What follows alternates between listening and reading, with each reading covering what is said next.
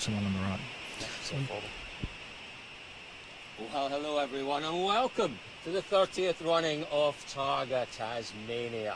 My name's Colin Clark. Ben Sale is joining me today. We are in Georgetown for the opening competitive stage of the rally. It's a wonderful, wonderful setting. We're in the high street of Georgetown, but the stage, Ben, you drove me through it the other day. Talk us through the stage. It was quite special. We've got 4.8 kilometres of an amazing town here. Georgetown, Tasmania, one of the oldest towns in Australia. Third oldest town in Australia. Now, you argued with the Mayor of Launceston about this last night. Yeah, but we've got our facts straight now, so it's all good. It is all good. Third oldest, and a beautiful old town, Ben. It's a fitting place to be opening. Absolutely. I mean, you probably have seen, we've got a little preview video that we're hopefully going to play in a minute, which just shows some of the amazing and beautiful scenery that we've got around here. So something to have a look at in a minute. In a minute or two, yeah. So listen, we'll give you an idea of what's happening here today then. So, it is the 30th running of TARGA Tasmania. Nearly 500 cars, would you believe? I can't think of another event in the world, Ben. Oh, absolutely. Rally event with 500 cars. It's quite phenomenal. We have two very distinct groups in TARGA Tasmania. We have the tour group and we have the competitive groups. Now talk to us a little bit about the tour, Ben. So obviously first on the stages of each stage is the tour group, which has become this massive part of TARGA. I mean, it kind of initially started with Porsche. They started doing this TARGA tour thing and it's just grown and grown, and with the Dutton's groups and all these different amazing Lotus, Porsche, Ferrari in the past. You know, we've had all these amazing groups. It's basically an opportunity for anyone to take pretty well any car out and enjoy the same roads that you know, the competitors do. So it's very controlled. You know, it's not just a free-for-all. You can bring your car, you can join one of the tour groups, limited to 130 kilometres an hour. You have the rally safe, the wonderful rally safe, which basically it doesn't control your speed, but it tells the people who are watching back in Rally HQ what speed you're doing. You're limited to 130. You're in a tour group. You're not allowed to overtake. It's not timed. It's not against the clock. There's just the opportunity to take out your Porsche, your Ferrari, your Lotus, whatever car you might have, and drive on closed roads. It's a unique opportunity. Absolutely. I mean, I think it's globally unique too. I mean, I can't really think of any other rally in the world that enables people to do that. So that's our first lot of cars that come through, and we've got, what, nearly 260 or so tour cars? About that over the course of the event, so it's split over a couple of days, but yeah, it's just an amazing sight. I mean, some of the cars are just so incredible as well. I mean, we checked out a few of them yesterday, They're a joy to look at, and you'll see them tomorrow night, won't you? Well, absolutely, well, tonight you can head down to the Silverdome and check it out. It's Tuesday already, believe it or not. I'm losing track of time. It's Tuesday. Yeah, you can see all those cars, and it is just... It's like a smorgasbord of just the most exotic cars, isn't it? Oh, absolutely. So now we're just going to have a quick look at some of the beautiful scenery in Georgetown. Oh, lovely. Well, here we go. Let's run VT. The world's ultimate rally. The banks of the idyllic river Thames. Nice and quiet. Serene. Not today, it's not today. Georgetown is where the event kicks off. 500 cars blasting through the streets of the town.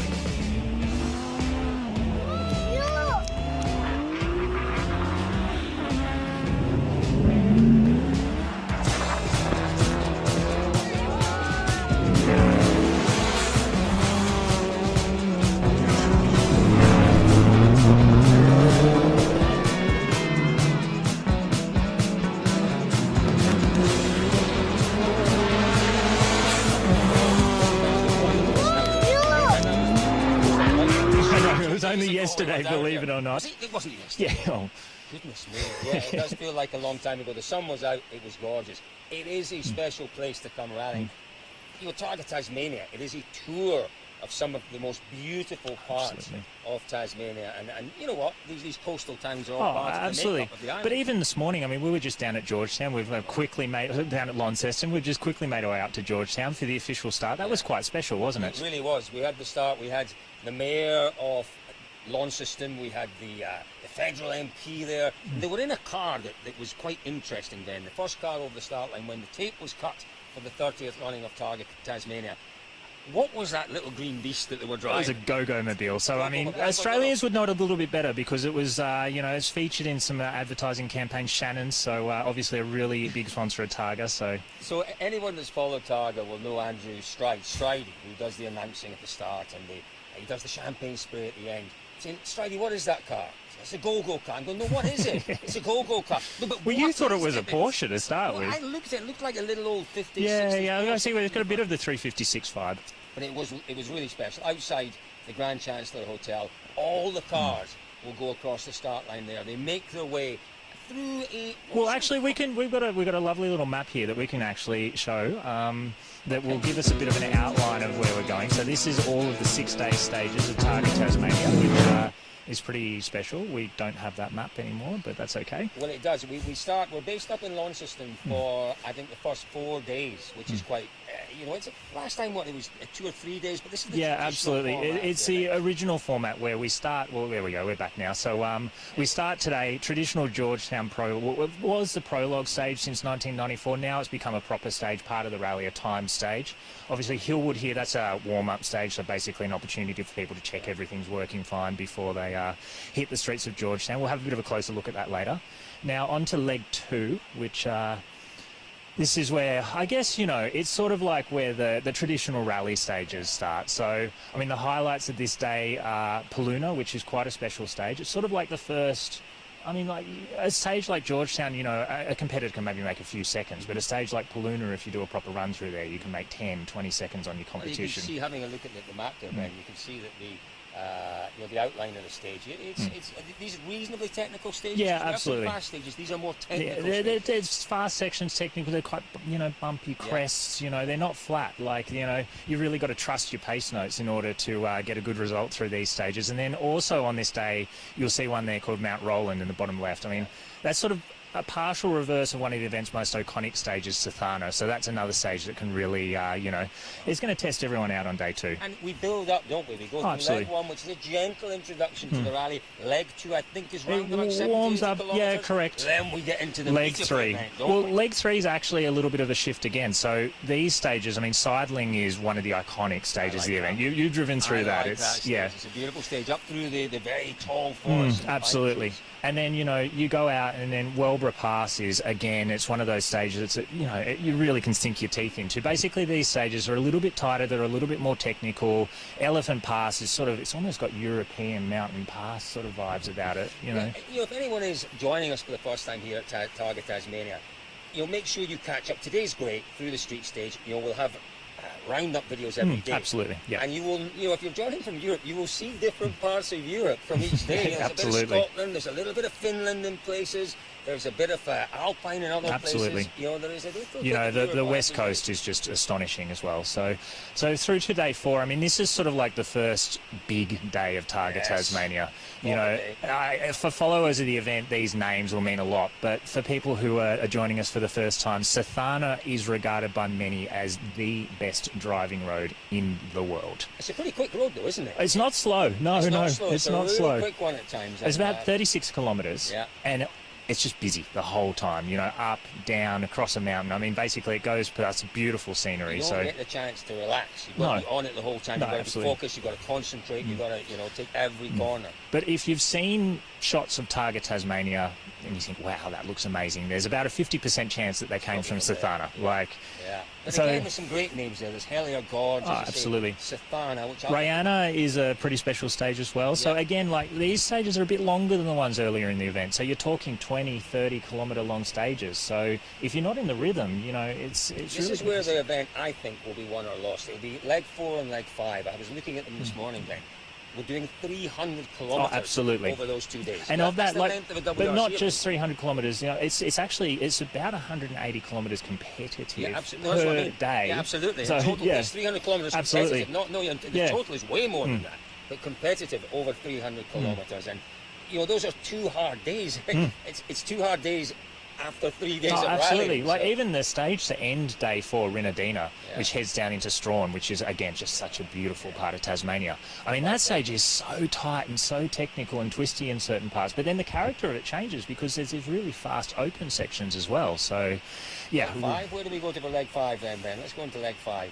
Well, leg 5 actually starts with Strawn going the other direction, and then it's an interesting day this year because there's some new stages that haven't been used before. So, we start Lake Plimsoll will be really interesting, very scenic out in that sort of, West Coast Tasmania. And then Ridgely is actually one that I'm really excited about. I think that's going to be a really interesting stage for people. It's not been run as part of TARGA Tasmania. I've done some recce out in there. I really enjoyed driving through there, just having a look. So I think the crews are really going to love it. Driving anywhere, you are a driver yourself. It is interesting because there's good variety. I do like when they introduce new stages into any event because it just mixes things up. Oh, absolutely. You know, we find the drivers, particularly our top crews, they've got to make the notes right. There are organiser notes that most of the drivers will use for their they're notes that people can purchase from different providers. So it's a mix. I mean, basically, one of the things with TARGA Tasmania is there is a requirement for every crew to go out and do their own recce before the event as a safety thing. So effectively, they go out and they have a look at all of the roads. And some crews, you know, maybe will do one pass and check everything out, where others will go up and down multiple times on the piece of road and writing the notes. Really, they're like a description of the stage. It is. You know, note taking it's a bit of a black art. You know, and driving to the notes. And some drivers, you know, they'll want more details. Some drivers will want less details. Absolutely. There are drivers that will want breaking points. They'll want. You know, but it's like a book, you know. Like some people want to read a novel, and other people just want a magazine. Some people will describe a corner with one note. Others will describe the same corner with 2 or 3 notes. No, absolutely. And it really depends on what level of detail you can compute. Because, you know, absolutely. They're reading. They're taking these notes in at big speed. So that would be interesting. Leg 5, good looks good, Benny. No, it's leg 6. So leg 6, I mean, again, it's such a special day this. So, I mean, out through Strawn again, and then Queenstown has got to be one of the most iconic places you could possibly have a rally. I mean, they call it dry over Queenstown. I think there was 1 year. No, it's very rare that it's dry down in that part of Tasmania, at least when Targa's on. But I mean, it just adds to it. You know what? I think when I went there first a few years ago, you did try and prepare me because. There's something quite unique about that area, and I know it comes from some there's mining out that way. Rest, well, actually, but that being said, now out that area, there's a lot of mountain bike trails and things like that. They've really sort of changing that. I mean, speaking of mountain bike trails, here in Georgetown as well. But it looks absolutely stunning, and the road itself is just a delight. It's awe-inspiring, isn't it? It's a great road. But then after that, we've got Mount Arrowsmith, which is really, I mean, to coin a cycling term, it's the Queen stage of the rally. It's the big one. It's 52 kilometres, which I mean, it's 1/6 of a WRC round in just one stage. Absolutely. I mean, it's unbelievable. Absolutely, 52 kilometres. We don't see in WRC round stages like that. I think a long time since we saw those kind of stages. But that's, you know what, that really tests the mettle of any driver. Oh, absolutely. Because it's a 20-kilometre stage. Well, not just a driver, the co-driver. Imagine trying to read 52 pages of notes. It's a lot of notes. It's a lot of concentration. It's a lot of effort to get through that. Oh, absolutely. And we've seen throughout the history of Targa that, you know, there's a lot of people that have been leading into that last day, and these are stages that can change the rally. Absolutely. So we're heading towards Hobart on leg 6, Ben. Where do we go from there then? Well, so basically there's Tarraleah, Molesworth and Grass Street Hill. They're kind of more shorter stages. Like, it's unusual that there'll be a change to the lead or something on those stages, but I mean, you never say never. Never, not in rallying. Never say never in rallying. And I mean, I remember there was one event where there was a lot of issues on the last day with, it was Vandenberg and Sims, and their engine was having issues on the last day, and they're crawling through these last stages. So, yeah, it's never short of action. But if we play through, I just want to have a bit of a closer look at Georgetown. We'll come through here, and this is the stage that we're looking at today. So 4.8 kilometres through the streets of Georgetown. It's pretty special, isn't it, Colin? It's really special. We don't see stages like this too often anywhere. It's very much through the residential part of town, and where we're standing now is the actual high street, the town centre. Georgetown is built on the banks of the river Tamar River. Yeah, Tamar River. That then, aren't I? Yeah. Tamar River. Well, actually, if you want to have a look behind us, I mean, we can actually see a little bit of the stage here, which is quite cool. Yeah, just through there, Tamar River. Tamar River, just through there. If we're there we go. No. Just about. We'll get to the Tamar. But it's a lovely place, and it's an interesting little stage, this one. Listen, we were due to have some cars on the stage. Well, just to let you know, we're running a little bit behind schedule. That's why Ben and I are taking our time as we talk. Here we are. Well, now we can see behind us that actually you can see just in the distance the banks of the Tamar River, which is quite cool. So, yeah, we're running a little bit behind schedule. We are waiting for our tour cars to make their way through. The first of the tour cars, we'll hear them before we see them, that's for sure. But then, once they get to this part of town, we've got a couple of cameras staged. We do, yep. The tour cars, as we've already explained, they won't be absolutely on it. They'll be having a bit of fun through the town. but nothing Well, too yes, silly. great experience, great opportunity to experience the roads. It's non-timed, non-competitive, but no helmets, no roll cages. You can just take your normal road car and be a part of this. Have a bit of fun. It's going to be great, isn't it? So let's talk then about TARGA Tasmania, Ben, because it is the 30th running. 1992 was the first running of the event. It was initially given maybe a 5-year life cycle. Oh, exactly. You know, there was not this expectation that this event would be going on as it has. I mean, it's just as fresh as it was in day one. I mean, it's amazing how this event has progressed over the years. It's built up, and it's become... it's become a bit of an iconic event in world motorsport. It's a bucket list event. I remember the first time I met Colin, he actually was... He was in Australia and he was, coming along, and he decided to come and have a look at TARGA on his own back, and then that's when we met for the first Tell time. you what we're going to do, Ben. If we can line up a little video. Have we got a video? Well, actually, what we've got a a really cool video to show you guys. It's actually a run through the full Georgetown stage. So it's with Brendan Reeves and Rhiannon Gelsomino, who you know both of them quite well. Let's have a look at that. 9 left, right, short, 60, we're right wide. 80, and square right. 150, and square left, blue. 150, and square left, 15, amber. Straight on, 150, turn square left, straight on. 150, turn square right, left. Straight on. 120, turn square right. 2 turn square left, narrows. 1, 2, 1, 2, 1, 200, turn square right, at T wide exit.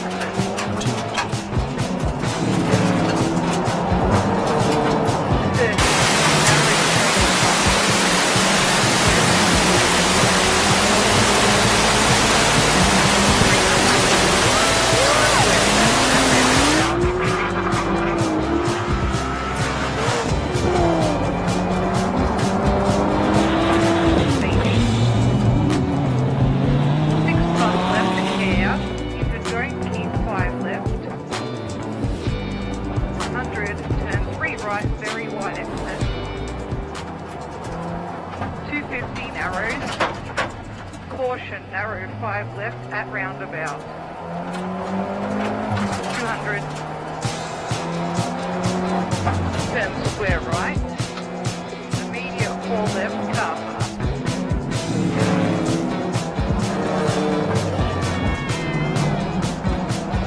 100 road narrow, straight on the ribbon.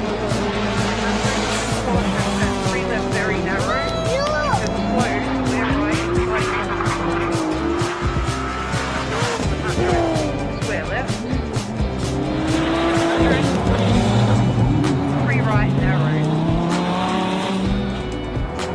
50, 8 left short, into don't, 7 left short, into 6 right, slowly tighten 3. Immediate 5 left short.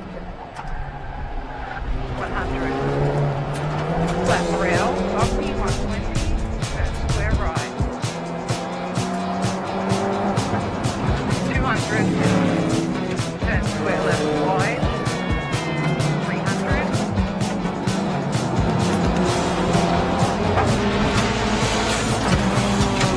Turn square right. 350.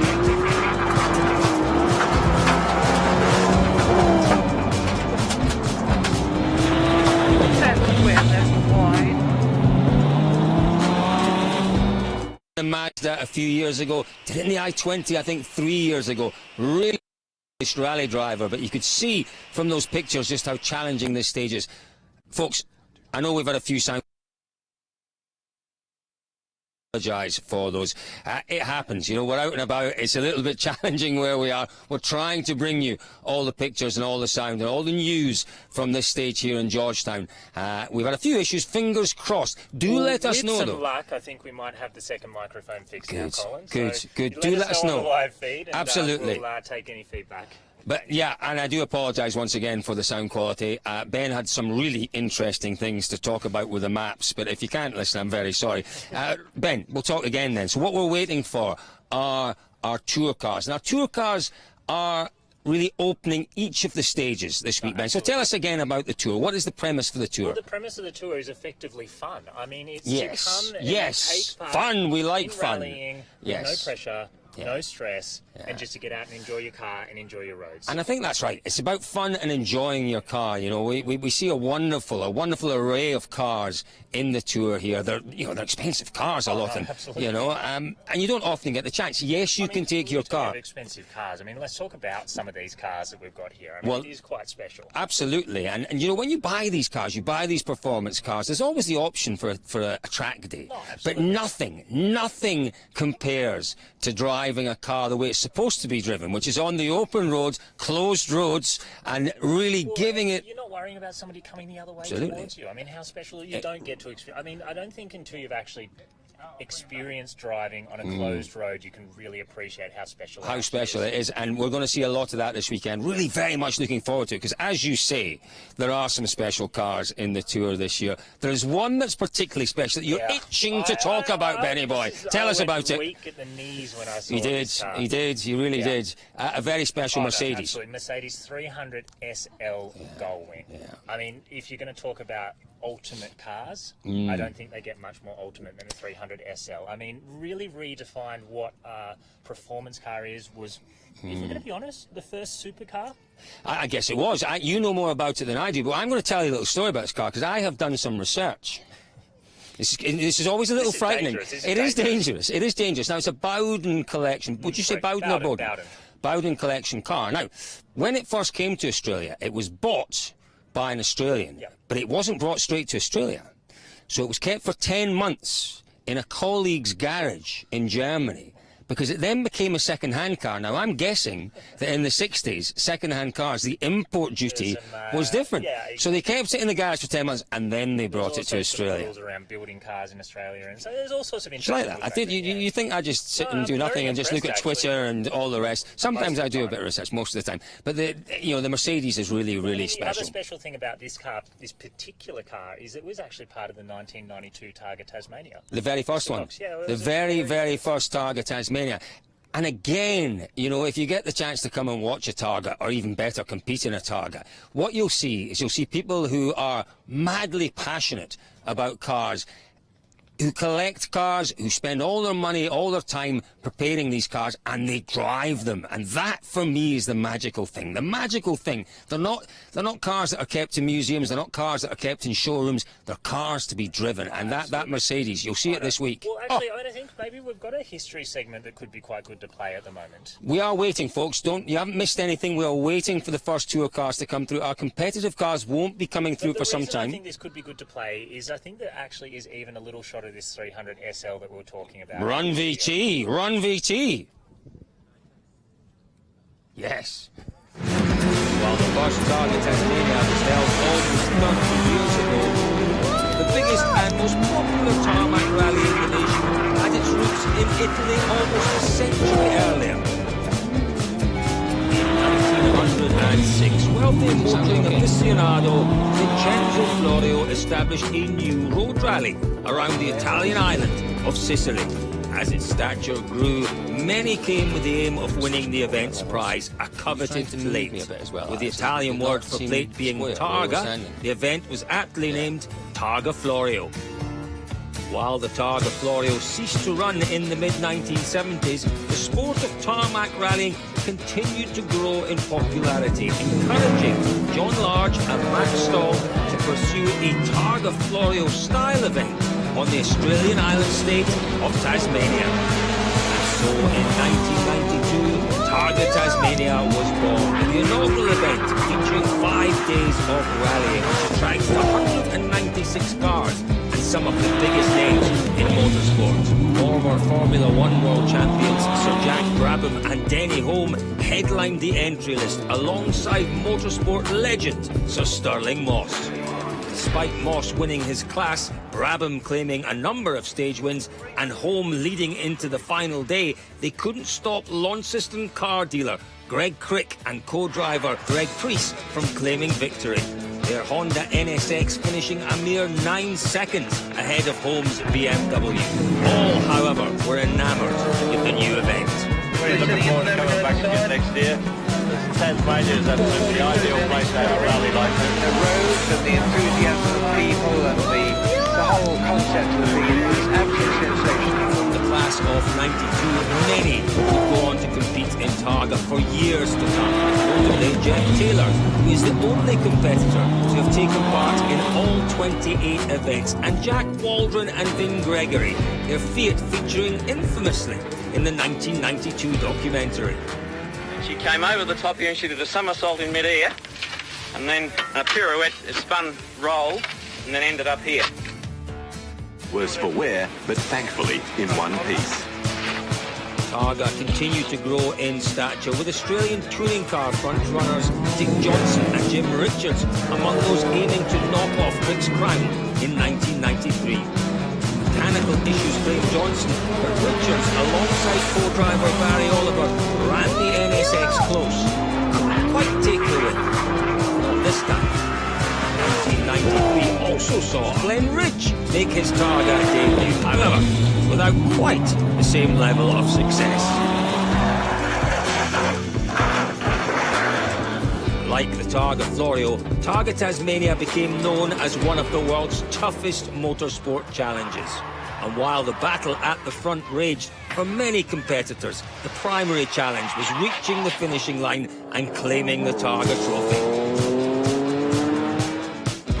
The mid-90s saw the event become more and more competitive, with factory teams from Toyota, Mazda, and even Lamborghini and Maserati taking on the event, with mixed success. No, then it just looks like a park roll.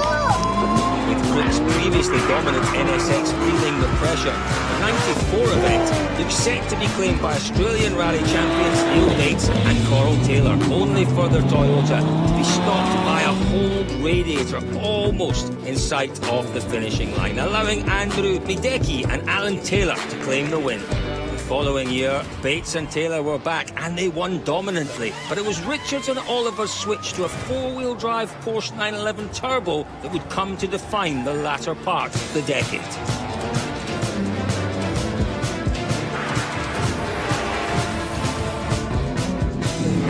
Despite challenges from a wide range of competitors and impressive cameos from the likes of World Rally ace Walter Raw, the rest of the 90s saw the red 911 dominate. Richards and Oliver winning 3 Targas in a row. I just thoroughly enjoy it because I can come down in my own car and I can drive the car faster than I can on the roads and have an absolute ball around the roads and paddock, and that's what I do it for. Whether we win or whether we come last doesn't really worry me. I'll come back again anyway. Richards unable to take part in the full 1999 event, the decade closed with Peter Fitzgerald and Michael Mansour claiming victory, driving that very same dominant red Porsche. Wow, how good was that, Ben? That was a beautifully put together section, I'd have to say. The voiceover wasn't too bad either. I tried hard, but listen, that gave a real flavour of what we've had here on Targa Tasmania for the last 30 years. Some unbelievable cars, but Ben, I'm looking back, Jim Richards, you've got Walter Raw, Sir Sterling Moss, Sir Jack Brabham. I mean, it's just real royalty, real motorsport royalty. No, absolutely, and that's why when we talk about Targa Tasmania, it really, it's an event that's captivated so many people over the years. Well, do you know why that is? I'll tell you why that is. I'll tell you why, because it's a challenge. It's a motorsport challenge, and do you know what motorsport over the years has become? A little bit predictable, if you like. Some of it has become a little bit more predictable. You take world rallying, and it's been sanitised, if you want to use that word. Sanitised is the word I was looking for. It absolutely has been sanitised. This is still one of the great motorsport adventures that really just about anyone can take part in. Absolutely. And that's the great thing about it, from the tour up. There's a category for pretty well everyone at Targa. Yeah. So, we've got the tour and then up into TSD, and this is what we're going to be seeing today in our live stream. And we'll talk about that when we get to the different categories. And then, GT Sports, so they're both speed-restricted categories, which enable you to use different types of cars. And then in the outright field, you've got classics, you know, I mean, you've got early modern, we call them, which is kind of your 80s or late 80s, 90s now cars, early 2000s, and then through to the Vipers and Porsches and things. It's at the front incredible, of the field. GT2 RSs. What I liked about that video, and what I'd forgotten, to be honest with you, I'm getting old and the memory goes at times. I'd forgotten we made that piece. But seeing the Rolls-Royce Corniche with the roof down, and then I think it was a Ferrari, wasn't there, with the roof off, and you can't do that these days. You know, there is a... Well, you still can in the Tour if you're willing to wear a helmet. There you go. So that's the new rules. The rules have changed over the years, and they've had to change. You know, everything has changed in motorsport over the past 30 years. But the essence of Targa is still very much here, and that is, you know, Discover Tasmania, the tour of the greatest roads in Tasmania, and the adventure of making your way around. I mean, a lot of the stages in those early years are still used now as well. You know, it's still very much got echoes of that past that we just saw. Which has, and it's got echoes of rallying from the past. You know, when you talk about some of the world's great rallies, the Monte Carlo rally, the RAC rally, the Rally of 1,000 Lakes in Finland, 30 years ago, 40 years ago, they were doing 50, 60 stages. Absolutely, whereas TARGA Tasmania still is. This year, 34 stages, over 600 competitive kilometres.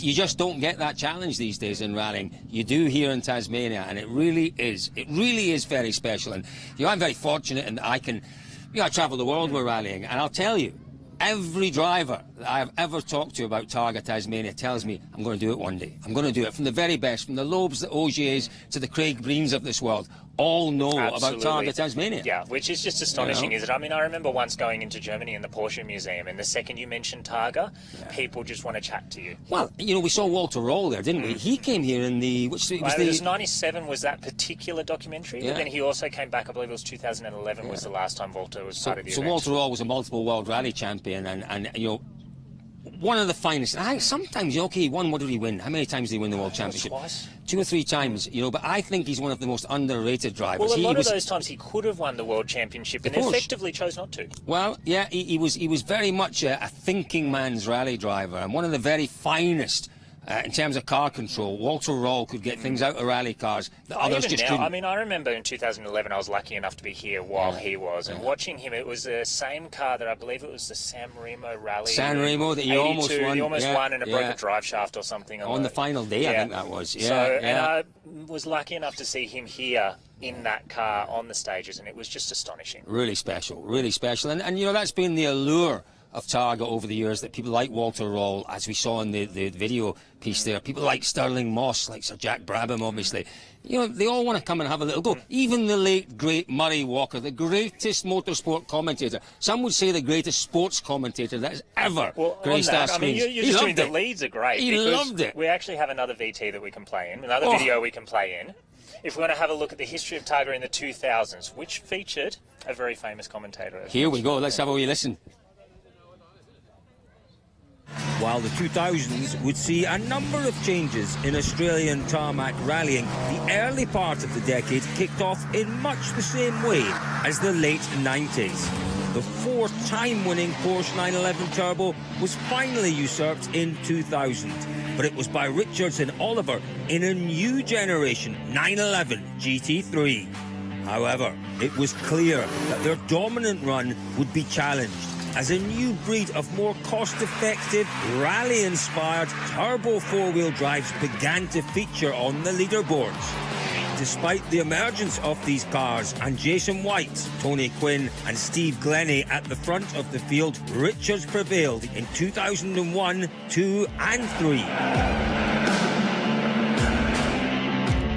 The 2000s saw Targa's stature as the world's ultimate... Whoa, some great... Yeah, we've come back. We've cut that short, I'm really sorry about that. You can check those videos out on our Facebook page and our YouTube channel. Absolutely, but we got a little bit excited. Now, we talked earlier on about being able to see the Tamar River. Well, the start of the stage, actually... just over there. It's just over there. And we could hear some noise as that some wonderful flat playing. 6 Porsches that were just starting on the start line. So that's what we're waiting for. They are, as I say, a little bit late. It's around about 45 minutes. But that's okay. You know, these things happen, and we are here until the last car comes through. The last car will be it'll probably be the White Viper, or maybe Eddie Maguire, last year's winner. In a few hours' time. So what we start with, folks, are the tour cars. We have a number of cameras in the stage, so we'll see them coming through. they'll be pushing on, but they'll not be doing anything silly through the stage. Those Porsche Tour cars, they have a bit of fun, to be said. So tell me, Ben, about the boys, because so you have the tours. The tours are split up into sections of maybe 9 or 10 cars, and each section has its own tour leader. Now, there are some decent tour leaders out there. Yeah. Now, well, I believe normally the leader of the Porsche Tour, which is just about to come through, normally Luke Jordan is the leader of that tour. I mean, we're talking Bathurst 1000 winner. He's won a lot of. He knows how to handle a Porsche. We've also got Brendan Reeves leading one of the tours through, one of Australia's finest rally drivers. Let's watch this. How good is this?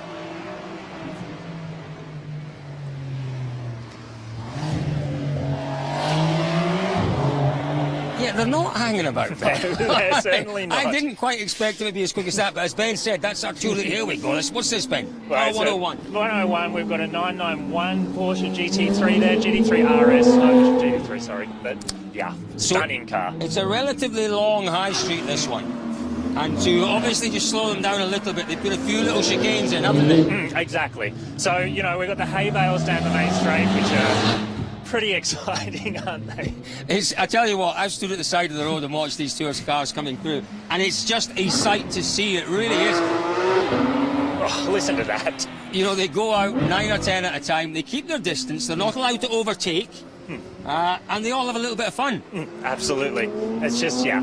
So we've got a 911, this is a 911 GT3 RS just coming through the camera there. Stunning car. I mean, a car that, you know, front of the field at TARGA Tasmania in the competitive element, but, you know, you can head out and have some fun with your lovely road car. But it is the sound, Ben. So the cars look great, but the sound, particularly in these urban environments, you know, as the sound bounces off the buildings, it's magnificent. Let's be honest, is there much better than the sound of a flat six Porsche bouncing off the streets of a country town? I mean, how good is this?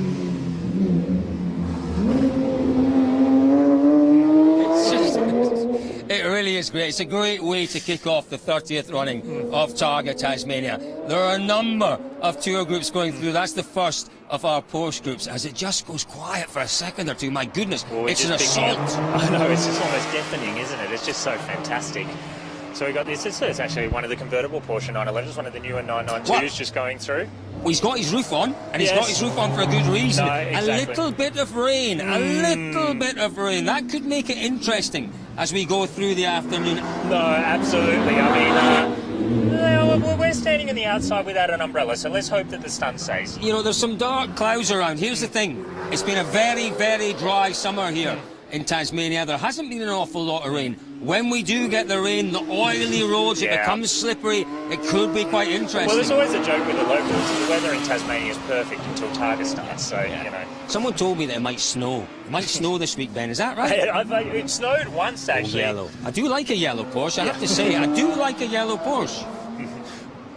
What about this one? Multicoloured that we've got here. White and red, pretty cool. You know, there's just about every little Cayman GT4. Really close in behind it, wasn't it? Yeah.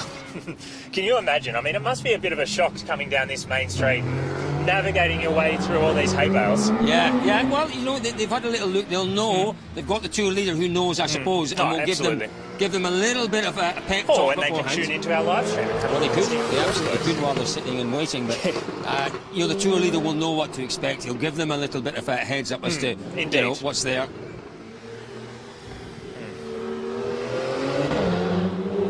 Nice 911 Targa there.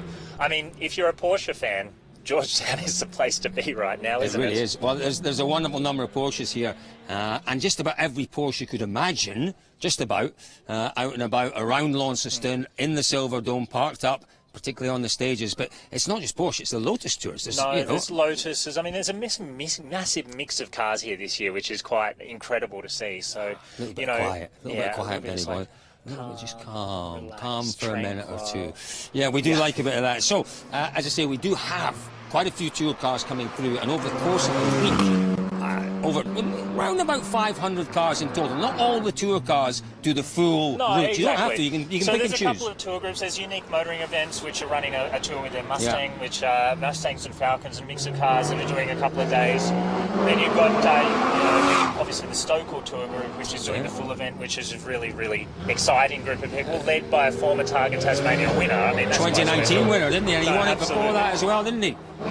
Paul Stokell. So yeah, no, it's a shame not to see Paul Stokell out competing this week. Yeah, I think he's enjoyed the tour too much, to be honest. I think maybe he's gone and done it once and gone, maybe this is actually a nice idea. I should do this, you know. There's an element of enjoying it, isn't there? Enjoying the tour. We spoke to Jim Richards once about this, and he said that he, in many ways, preferred the tour. Who was the gentleman we talked to at High Country? The Bathurst driver? Oh, so John Bow. Yeah. Yeah.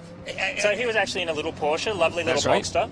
And I mean, he had never done TARGA Tasmania before, and effectively came, or TARGA in general, and came and basically said, where have I been the last 30 years? Absolutely. And he wondered why. You can see on some of our cameras as well, by the way, folks, you can see those dark clouds just above the river. You might just pick them out. Ben, you're almost a local. You're from, from Melbourne. Is that local? It's not quite, no.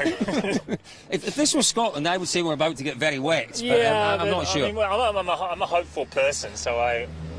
What's quite interesting, that little red car, look, that's gaffer tape, isn't it? Yeah, so they do that to protect the paintwork from stone chips. So, you know, a lot of them might have the clear PPF paint protection on it. Yeah. But, I mean, the gaffer tape, if you do it in an artful way, it's not a bad thing to do. Adds to the delivery, doesn't it? No, absolutely. You know, there's not an awful lot of cutting, if you like, here, is there? But occasionally there will be the odd cut, a little bit few stones of gravel gets pulled out onto the road. And I mean, over 2,000 kilometres of stages, you're going to come across it every now and then. So, you know, if you're not wanting to take your car down the paint shop after the event, you're going to look after it, aren't you? Oh, but cars are built to be driven, aren't they? Yeah, well, depends. If you're your car, for sure, Benny Boy. Not me. I'm a sedate driver. I'm not brave enough. I'm not brave enough, and I'm not skilled enough. Whereas young Ben here. Oh, I don't know. But you've been lucky enough to actually be passenger in quite a few interesting cars, haven't you? I have. Yeah. But yeah. Not for you. I co-drove once. I co-drove once with a guy called Barry Clark, no relation of mine. Barry Clark was a regular in the World Rally Championship for a while, and we actually co-drove at the Richard Burns Memorial Rally at RAF Margam in Norfolk. I'd never been in a rally car before competitively, and we just about made it. We just about made it through without me being sick. It was quite an experience. Really was. We were up against some magnificent cars in a little Fiesta. A Fiesta. But Barry was a proper peddler, pedlar. This is great seeing them coming through like this, Ben. I know, exactly. Well, look at this one we've got on screen here. I mean, it's showing the variety of cars. We've got one of the original Porsche Boxers here. 986 Boxers, fantastic little car. It was quite a revolutionary. Well, I say that. You know, it was. I mean, between that and the Cayenne, that's the two cars that same Porsche. Yeah, but you know what? I was going to say it was the, if you like, the slightly more mass market Porsche. But then we had that with a 924. You could argue the 944 as well in the past. Absolutely. But the Boxster really did bring it to the masses, didn't it? Absolutely, and it's really cool to see one out here enjoying the time too. Yeah, it retained its Porsche-ness. It retained the essence of what Porsche is all about. Well, this sounds good. Listen to this.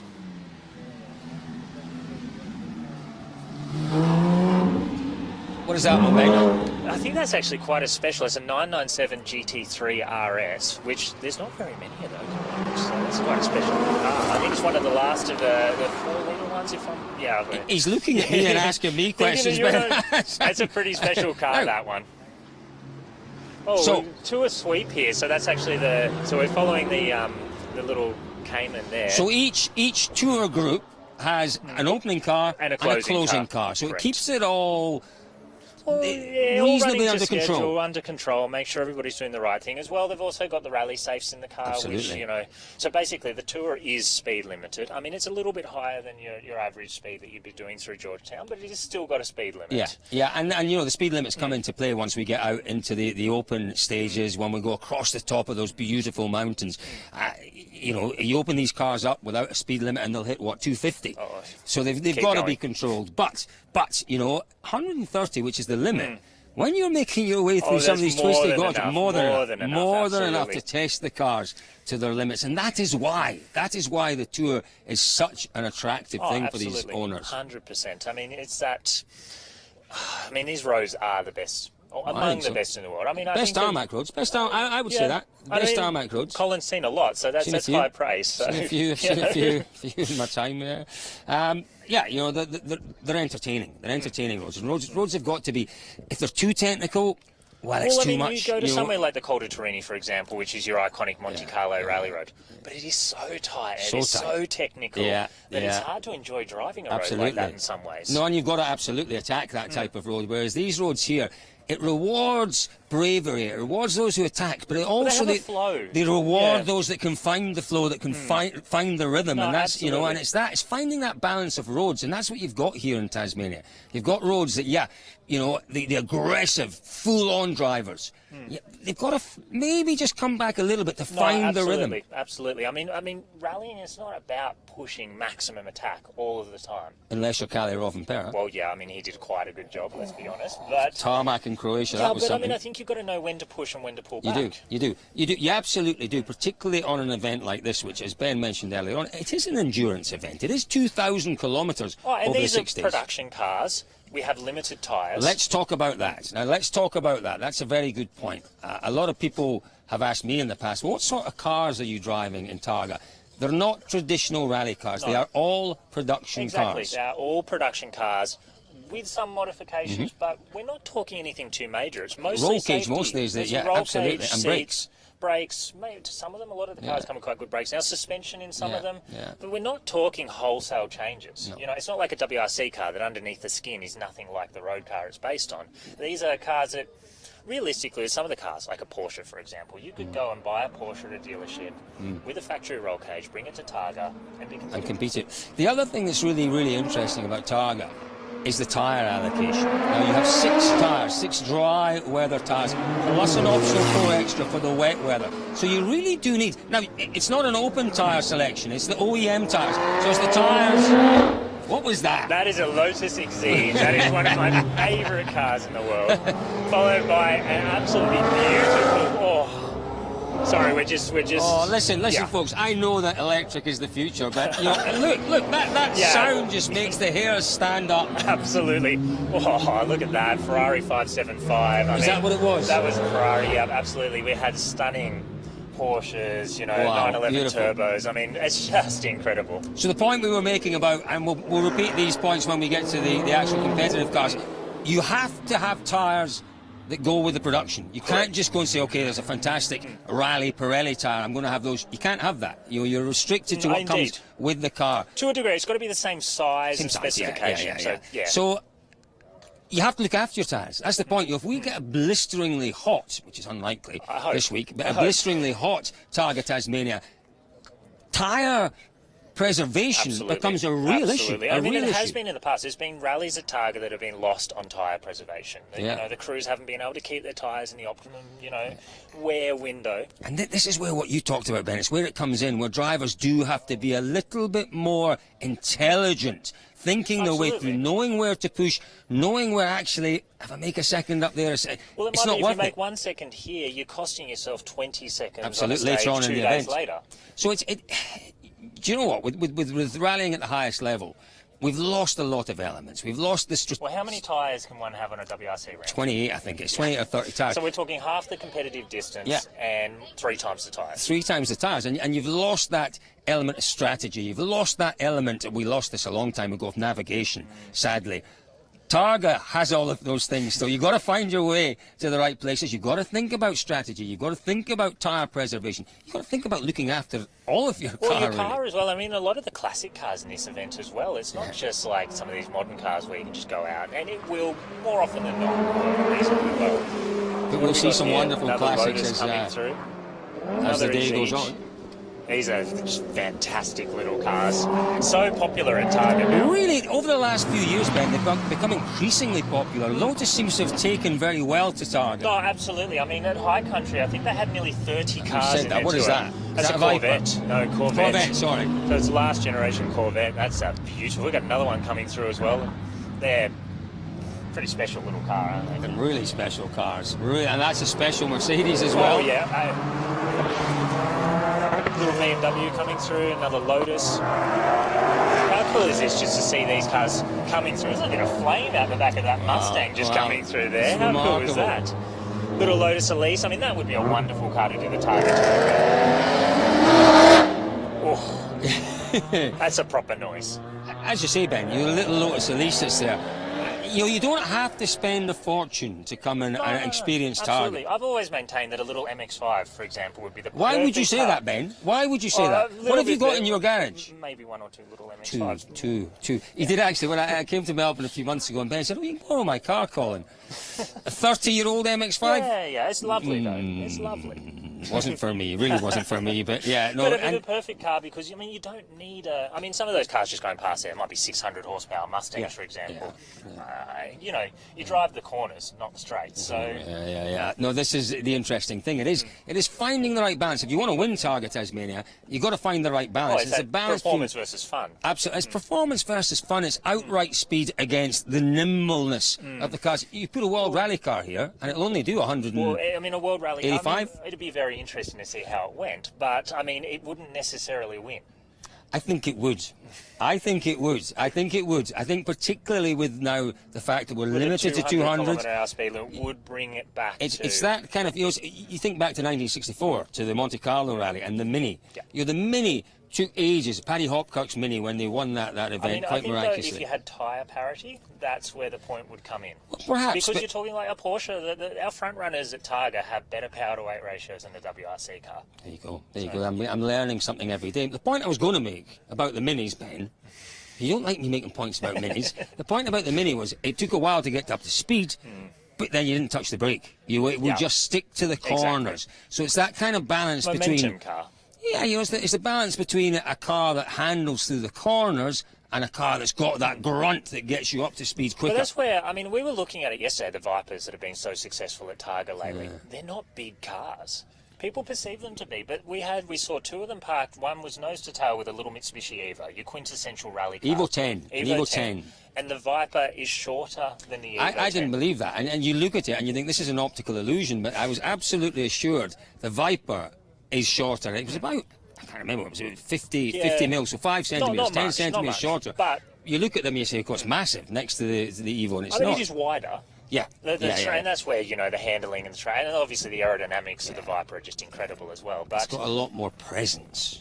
That's worth a little bit of that. Well, what are you saying about Evos? No, they're nice cars. They're nice cars. Right, listen, I've never had anything against. Evo 9 was my favourite. Yeah.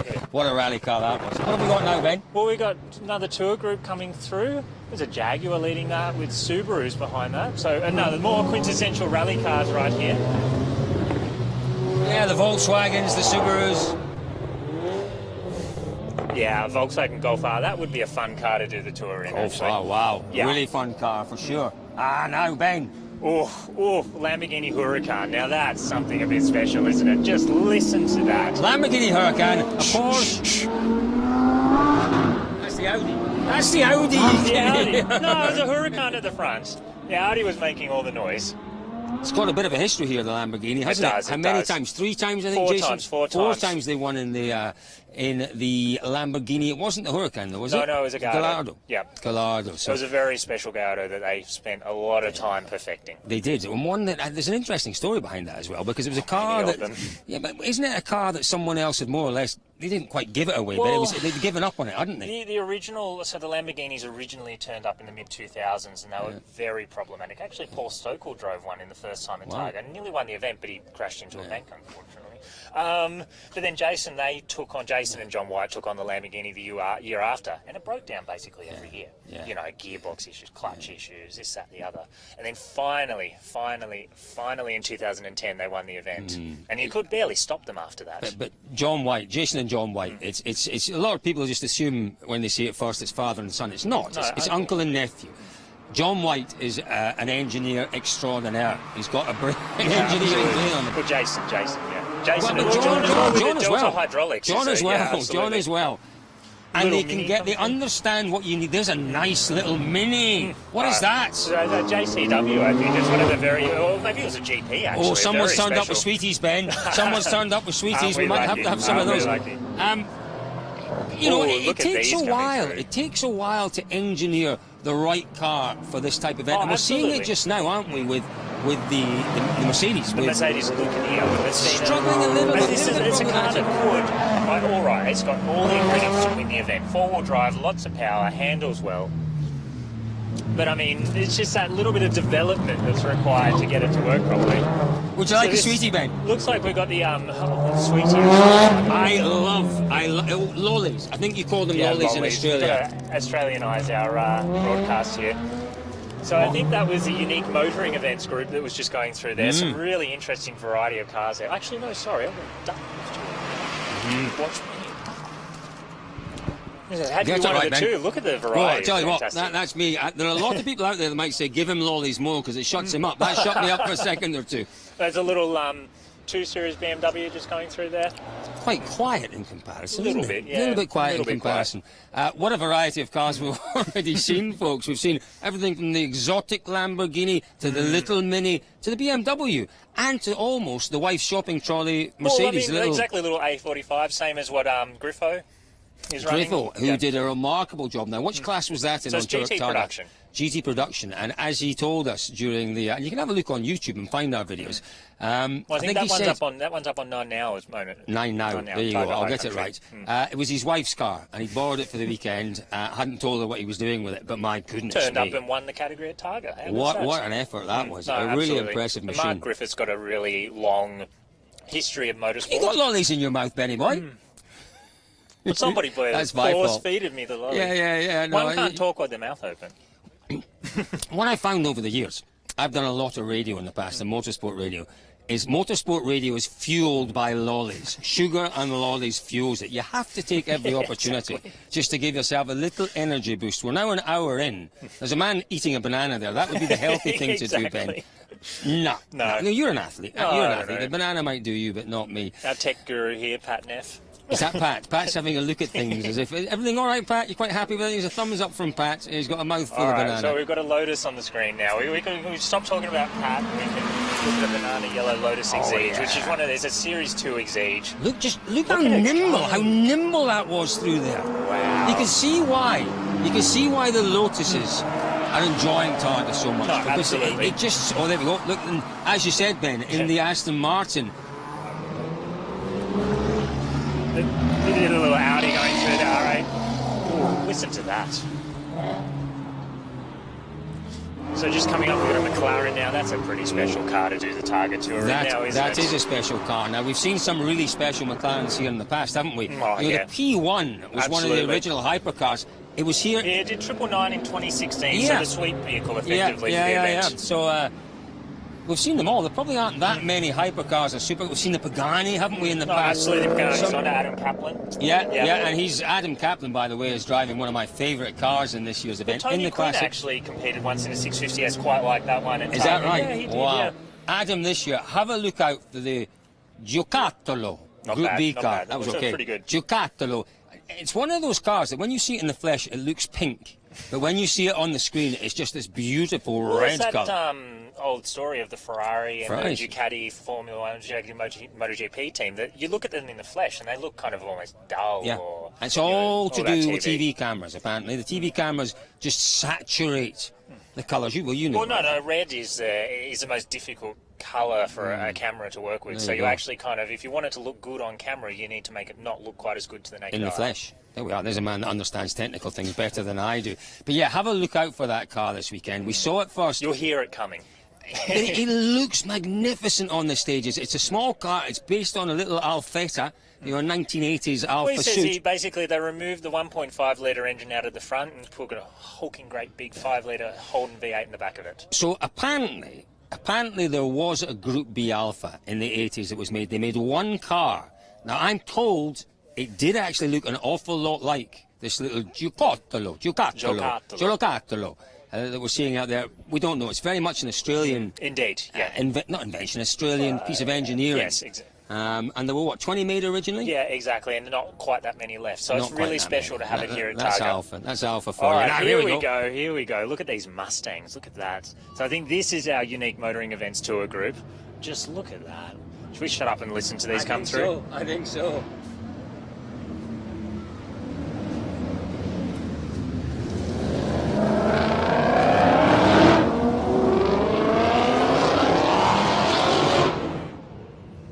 Yeah, okay, that was pretty good. It really was. You're seeing on the They screen didn't let us there- down unique motoring events. They did not. Listen, that did look magnificent. But you're seeing on the screen there these dark clouds, Ben. I am beginning to worry that we then you might can get see, a little wet. Yeah, but then we got the sun coming out here. You can see between the two cameras, you've got completely different What are lighting these cars, conditions. Ben? Well, that's a Falcon. So that's actually a really special Falcon. It's the Yeah. very last of the Falcons. That's what I thought. And that particular one was a special build by some of the engineers to kind of make the ultimate expression. I think they Wow. called it the Holy Grail. So that was one of the last to be made in Australia? Yeah, the last. Wow, The last Falcon. What are they worth now, Ben? I mean, they're silly money. Silly money. Hundreds of thousands of dollars. It is quite incredible because, as you can probably tell, I'm not from Australia. I do like all things Australian. But We're Australia, adopting you quite effectively. That's very kind of you. Australian muscle cars are a little bit special, and this Ford-Holden rivalry that we've seen over the years. Oh, I had the audacity last night to tell someone that I thought the Ford sounded equally as good as the Holden engine, and that was like, it's just You can't say that. blasphemy. You can't. It's like Man City against Man United if you're talking in football parlance. But again, I'll talk about Adam Kaplan because I spoke to him earlier on. He has an engineer that he's worked with for many, many years, for 20, 30 years, who refuses to work on Fords, will not work on a Ford. That's Australia for you. That's the kind of But loyalty. it was tribalism. I Yeah. mean, it's just such a shame that we no longer have this, homegrown motoring industry. Yeah, I mean, it there's is still a real some people shame. building some cool things here, but not on the scale of Ford and Holden. Yeah, I was in Geelong not so long ago, in the old, is it the Holden plant in Ford Geelong? there, The Ford, Ford yep. plant in Geelong, and it was such a shame to see what was a magnificent building that obviously employed a massive number of people Indeed, locally. absolutely. And you know what? It was engineering excellence that went on there. Oh, for sure, absolutely. I mean, the Australian-made cars, we're talking world class.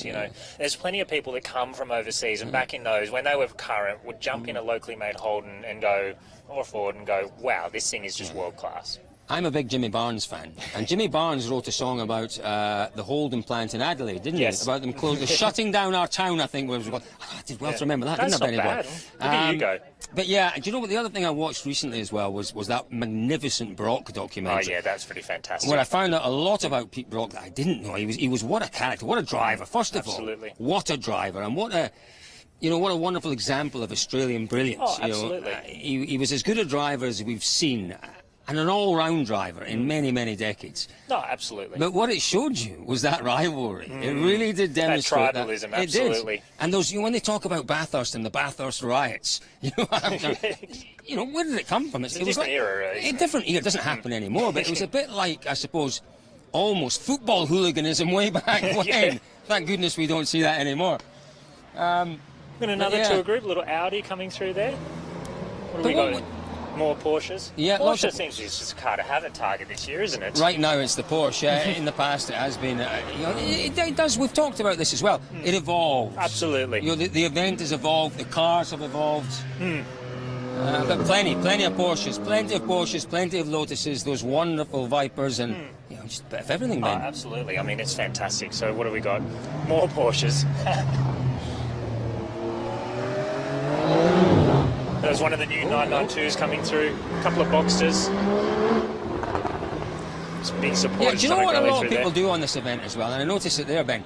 They'll swap the driving and the navigating absolutely, because responsibilities. it's not, even in the competitive field, it's quite regular that people will swap the driving. Yeah. It's not. It doesn't have to be a designated driver, designated co-driver. So we'll find it in the tour. Yep, husband and wife. No, exactly. Father and son, whatever it might be, and they'll swap father-daughter. around. But we're seeing it, as you say, competitively as well. The guys that won TSD on High Country, absolutely. husband and wife, and they swapped between stages. Between stages. So they basically had a plan of who's going to do what stage, Yeah. and they execute that and won the category. And you go back to now, I thought, I kind of misled Ben yesterday when we were talking about John Siddons. John Yes. Siddons Yeah, John and Gina. Yeah, no, but back in the Oh, early back days. then he was with Graham Copeland. Yeah, Graham and John, both excellent drivers. And they did the same thing. Well, and they won with the classic category. That's I think it was it. back in the early 2000s. 93.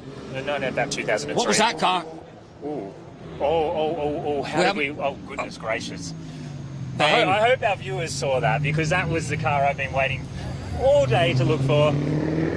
I'm talking about John Siddons and Graham Copeland. Well, lucky John Siddons is friends with Chris Bowden, so I think we'll be okay. So hopefully you saw that car going through. That is the special Mercedes 300 that Ben was telling us about earlier on. One of only very few left in the world. Well, now I need to look forward to tomorrow to see it. Yes, one of the most expensive cars in the world as well, being driven on TARGA Tasmania. I mean, how good is that? Especially to see a car like that being used properly and Yeah, not just yeah, locked away yeah. and polished. Just I mean, admittedly, magnificent. those guys are experts at polishing cars too. Tell us about that, Ben. Or Bowden's car care products. I mean, Australian-made, Australian-developed car care products. So I tell you incredible what, stuff. the Bowden family, I read an article this morning. Actually, on that, and if you're going to the Silverdome tonight to Yes. check out the Targa Fest, don't forget hashtag TARGA Tasmania 30, and you share your photos, and then you can win a Bowden's own prize car care. You prize. can. Who's judging that competition? Good question.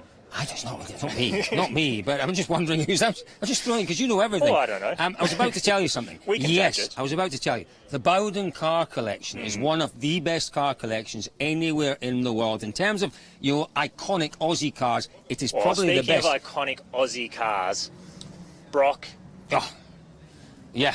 Monaro. Yeah. and Fantastic. Does it get better? Look at this. Just watch this.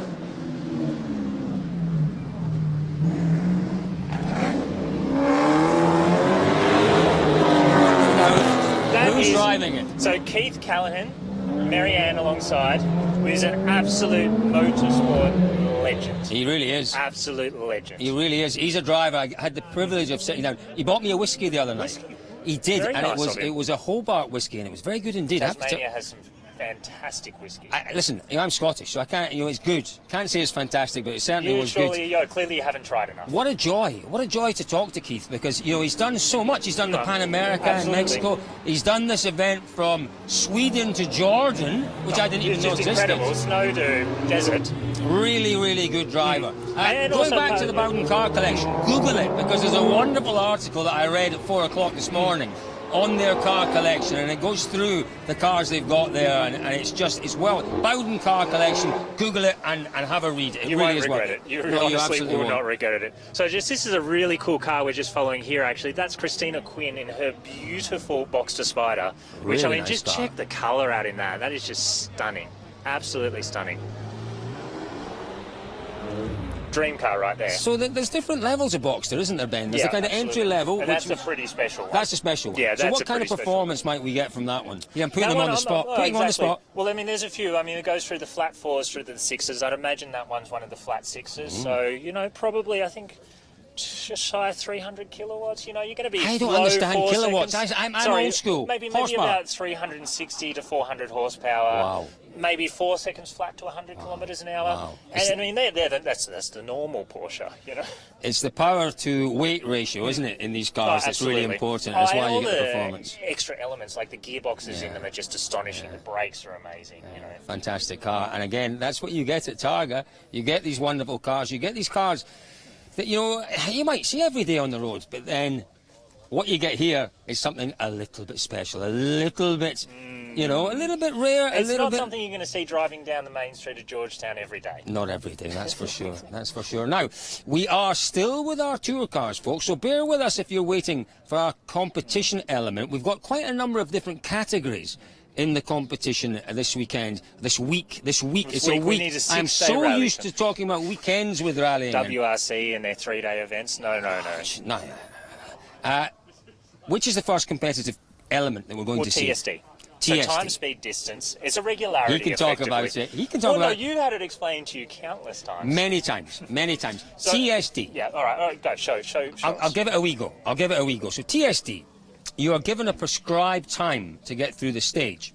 Now, you're not allowed to go less than 30 kilometres an hour. You're not allowed to go more than 130. You can drive without a roll cage. You can drive without a helmet, because it's basically, it's about average speed. So you've got a prescribed time to get through Correct. the stage, and if you hit that time, 0 points. If you go under that time by a second, Oh, half a second. half a second, you get penalty points. If you're over the time, penalty points. It is remarkable how many drivers, how many crews can get through a 50-kilometre stage within tenths of a second It's just, of the prescribed it time. boggles your mind when you've got 50 kilometres and we're talking tenths of a second. Tenths of a second. So that's TSD for you. It is, for me, a massive amount of respect. What we see in TSD, we've got the Brumbies, that's father-daughter. We've got the, who are the guys, 5 times winners here in the Fords. Marshalls. The Marshalls in the Ford. Darryl and Peter Marshall. They're like human Oh, computers. They're the gurus of TSD. And the really cool thing about them is that they are head and they're just incredibly gifted at this TSD. They've sussed it. They've sussed it. They've But worked they out. share their knowledge with all the other competitors, which is what TARGA's about. The camaraderie is a bit special, particularly in that TSD Absolutely, category. no, You know, very it's, much so. but it's because it's a challenge. It's like trying to crack a puzzle. Indeed. You know, and I mean, driving quickly is still a part of it because it's not like, you know, the average speeds are slow. you'll see them in the still need stages. to You see drive that properly. wonderful pickup. Not pickup. What do you call it? A ute, don't Yeah, you? the ute, yeah. Oh, look Speaking at of that, Ben. wonderful, Holden, I think that is fantastic. Oh, yes. Oh. Yeah, just warming No up the ABS, brakes. Look no at those ABS. clouds. Look at those clouds. Oh, no, don't Goodness stop me. looking at those clouds. Stop Goodness looking me. at the clouds. To this car. How fantastic is that? And an old Celica? It's just coming through shortly. That's one of my See, there it's favourites, got- little oh, Alfa look Romeo. at You know I'm a that, big yes. Alfa Romeo fan. Absolutely. Where's the Celica? Have we missed the No, Celica? the Celica, we missed the Celica, yeah. Oh, yeah, That's an all right. old We're picking Celica. up this little 105 Alpha, though. That's Beautiful fantastic, car. Really isn't it? beautiful car. And if we go to... That's fantastic. I think they're part of the Peak into Paris group. But the car that's just coming through here, this SLK that we're about to pick up, is actually a really special person in this car. So it's Rhonda Matthews. Rhonda is... Rhonda's the lady that started this all. Exactly. So Wow. this car here, that's incredibly... Rhonda is... Yeah, without Rhonda, we wouldn't have She Targa. is the mother of Targa. Her, John Large, Max Stahl, they are the people that made Targa. And would you believe we actually have one competitor? I think it's only one now. Correct. Who Jess has Taylor. started every single Targa. Well, look at this. What does that mean? What is Actually, that? it's What got is me that? stumped. What It's an is old that? Corvette or something. Wow. What It's is American that? of some. I'm not so good Do with you the know what it is? American stuff. A what, sorry? It's a A Thunderbird. Thunderbird. Thank you very much, sir. I'm more the European and Japanese sort Yeah, of cars, yeah, so yeah, that's yeah. had me stumped. It's the first time for this, so There you go. There you go. Now, and who have we got coming in here? Some of our tour groups Absolutely, making some their of way our in tour behind groups us. just walking through, so... Noisy boys and girls, but hey, that's they've had a okay, bit we'll of fun. forgive them. Beautiful Oh, E-Type. E-Type Beautiful Jaguar. How E-Type. good is that? That is just a stunning car, isn't it? That is the epitome of 60s engineering That's just- from the UK. yeah, You know, the absolutely. height of 60s. I think it's 60s, wasn't it? It's probably... No, 60s. Yeah, so, 60s. you know, yep. It's always a little bit dodgy when I go with facts like No, that. I think it was 62. Wow. Yeah, 62. Wow. I Yeah. mean, there was a great story about the E-Type that, you know, when they launched it and they were so excited. Oh, no, that's all right, sorry. We've got a GT Falcon on screen. We've got to stop talking about E-Types. I'm sorry. That's just cool. Look at that. So this is the Shannon's tour group. Yeah. So basically what we're about to having come through here now is a whole mix of classic cars. And this GT Falcon leading the group, that's just Wow. something incredible, isn't it? And a little MG. Oh, Yeah. Porsche 964. 964, That's yeah, a lovely 964, little car. And that's like the... It's the one I had, Benny Boy. You had one of? Nice. Did. Red I did. as well? Red, exactly like that. Iconic. Yeah, the spoiler popped up at about 80 kilometres an hour at the back. Nice. So, yeah, it and was being fun. a Porsche, it would still work. Oh, it was beautiful. It's a beautiful car. And just there's a little MX-5. Look at that. Perfect car for the tour. Wonderful. Wonderful, wonderful stuff. You know, as we've talked about really from the start of this broadcast, it is just a smorgasbord. I love that word, by the way. I first heard that word. Smorgasbord. It's an Very Australian. Australian, yeah. It's not an Australian word. It's a Scandinavian word. but we've adopted you've it. adopted it. Yeah, it's a smorgasbord of motoring, of automotive delights here at Targa this Absolutely. weekend. I mean, where else can This you stand? week, I will get it right eventually. I mean, where else Apologies. can you stand and be talking about something as cool as an E-Type Jaguar and get distracted by something else coming down Yeah, the road? by a Thunderbird. Yeah. like Thunderbird and then a GT Falcon. I mean, come on. Now, I'm not sure, but I think maybe our first competitive cars can't be that far away, Not Ben. too far away, not too far away. I think we've still got a few of the tour cars. I think there's still some more from the Shannon's group to come through, and then we're pretty close to when the first of our competitive cars are going to be on stage. 500 cars, the 30th running of Targa Tasmania. 500 cars in total. What Oh, you've been look at this watching Porsche and what you're GT3 continuing RS to coming watch through. is our tour. These cars are not timed, they're not competitive. They will, some of them will do maybe a couple of days, some of them will do the whole of the event. Not timed, they're just enjoying their cars as And they if should I'm be enjoyed. On the open roads, limited to 130 kilometres an hour, and having an awful lot of fun out there. Our competitive cars, around about 200 of them, still to come on the streets of Absolutely. Georgetown. Loving this. Little BMW coming through now, E30 with the Porsche in front of it. I just love this livery. It's iconic. M Motorsport. This is me. I love my BMWs. You could get confused with that in one of our classics, No, couldn't you? absolutely. You could. The Glusky Absolutely. and Winter one. Just looking at that, that's a great little car. What would be the best car for this type of stage, Ben? It is quite natural, isn't it? Personally, and I mean, I think it's been proved in the past. Personally, a Lotus Exceed, something like that, would probably be where I'd be. Something that's nimble, a little bit nimble, that just darts in and out. No, it's... Oh, look at that, old school Celica. How cool is that? Because what you're not seeing, folks, it is 4.8 kilometres long, this stage. Really? We're looking at about a bit under a kilometre of it. Round about a kilometre, so around about 3.5 kilometres. There's a lot of 90 lefts, 90 rights as it comes through the residential areas. Ah, there you go. There's some for you. Old 924, 944 I had one of Porsche. those as well in that colour. Before I had the 911, I had the 924. I don't have any of those cars now. I've got a family, and when that happens, you give up the nice cars, sadly. What is this thing here as well? That's a beautiful little MG. MGA, I think that is. That's fantastic. Look at that.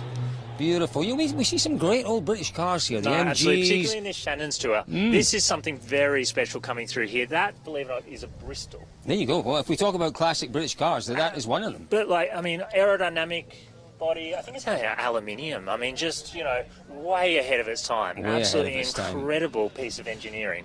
Borrowed some stuff off the Germans after the Second World War. Maybe, but, maybe. It's basically, it was a BMW that was then turned into an English, But just look at that. That's just special, isn't it? It really is very, very special. That's probably one of the older cars we've got this weekend as well, Ben. So you reckon that's what, late 40s, 50s? Yeah, perhaps 50s. I don't know exactly whether it's 401, 2, 3. I couldn't quite get a close enough look at it. But really, I mean, like, even things like they had overdrive gearboxes in them and, like, just way ahead of their time. Like flush door handles, like, just incredible cars. He does know what he's talking about. Just as well he's here. That's a very specific car I know a little bit about. Oh, crumbs. Thank goodness Ben is here to keep me right. It's a very special car. That's our tour car, sweep car.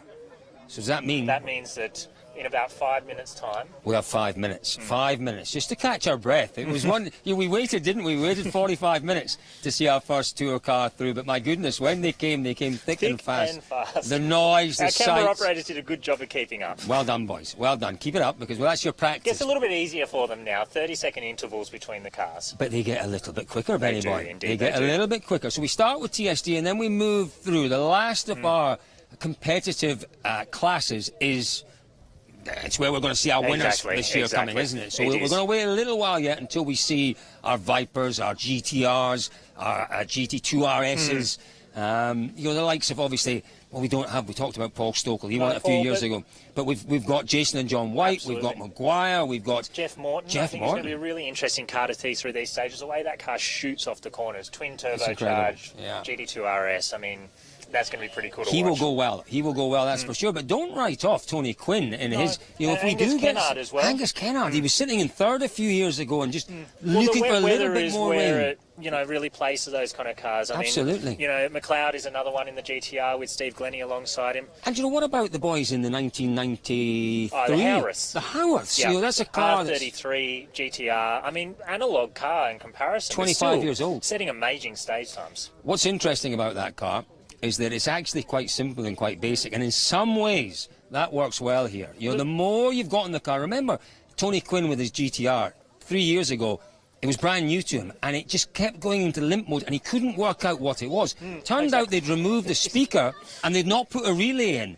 And the more you've got on the car, the more that can go wrong. But speaking of that, I mean, actually, I think I wouldn't be surprised if you see some of our classic GT cars up in the outright results on this stage in particular. That's very possible. I mean, possible. John and Gina Sissons always go well in this stage. He's in a great driver. The Brays in their Tirana. I mean, that's such a quick car. And then, of course, we've got a very special treat this year. A genuine 1986 Group B RS200 Evo. Oh, yeah. Now, that will be interesting. Rally cars of all time. And I've heard Steve, I've spoken to Steve, apparently he's going to give it a proper crack through Georgetown. Well, where are those boys from? Because they're based very close to here. So they're in Ulverston. So basically Steve is the man behind Steve and Abby, who's co-driving. Yeah. They're behind Rally Safe, which is this amazing thing that we were speaking about earlier. It's a GPS-based safety technology that rallies around the world. It's transformed rallying. It's transformed safety in rallying. Here in Tasmania, Ulverston, which is just across. Incredible. Yeah. Quite incredible, yeah. Rally Safe is, it is the go-to system, safety system for rallies and, rally championships around the world. And as you say, it developed here, and I suspect it developed Well, it along with developed- Targa. the development effectively was done at Targa Tasmania. I mean, I remember when it was first introduced, and So there's a little bit of Targa Tasmania in every round of the World Rally Championship. Absolutely, and I still believe. I think speaking to the Rally Safe guys, Targa Tasmania, they do rallies all around the world. Yeah. Targa's still the biggest that they do. Oh, there's no question. You're You 500 know, cars. Absolutely. No question. There is nothing in the world that causes them a bigger challenge than Targa Tasmania. Listen, the Rally Safe guys were in Croatia at the weekend for the Croatian round of the World Rally Championship. Absolutely. How many cars was that? 80 or 90 cars, I guess. Absolutely. You know, we've got many, many more than that here this week. So, yeah, hats off to the Rally Safe guys. I saw that system for the first time a few years ago and thought, wow, that is something. Because it took a little while to get it to the WRC. So I think it was about 10 years ago we started with it here at Targa. So, and once it's arrived in WRC, it's really revolutionised the way they run events. It even does the timing. But they don't, would you believe, in WRC, they still don't use the full capability of those systems. You know, we do see it. We see drivers in WRC getting upset. They get caught in the dust of other drivers in front. Doesn't happen here. No, you got the button, exactly. you press the button in the car in front, the push to pass button. This is the great thing about Targa. What you don't often see in rallying is overtaking. But because of the way that this event is seeded, its fastest car last. So the fastest car will catch cars. Now, it's the opposite of a conventional rally. And normally, in those situations, you know, you get racing. It's not racing here. There's no racing. If a car catches you, if there's a car behind you, you're obliged to pull over to the left-hand side, and the car behind you... The car in the lead will get a penalty if they don't. If they don't pull over. And, you know, so you can flash your lights, you can honk your horn, or you press the button. So more often than not now, the navigator will, when they're getting within 50 metres or so, push the button, notify the car ahead, and then they pull over. It's quite amazing. It makes things so much safer and so much more entertaining as well. We don't want to see, and we've seen it in the past in motorsport events, drivers being caught out when they get caught by quicker cars. My goodness me, it is not a nice situation to be in. Doesn't happen here in Tasmania, but you do see plenty of passing. Ben, what were you looking at now? We just had our zero car coming through, which that's basically the course check car, just to ensure that everything's ready and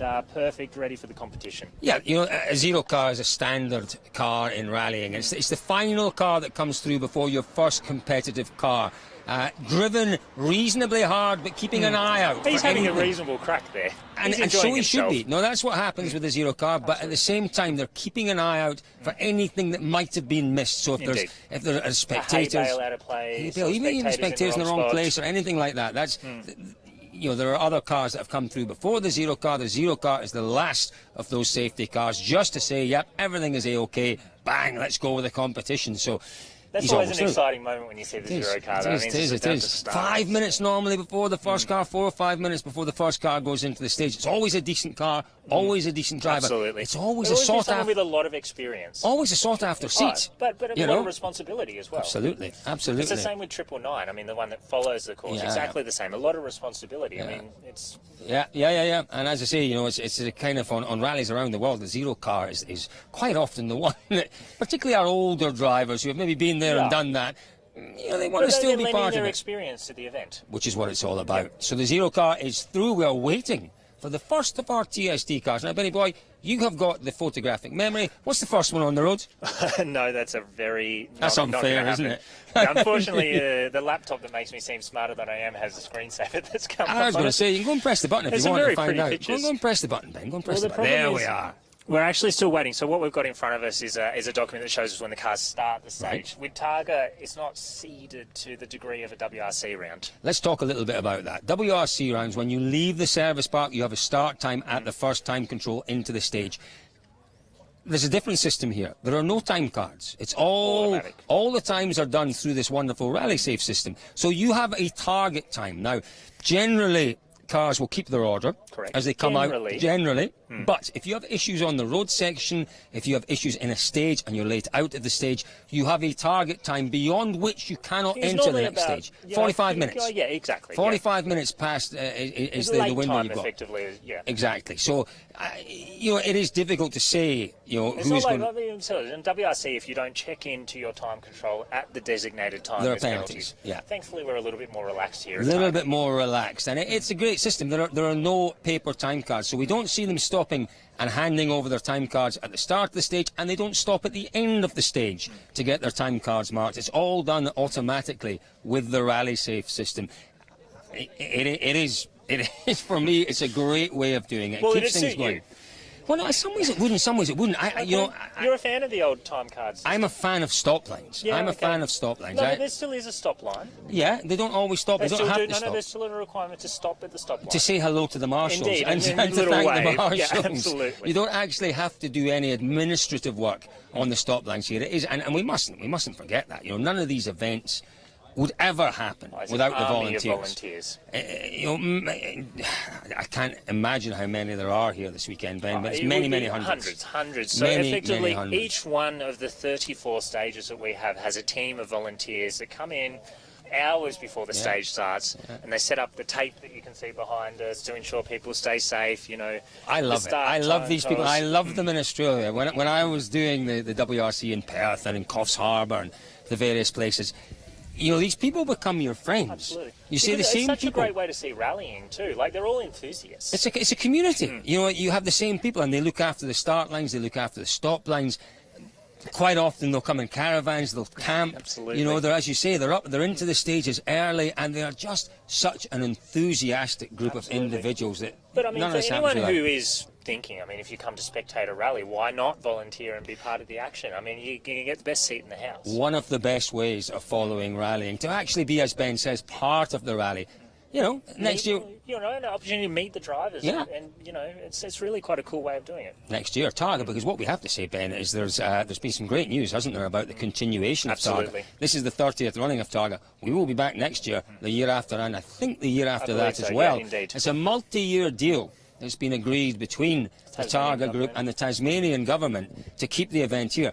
Do you know what? That's been integral to the success of this event. I mean, integral to the success of the event, but I'd also say, to a degree, integral to the success of Tasmania. They go hand in hand. You know, Tasmania, I spoke to the local, he was the local federal, no he wasn't, he was the local state member at the start line, and he said people used to laugh when you said you were from Tasmania. Not anymore. Tasmania is the coolest place. I mean, in TARGA Australia. can't take all the credit, obviously. There's Mona and, you know, a lot of other, you know, pretty amazing A lot of things. stuff has come together But on this island. I think what this event did help was showcase some of the amazing scenery that this island has in the early days of the event, when people really didn't know what Tasmania was. No, and it's not just that. The scenery is magnificent in Tasmania, and you'll see that over the next 6 days. Ben's going to put together some great little movies for you. It's the people. The people on Tasmania are just the most friendly. Australians, I love Australians. News, friendly, welcoming people. Have you seen someone? News, Colin. No, have you we seen have cars on the stage. There's cars on the stage. I thought maybe you'd seen a guest. No, do you know what? We have asked some guests. I'm sure you're getting a little bit tired of listening to myself and Ben. We're trying to be informative and entertaining. We have asked a number of people to come and join us. No one's turned up yet, Ben. I think you're a bit too excited after the stage, No to be honest. one's turned up yet, but we are expecting one or two If guests. you are watching... Yeah, Brendan Reeves, Molly Taylor. Who else did we ask? Exactly. One or two others. Now, I was going to say, you know, what makes this island special? Yeah, it's just got a little bit of everything about it. Caribbean beaches, Scottish mountains. It's got everything. It's beautiful. The people are very, very special. No, you know, they're very, very industrious, and we've seen that over the last few years. There's a wonderfully creative element to people from Tasmania. You know, you have some of the best produce in the world, and you make the most out of it. My goodness, the culinary scene in Hobart just now is as good as anywhere in the world. In the world. But also, you know, things like the whiskey distilleries, and you know, it's just it's genuinely world class. I have to say, as a Scotsman, as I say, you know, nothing beats Scotch whiskey, but Tasmanian whiskey. Yeah, I think you need to. It's pretty good. Yourself. It's pretty good, I have to say. You know, it was pretty good. Sullivan's Cove, Lark. I mean, I've got to mention Ironhouse, given that, you know, here we go, our first Is our competitive first car. Look at this. You couldn't get much better than a 1968 Mini Cooper S. No, he just got a little confused. No, maybe not a little confused. TSD, don't forget, it's a set time. So he doesn't have to be fully... Look at this, 404 Peugeot. Is that what that is? Wow, that's fantastic. Paris to Sydney. What were those? Was that one of these cars or not? no, the so ones, the, remember, Dunkel? What was he? He was in a Peugeot once. Peking to Paris. Peking to This car's Paris. done Peking There to you go. Paris. That's the one. That's the one I'm thinking about. That wasn't Dunkerton, though, was No. it? No, I don't think he's got the patience for that event. No, he did one of them. He did Paris to Sydney. Wow. He really? did. Wow. Yeah, he really did, and came close to winning it. Incredible. It's in his autobiography, Little by the way. 105 Alpha just catching that. Yeah, passed me by, and I don't often miss the Alphas. Yeah, Ross Dunkerton, I just finished reading his autobiography. If you're a motorsport fan and you haven't read it yet, go and find it. I don't know where you can buy it these days. One of the most Speaking of Ross informative and Duncan, entertaining that's cars. 1600. There you go. How good's that? You'd almost thought I'd prepared that. Exactly. Almost. Perfect throw. Let's watch this come through. Is that TSD? This is TSD. Goodness me. So when we're talking about regularity and needing to hit set stage times, it's not like they're poodling along. No, and the times will be calculated. How do they do that? Is there a committee that calculates the times? Yeah, it's TARGA actually that sets them. Boys, we're having a little play with the camera. Yeah, And I know, who's this exactly. man that keeps turning up and playing with our camera? Pat All Neff, looking good. Pat He's Neff. eating Pat again. Neff on This the boy's tools. always He's eating. always eating. I don't know how he's so thin. GTR, R35 GTR. That would be a good car to do TARGA in, wouldn't it? That could be in 3 or 4 different classes here. Oh, absolutely. All right, here we go. Steve and Heather Brumby. Now, a little bit about Heather Brumby. 3 years ago, took her first TARGA podium at 15 years old, the youngest ever Absolutely competitor. incredible. Here's what I love. There's an awful lot of talk about inclusivity in motorsport and the fact that we have to encourage more women into motorsport. Australia and New Zealand do it better than anywhere in the I would world. argue TARGA is Anywhere. probably one of, if not the most inclusive motorsport events in the world. Better than anywhere in the world, and Heather Brumby is a fantastic example. 15 years old, on the podium, absolutely. not able to drink the champagne. No, exactly. They're hopeful they can get on the podium this year so Heather can drink the champagne. And do you know what she told me last night? That they're maybe looking at a different car next year. She's looking to drive. Ooh, not bad. I wouldn't think so. Heather can do anything, so I would not be surprised. She's a fine lass, she really is. Absolutely. So we've just got... now that's we've got Marshall and Marshall, but they're all coming up- Marshall and Marshall Now we've too. got another Marshall and Marshall on the screen. I know you're a little bit confused here, but this is Marshall and Marshall 4/5-time winners at the event. 5-time winners. Well, 5-time one of them's winners. won at 4, one of them's won at 5. But anyway, these guys are the gurus of TSD. They really are. I'm just ducking in for another lolly, Benny boy. It's been a while since I had my last one. So basically, I mean, if you're going to talk about favourites for TSD, this Team Marshall, Team Flannel, as we affectionately refer to them as. Team Flannel, and have a look when you see these guys. As I say, they'll probably be on some of our end-of-day reviews.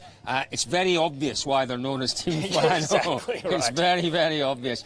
Real characters. Absolutely. Real characters really epitomise for me what TARGA's all about. You know, but they put a lot of work in before Absolutely. the event. But I think you'd struggle to find anyone that has more fun during it. more fun and enthusiasm for TARGA. You know, TARGA's got advocates around the world. You know, people who are, and what's the word I'm looking for? Evangelical almost about TARGA. And those boys, you know, they're from Queensland, aren't they? They are, yes. And they're the biggest fans of Travel TARGA. down every year for TARGA Tasmania. It's just an incredible effort. What's this one, Ben? Little Series 1 Lolly Elise. time for me while you talk. Little Series 1 Elise, and then we've got a BMW 3 Series coming up behind Keep talking, it. Ben. Colin's a little bit busy, mouth stuffed full of lollies. I mean, this is what's great about TARGA. You can have this little Lotus flicking through the corners here, and then I think that's a 330i BMW 3 Series. It's a pretty standard kind of road car out here competing. I have a point to make, and I should have taken a screenshot of it, and I didn't. So we talk about the set time, and you can see those guys, they're going through now, you know, they're trying to hit that time. There are 2 set times. There's a time for a dry weather run, there's a time for a wet weather run. Now, you know, you obviously have to declare that before the stage And starts. this stage will be declared as dry. This is absolutely dry, and the dry weather time will clearly, even, that's the lolly in my mouth, clearly be quicker than the wet weather time. Indeed. This is a little MX-5 having a bit of a crack there. Picking up this. Look at this livery on this Megane, Colin. Have a look at this. Again, we don't know what their strategy is. You know, some of them want to hit a time with a kilometre to go. You know, so we don't know, have they gone slowly at the start? They're building their pace up towards it's all the end. strategy. I mean, a lot of them will go as fast as possible at the start of the stage. Do we like this, Ben? It's unique. Different. It definitely It's stands different. out. It's I mean, you're not different. going to miss it. No. I mean, these little Renaults are fantastic cars too. I mean, a great car to do TARGA in. Handle fantastically, go quite well. Yeah. Yeah, no, I do like it. Anything with pink on it gets my vote. Yeah, I mean, as if you, of all Anything with people, pink. could judge that car. Anything with pink on it gets my vote every day of the week. It looks wonderful. You won't miss it out on the stages. Yeah, but I think TSD is interesting because, yeah, you can either go flat out at the start and then slowly at the end, That's it. or try to hit a more consistent speed the whole way through. From what I understand, the top crews are looking to hit a certain time with a kilometre to go. And then they know what the kind of speed, the average speed they've got to hit, or the speed they've got to this sit is our at TSD for the sweep final, car for going the through. final kilometre. So they know if they've got a kilometre to go, they've got to be 55 60 kilometres seconds, an hour. 60 kilometres or 55. Yeah, Right. So that's how they tend to like be a able very to. basic level. how they do it. That's only taken me 4 years to work that out, Ben. So don't you know? It is a basic level, but there are different strategies. Sometimes things happen. Sometimes they get it wrong. Oh, indeed. Sometimes Absolutely. You know, even the marshals. I mean, the best out of all of them will still make mistakes. Do you want to talk about it? No. Their mistakes might not be quite. I can't even talk, and I haven't even got a lolly in my mouth. Alex, our producer, is looking at me with a terrible look. It is a very I think she's unprofessional very thing to upset do. about our guests and lack thereof, perhaps. Ah, yes, she's the guest gatherer. And I think perhaps that's not really gone terribly well. They're all apparently they're all too busy eating lunch to talk to us. Very nice. They're enjoying this Tasmanian produce. We're all talking about enjoying lunch. But, keep talking, Ben. Keep talking. We'll get there. Milk bottles. Yeah. Milk bottles. But I mean, the thing with TSC is because those margins are so fine. I mean, you're talking half a second. If you take Alan's lollies, we need a lolly sponsor. Are these Australian? Yes. Do you know what? Every time I go back to the UK, my kids insist that I take Australian lollies back with me. I see. Okay. And my daughter, who's at boarding school, she gets about 10 kilos, genuinely. 20 bags. 10 kilos. I take. No. 20 bags of 500 grams, and she says they're gone within a couple of days because everyone wants them. I take orders. What about the Tim Tams? That's another one. Tim Tams. What else have you got? What are the New Zealand things? Well, you got the Whittaker's chocolate, and you got the pineapple lumps. Yeah, absolutely incredible. Oh, gee whiz. Now, Alex, our producer stroke guest gatherer, how are you getting on? Have you found anyone for us?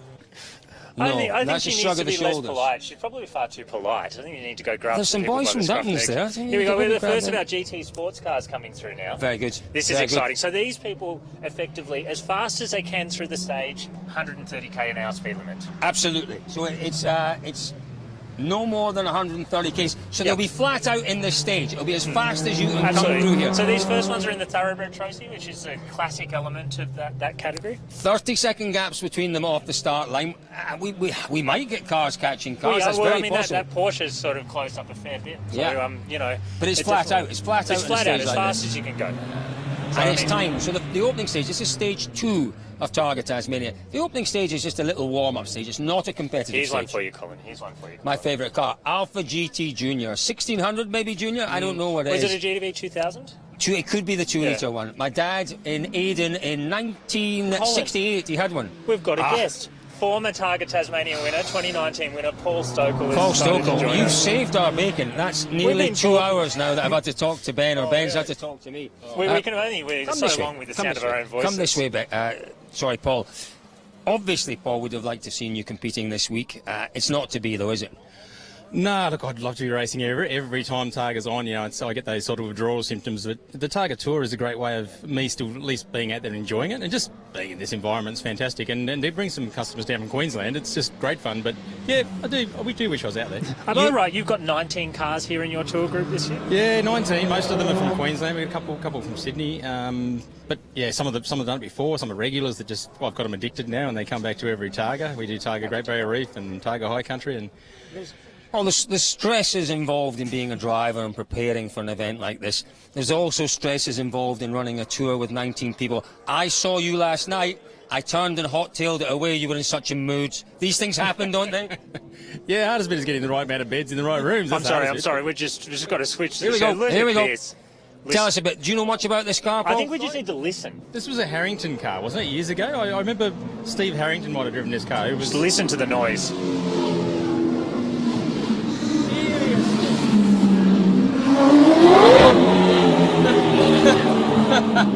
I'm sorry, I'm a little bit speechless after that. Seriously, what is that engine in there? It's a V8 supercar engine. Wow. That's amazing. Wow. That is the sound of Australia. And the orange one. What is the orange one? Sorry, guys, I'm not as up to speed on these cars. Monaro GTS 350. I mean, that again, iconic Australian muscle car. Wow. But yeah, Paul. I mean, back in the late 90s when I used to compete, I ran a Lotus Elise, like a standard Series 1 Lotus, 88 kilowatts. I think we were third outright or something like that. Indeed. And there was some muscle cars here, like Mustangs and Steve Code's Monaro. Like that thing used to leave black lines around Georgetown the whole way around. And he didn't care. Like, he wanted to leave black lines, and he didn't care about tyres. I wish we could have those days back. It was so good. It was just fun, wasn't it, I suppose, in those days? But talk to me about that a little bit, Paul, about the you know, if you were competing this weekend, what do you reckon is the ultimate Targa Tasmania car these days? With the change in the rules and the regulations, what would you have if you could have any car? Maybe not even the cars that are here, any car, any production car. It's a really tough one. Nothing I can afford, that's for sure. But look at a Porsche GT2 RS. I mean, I've sat in those things, and it's like being shot out of a cannon. And if you're getting down the straight bits that fast, you don't have to worry about the wriggly bits quite as much, you know. And the Lotus, you know, we won a couple of years ago, and it was raining, and that probably contributed to it. But you have to drive the wheels off it. You know, the corner speed is where you make up the time. And on a country road, the risk factor comes up a lot higher. So I guess I'd be looking for something in the future. If someone gives me a car to come and run, it'd be something a bit more power. But I love the Lotus. The Lotus is a fantastic product. Put a sequential gearbox in one and a few more horsepower, and it could still win for sure. I mean, he's complaining about a car that had 400 and something horsepower. I think it's just worth pointing out. Really? Yeah, it's never enough. Doesn't matter how many horsepower you got. Horsepowers are good. Power is good, that's for sure. What should we be looking out for this weekend then, Paul? You know, obviously I keep saying weekend. I can't get the word weekend out of my head. It's a whole week and you forget this. What should we be looking out for? What would be your stage? If we've got Tasmanians who are thinking of coming to spectate on one stage, what is the stage to spectate on? Look, spectating in rally is really hard. I mean, around the world, you obviously know how hard it is. But if you can get yourself into a place, you know, early in the morning at a fast corner somewhere in the middle of nowhere, no one gets to see these things flat out. When you see a car going around, you know, in a country road going around a corner at 180, 200 kilometres an hour, sparks flying and, you know, a bit of dust coming up and you go, wow, that's incredible. That's where I'd be putting myself. I suggest there's a spectator guide on the Targa website that's worth downloading and having a look and picking a spot. Yeah, picking a spot. And you know what, when you hear these cars coming, particularly the early cars, you hear them coming through the trees, through the forest. It is special on that early morning. What is that stage, Ben, where we went to? And the boys have been on the same corner. That was the Sidling, which is it's just such an iconic stage of Targa, and we were speaking to some people that have been there every year on the corners. You know, the corner with the big dirt cut on the inside. Yeah. Every year, got the campfire going, and the barbecue going, and the beer set up. So you see that when you're in the car?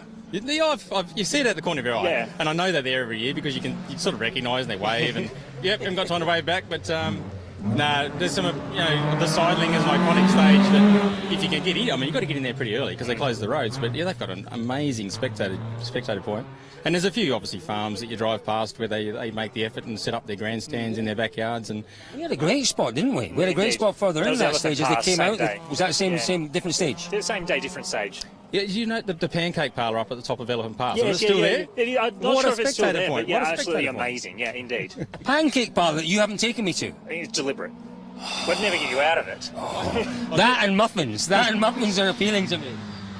What we got here? Little Datsun 1600. I mean, that's got an iconic rally car. Ponting's one of my customers up in Queensland. We do a bit of training of him up there. And well, you've actually done Targa in one of them as well. I did, yes. I ran a pink sponsored by Donut King. Tony Alford came to the party one year, and we brought down a little Datsun 1600. And we were a leading classic until the motor blew up. But I actually reckon that was probably the most fun I've ever had here. How difficult is that, though? We talked earlier on about the fact it is an endurance event. You do have to think strategically in this event, and that's not... You've done a lot of motorsport in your time, and the element of strategy is not really something we see too much of these days, is it? But in this event, you have to think strategically. Absolutely, yeah. It's a bit like, the 12-hour Bathurst or the Bathurst 1000. Everyone says you've got to buy a ticket to the last hour. If you're not in the race at the last hour, you can't win the thing. And Targa's the same. You do nearly 50% of the competitive kilometres on the last day and a half of Targa. So all these little days are great, but if you hit a curb or damage the wheel and pull the suspension out and you lose 60 seconds, your event's over. So you've really got to buy a ticket to that last day. And once you're in there, then you put your head down and go. That's a great way of putting it, isn't it? Buying a ticket to the last day. I thought you meant for spectators. No. My terminology. That's a good one. It's a really good way of putting it. No, absolutely. Well, thank you so much for joining us, Paul. Really appreciate your time. Yeah. We've actually got another guest here standing by. We're looking forward to seeing you back in a proper car next year. We've got Flood. I'd love to. And I've got to look after my tour customers. I'll have to find someone You're who's come to do the tour. You're a little bit too busy almost now, aren't you? 19 cars. It's amazing. Yeah, it is. It's been fantastic to see the growth. And we do a track day at Baskerville on the Monday after the event, which was my home circuit growing up. I used to race Formula V down there, and I love Baskerville. It's one of the best little short circuits in Australia. And to take customers down there at the end of it, just to let off some steam and then get back on the boat, and then we're off to the 12 hours. So there's all kinds of things happening. Doesn't stop, does it? What car are you in this weekend if anyone wants to look out for you? What are you driving in the tour? It's a little Lotus Elite, Lotus Exige Sport 410. Right. It's actually a car a new that you to won me, TARGA yeah. Tasmania with? No, or it's not. No, It's a the new car one? that I won TARGA Tasmania has been retired. It's currently on the market, and if anyone wants to buy it. Is it a premium because it's a TARGA winning car? Is it? No, not really. I mean, it's had a hard life, but it's very quick, and I mean, in the right hands and the suspension package, it's really well suited to this sort of event. The current car I got will be one of our cars that goes into the fleet as a driver training car after it finishes here, and yeah, it should be fun. We'll see you as the week progresses. Thank you. Thank you very much. There we go. How lucky are So we? we've got a Guest in the middle, Guest in apparently. the middle. We've That's got quite a right, very too. That's special Alex. guest here. Alex, our floor producer. We've A got guest the- in the middle. Hi, mate. Hamilton Urquhart, Hamo here. Nice to see you. Good to see How are you? I'm So all right, thank we you. saw your boys coming through the stage, unique motoring events. Let's get that right, unlike JB. Thank you. Your group, just amazing. I mean, the noise you guys made through the town was just astonishing. Great sound, and we're very fortunate we have the support of some great partners. We sport X-Force exhaust on our cars, so that makes a big deal. But yeah, very happy to be here. Our first run here in TARGA, or Tasmania. We've done a number of other events, high country. We saw your high country, yeah. We did, in the 3 Euroa. Yes, looked great. But we also have some people who this is their first TARGA, so we're very fortunate. We've got some great guys. Chris Goff, who's extremely experienced, and of course we've got David Cuff, who was director of John Bowe Driving for 18 years. So, And a former TARGA Tasmania competitor. in fact, he was in 1992, Correct. and finished fifth. I Wow, got a check, on the very so- first event. Yeah, very first event. Well, actually, if Cuffy wants to come in here, we could Where is actually he? go. We can get. Oh, here we go. Yeah. Oh, the man with the wonderful sunglasses. Been I a do while quite since like I've seen those. you. Yeah, they're very nice, very stylish. Yeah, so I just heard my name mentioned. I First always get TARGA nervous. Tasmania, am I correct? Yeah, Yeah. 30 years ago. And fifth place in that year? Yeah, Yeah. I mean, tell us a bit. What was the event like back then? Well, it wasn't as well organised as this one is, but it was more amateurish. You didn't have to have a crash helmet. You didn't have to. You didn't have to have a roll cage. So we learned a few lessons from that. Well, I do remember one shot where you put that to the test. I did too. Yeah. You know, when you started here in '92, did you actually think 30 years later it would be going possibly stronger than ever? No. I actually thought it wouldn't have the legs to run every year. Yeah. I thought that it could run it every second year and it'd probably go 5 times and that'd be it. It'd die. Yeah. But it's just got stronger and stronger. So. And it's evolved, hasn't it? It's evolved into, you've seen the element of touring being introduced as well. And you know, we were watching a tape earlier on, Corniches, Rolls-Royce Corniches with the roofs off. They were, You know, that's those, right. those were interesting in Yeah, those days, yeah. but it's evolved from that, hasn't it? Yeah, and I mean, first year there was a guy in a Lexus, four-door Lexus sedan. Wow. And he finished in the top 10. Remember that? It was like LS400 Lexus or something. Yeah. Yeah. So, you know, the cars, and you're right, there was a Rolls-Royce. And Yeah. there was Tell us what car you're in this week, then. What are you... I'm in a new Mustang, 10-speed Mustang. 10-speed? Yeah. Ammo's So looked you were the after you. boys you were the hooligans that were making your way through and making a lot of noise out there. Part of that may be true. I just That was can't probably confirm Hamo which part. talking. But we're very happy. It was a car provided by one of our partners, Sinclair Ford. They were good enough to donate the car provider for TARGA, and David and Chris Goff here in the lead car and shown us the way through. Yeah. Wonderful sound. It was a wonderful, wonderful noise. When you get a group of them together, don't they sound great? They sounded It bounced off the walls of It did. buildings through the town. It was just astonishing. Yeah. So thank you for that. No, thank you very And the much. same in the cuttings. You get the same response. You know, when you're bouncing off the sandstone, it's great. It's awesome. It's so good to be here. Well, I mean, I hope you guys enjoy the rest of the week. Obviously, you guys are here until Friday, am I correct? Yeah, we're here till Friday lunchtime, so we'll do, that. Keep entertaining us with those wonderful noises. Well, yeah, that's our plan. That's our plan. And the guys are just blown away. This is, like I said, 2 stages day one, and they're like, does it get any better? I go, mate, this is just a warm-up. It is, yeah. Just wait. One last thing, just to say that people who have come from the mainland, and when they go back, they say, forget about Tassie being cold. You can come down at the end of April in beautiful autumn weather, and it is stunning. The most You can beautiful tell he's a place. local, can't you? Yeah. Correct. Yeah. Bit biased. No, I'm a Tassie convert. I love it. This time of year, any time of year, it's a wonderful place. Gentlemen, home for you. Times, yeah, but we don't often stand out in t-shirts at this time of year back It's home. pretty special. Have a great week, guys. Enjoy. Thank you it. so much for Thank joining you us. very much. And we've got some, believe it or not, even more special wow. guests. We've Have we got really? Team Flannel standing on standby for us. And then we've got Brendan. It comes from no one So to no everyone. one to a flood. It's unbelievable, my isn't it? second favourite crew. Second, I have to say second favourite. So it's Darryl Yeah. and Peter Marshall, the gurus of TSD here. The absolute gurus. These guys For 3 years, I've been trying to explain to me how they do it. I'm still confused. You guys are far from confused. Well, I think you might have had a hand in Targa changing the regulations, Colin, because they've changed all the rules, so we're figuring it out again for the first time. Well, tell us about that, because you mastered the rules. What is it, 5 times and 4 times? Five.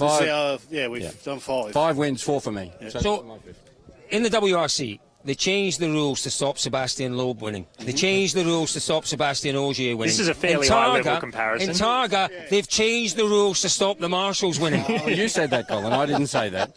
But I take the compliment. Yes, I do take the compliment. As I've told you before, Colin, our philosophy is always to do a little bit better than the year before. Yes. And if we can do that and somebody beats us, well done. But we've retrofitted the new rules to our old way of doing things, so we can still compare our results this year with how we've gone previously, and that's our objective.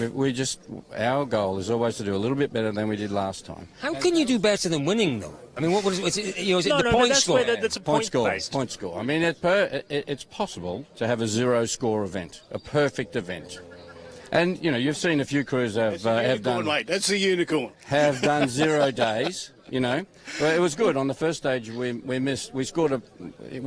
into the point scoring zone by 0.1 of a second, and that's good, because I said to him, well, that's our 0 event gone. So, pressure's off. Exactly, that's right. Talk to us about that rule change, then. Will it just confuse me if you try to tell me about the rule change? No, I don't think so. They changed the rule in order to try and make it more simple for people. So basically what they've said is you have to do the time do the stage in a particular time, right? And that's the objective now. They give you a distance and they say, well, there's your time. You have to hit that time. You have to hit it directly. If you go slow, you get penalties. If you go fast, you get penalties. And this morning, they've informed us all that we used to be able to go as slow as 30 kilometres an hour. Now we have to go as slow as 4. We can only go as slow as 40. That's a big change for you as a driver. So that changes it up again. Right? Yeah, there's a significant difference there, because especially towards the finish, if I've overcooked it a little bit, there's a big difference between 40 and 30. Absolutely. So we've got to keep that in mind now. Start managing Here's the thing, boys. Here's the thing. Out. What you've just explained to me, this new rule, is what I always thought it was. Thank you for that. Boys, Team Flannel. You can see why. You can see why. We did talk to you about why they're known as Team Flannel. The Team Flannel team dinner next year. You've got my number. If you forget again, I won't ever speak to you again. No, we'll send you an invitation when you're on Mull or somewhere like that, Colin. So you've got to put it in your diary, and then you'll be able to make the dinner here. The second best tarmac rally in the world, Mull Rally. Yeah, fantastic. We love watching it from here when you're over there standing in the rain in the middle of the night. It's a bit like Tasmania, but a little bit colder and a little bit wetter. Yeah, and a bit darker too. They run the stages at night, right? That's amazing that they do that. Yeah, it's quite a rally, but not quite this one. No, not quite. Not quite. Well, thank you so much for joining us. Really good luck with the rest of the week. Obviously, another 5 days ahead. And Other Side Productions and Colin get an invite to the Team Flannel's pre-start dinner next year. Fabulous. I'm just checking out, Ben, the what do you call these? The little patches on the Team Flannel. Absolutely. We've got 15. 21. Wonderful. Every year. You've done a few. Yeah. I think Peter Ulrich has got a jacket with about 20. Wow. We'll see Peter Ulrich's car later. It's pretty special. It's a really special car. Boys, thank you very much. Best of luck. We'll catch up with you later on. Thank you very much. Thanks, gents. And Colin, we've got another guest. As I said, we're very lucky at the moment. They're rolling in. This Brando. one's a bit special. We've got Mark Stacey as well. Oh, but Mark Stacey, former TARGA Tasmania competitor as well. Mark in the middle, Ben round the other side of Mark. All right, here we go. Look at his direction. Who do we start with? Well, I don't know. It's a little bit difficult, isn't it? I mean, good. Motorsport legends, absolutely. both of you. Mark, if you don't mind, I'll start with Brando. Yeah, do that, absolutely. Because, Brando, you are here doing something a little different. We've seen you competing in the Mazda. We've seen you competing in the Hyundai. This one's a little different for you. Yeah, exactly. We're in the tour this weekend. It's my 6th time, I think, being at TARGA Tasmania. The other 5 times I've done it in competition. We're in an electric car. It's a first for me, and it's the way competition's starting to go in the future. So we're doing a bit of R&D for Hyundai and also for the event. So it's a lot of fun. Do you know what? I'm slightly torn. We've been struggling with this on the live stream. When you're listening, I mean, I've been lucky enough to drive a few of these electric cars, and they are incredible. Magnificent. Absolutely incredible. But when the cars are coming down the street a little bit weaker. It does. than It these. makes the hair stand up on your arm, doesn't it, when you hear them? But electric is the future. And your Targa's a great test bed for the likes of Hyundai because it's about endurance, it's about range, it's about performance with all these things. And I guess that's what you're doing this weekend. Yeah, exactly. And a town like the Georgetown stage, you know, you have this regenerative braking where the car brakes. He doesn't understand these things, Brendo. Well, basically, you don't have to press the brake, but when you get off the throttle, the car will brake for you. Yes, I've heard about that. And that helps regen your power in your battery. So that's the endurance side of the event. The more I can regen, the less we have to charge. So it's all about learning that side of it as well. And we've got different levels of regen. And we're chasing, you know, a Porsche here, and yeah.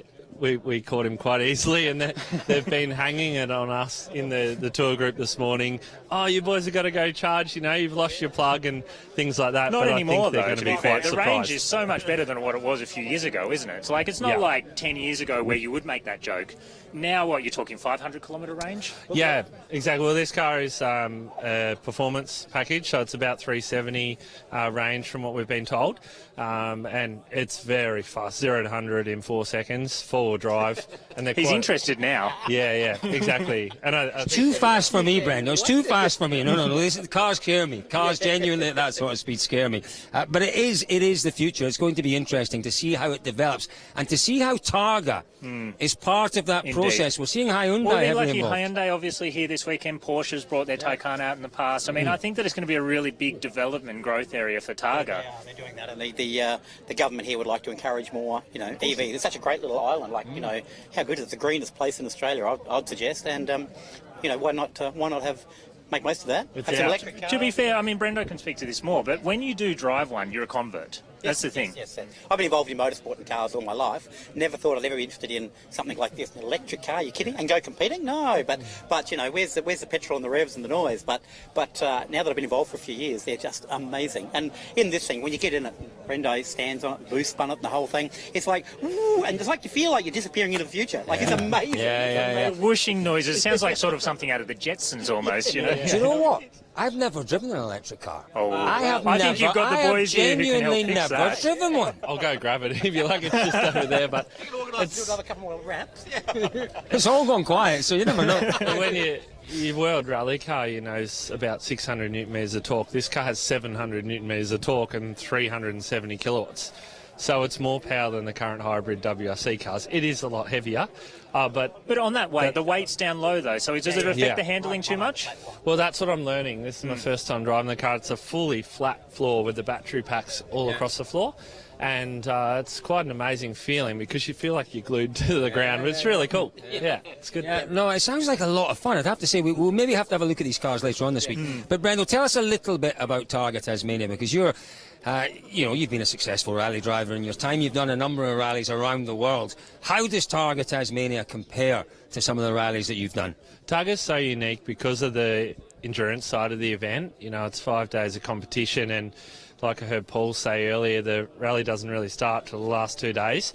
But you've got to get through. You've got to buy a ticket to the final day. That's right. Listen to him learning these Australian phrases. And you can see this massive sun reflection we've got at the minute, but that's not going to be the case later in the rally. So you've got to really think about your brakes, the tyre strategy, all those sort of things. And that's what the guys at the top and even in the other classes, everyone will be thinking about what's going to happen later in the event.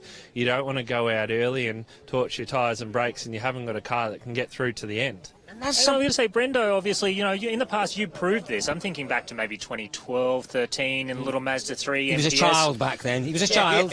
Well, I mean, he's the same age as me, so anyway. Well, 2019 we did the event also in the i30N, and that was great because we brought a pretty much production car, standard suspension, everything here. And where did you finish outright in that pretty much standard production car? Well, the G22 class were 6th overall. That's incredible, so isn't it? It was really good. So I just absolutely love this event, and Rhiannon has usually done the event with me.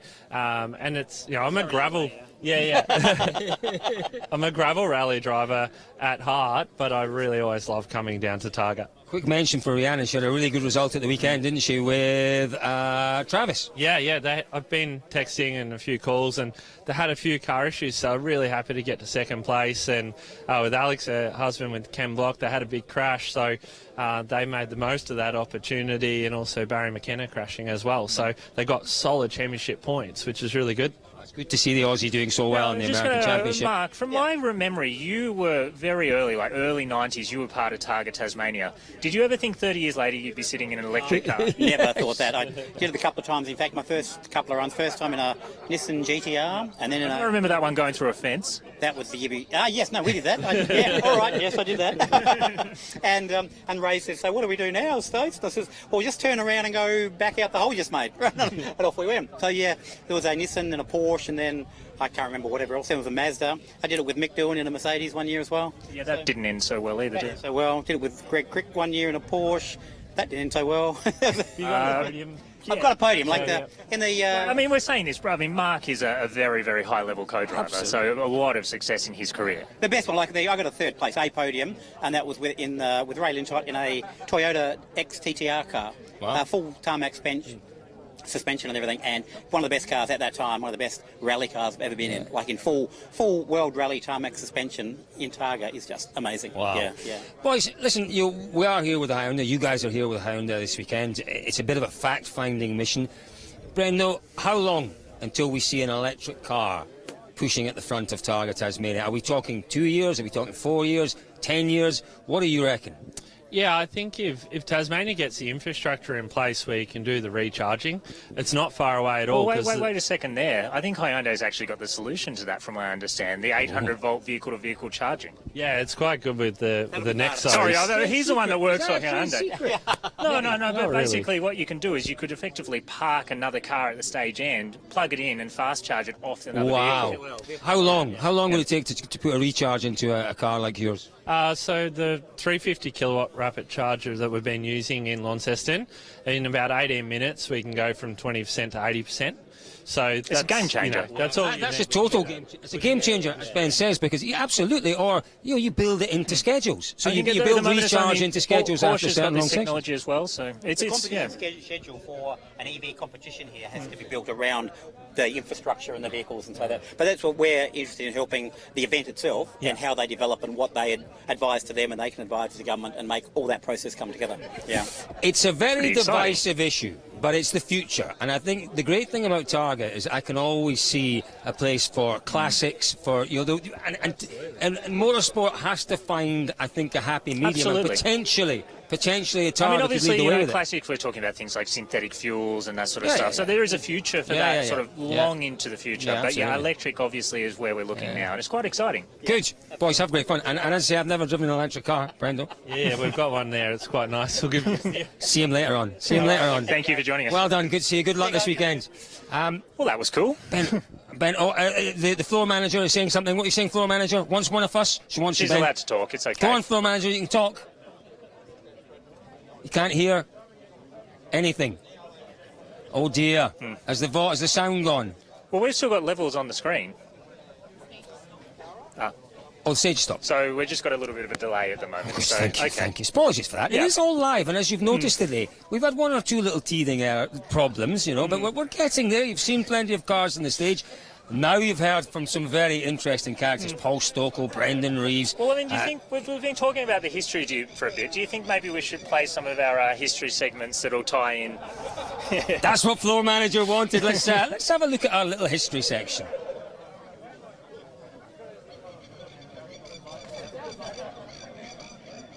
And we're almost there. Yeah, the 2000s would see a number of changes in Australian tarmac rallying. The early part of the decade kicked off in much the same way as the late 90s. The four-time winning Porsche 911 Turbo was finally usurped in 2000, but it was by Richards and Oliver in a new generation 911 GT3.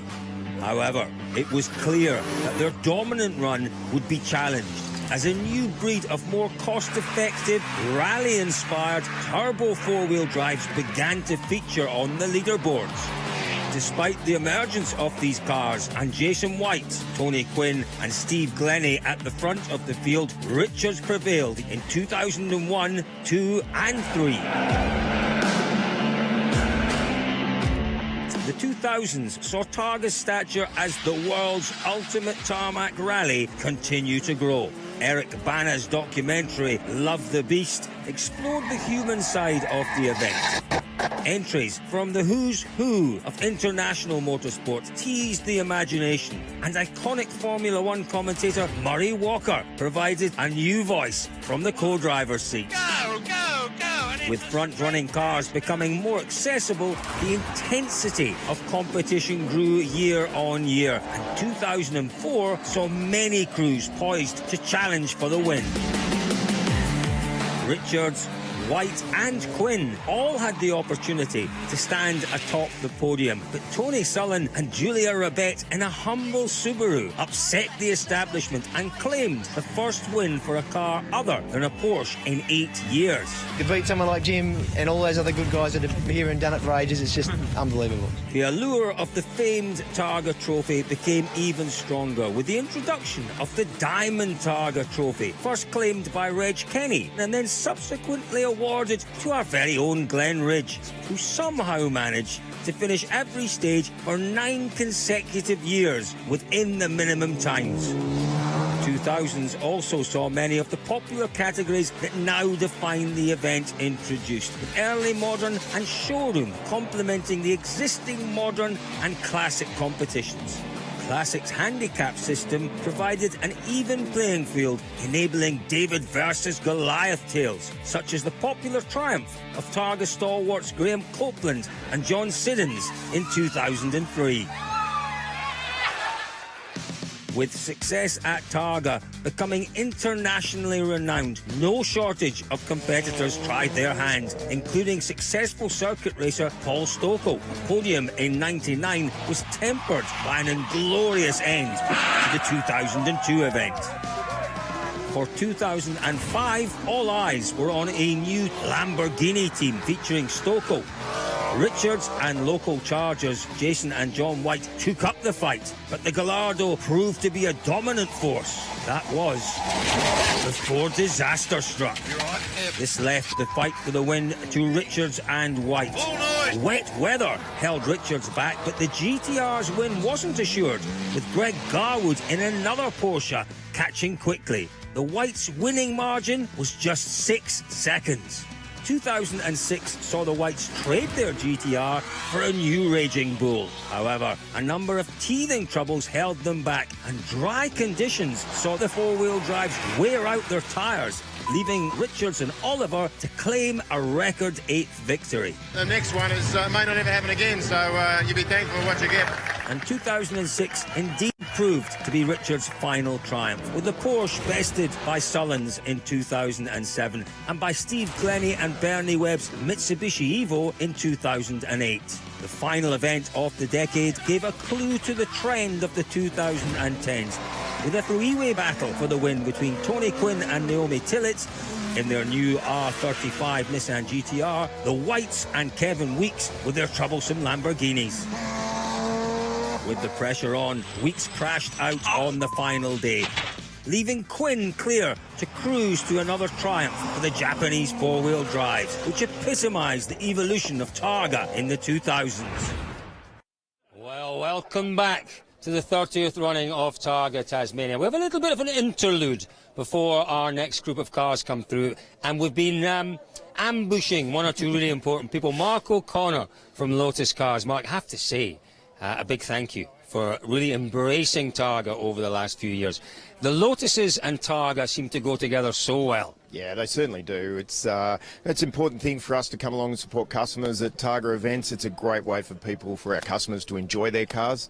Obviously, all the road rules these days, but the tour groups and the competition cars here, it's just a fantastic car for this sort of stuff. What kind of response do you find you get from your customers? Because I'm sure when you try to explain it to them in the first instance, they go, well, I'm not sure about this. What's it all about? What kind of response do you get from them? Yeah, look, initially one of probably trepidation, something they'd love to do, but we find that they get a bit intimidated by the whole process. So being able to organise the tours, and we say, look, just come along, give this a go. We'll hold your hand. We organise everything for them, and they come along and have a great time. Yeah, we've got a couple of ladies in the group today that are driving for the first time, and the smiles on faces are just so rewarding. It's great. It is great. Great to see them doing well in the competitive classes. Absolutely. As well, Ben. Well, I mean, Lotus has since, I think, 2016-17 was the first time, the modern era of Lotus is obviously Paul Stokell had some success back in the 90s, but, I mean, they've really taken on particularly the GT Sports element of the field by storm, haven't they?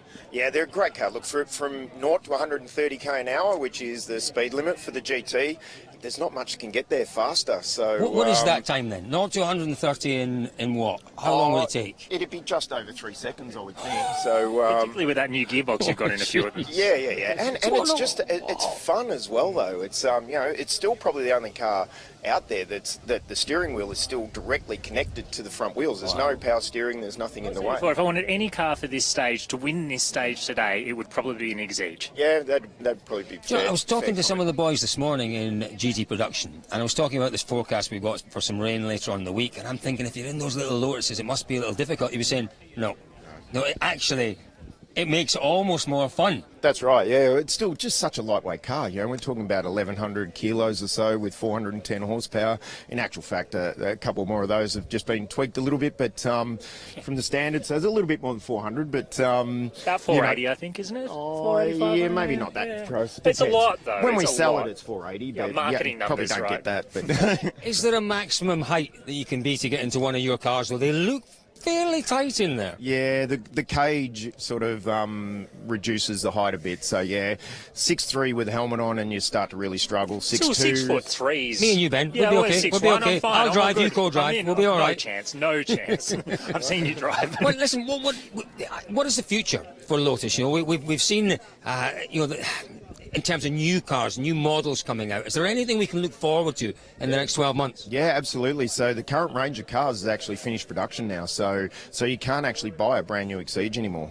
So it's pretty much the end of analog production cars as we know it. So Lotus has had to shift a little bit of focus from the minimalist approach of the cars of the past. I mean, that Exige, Lotus' approach to that is, we gave you a steering wheel, 3 pedals and a gear stick. What more would you want? Nothing else makes you go fast, so why would you want to put that in the car?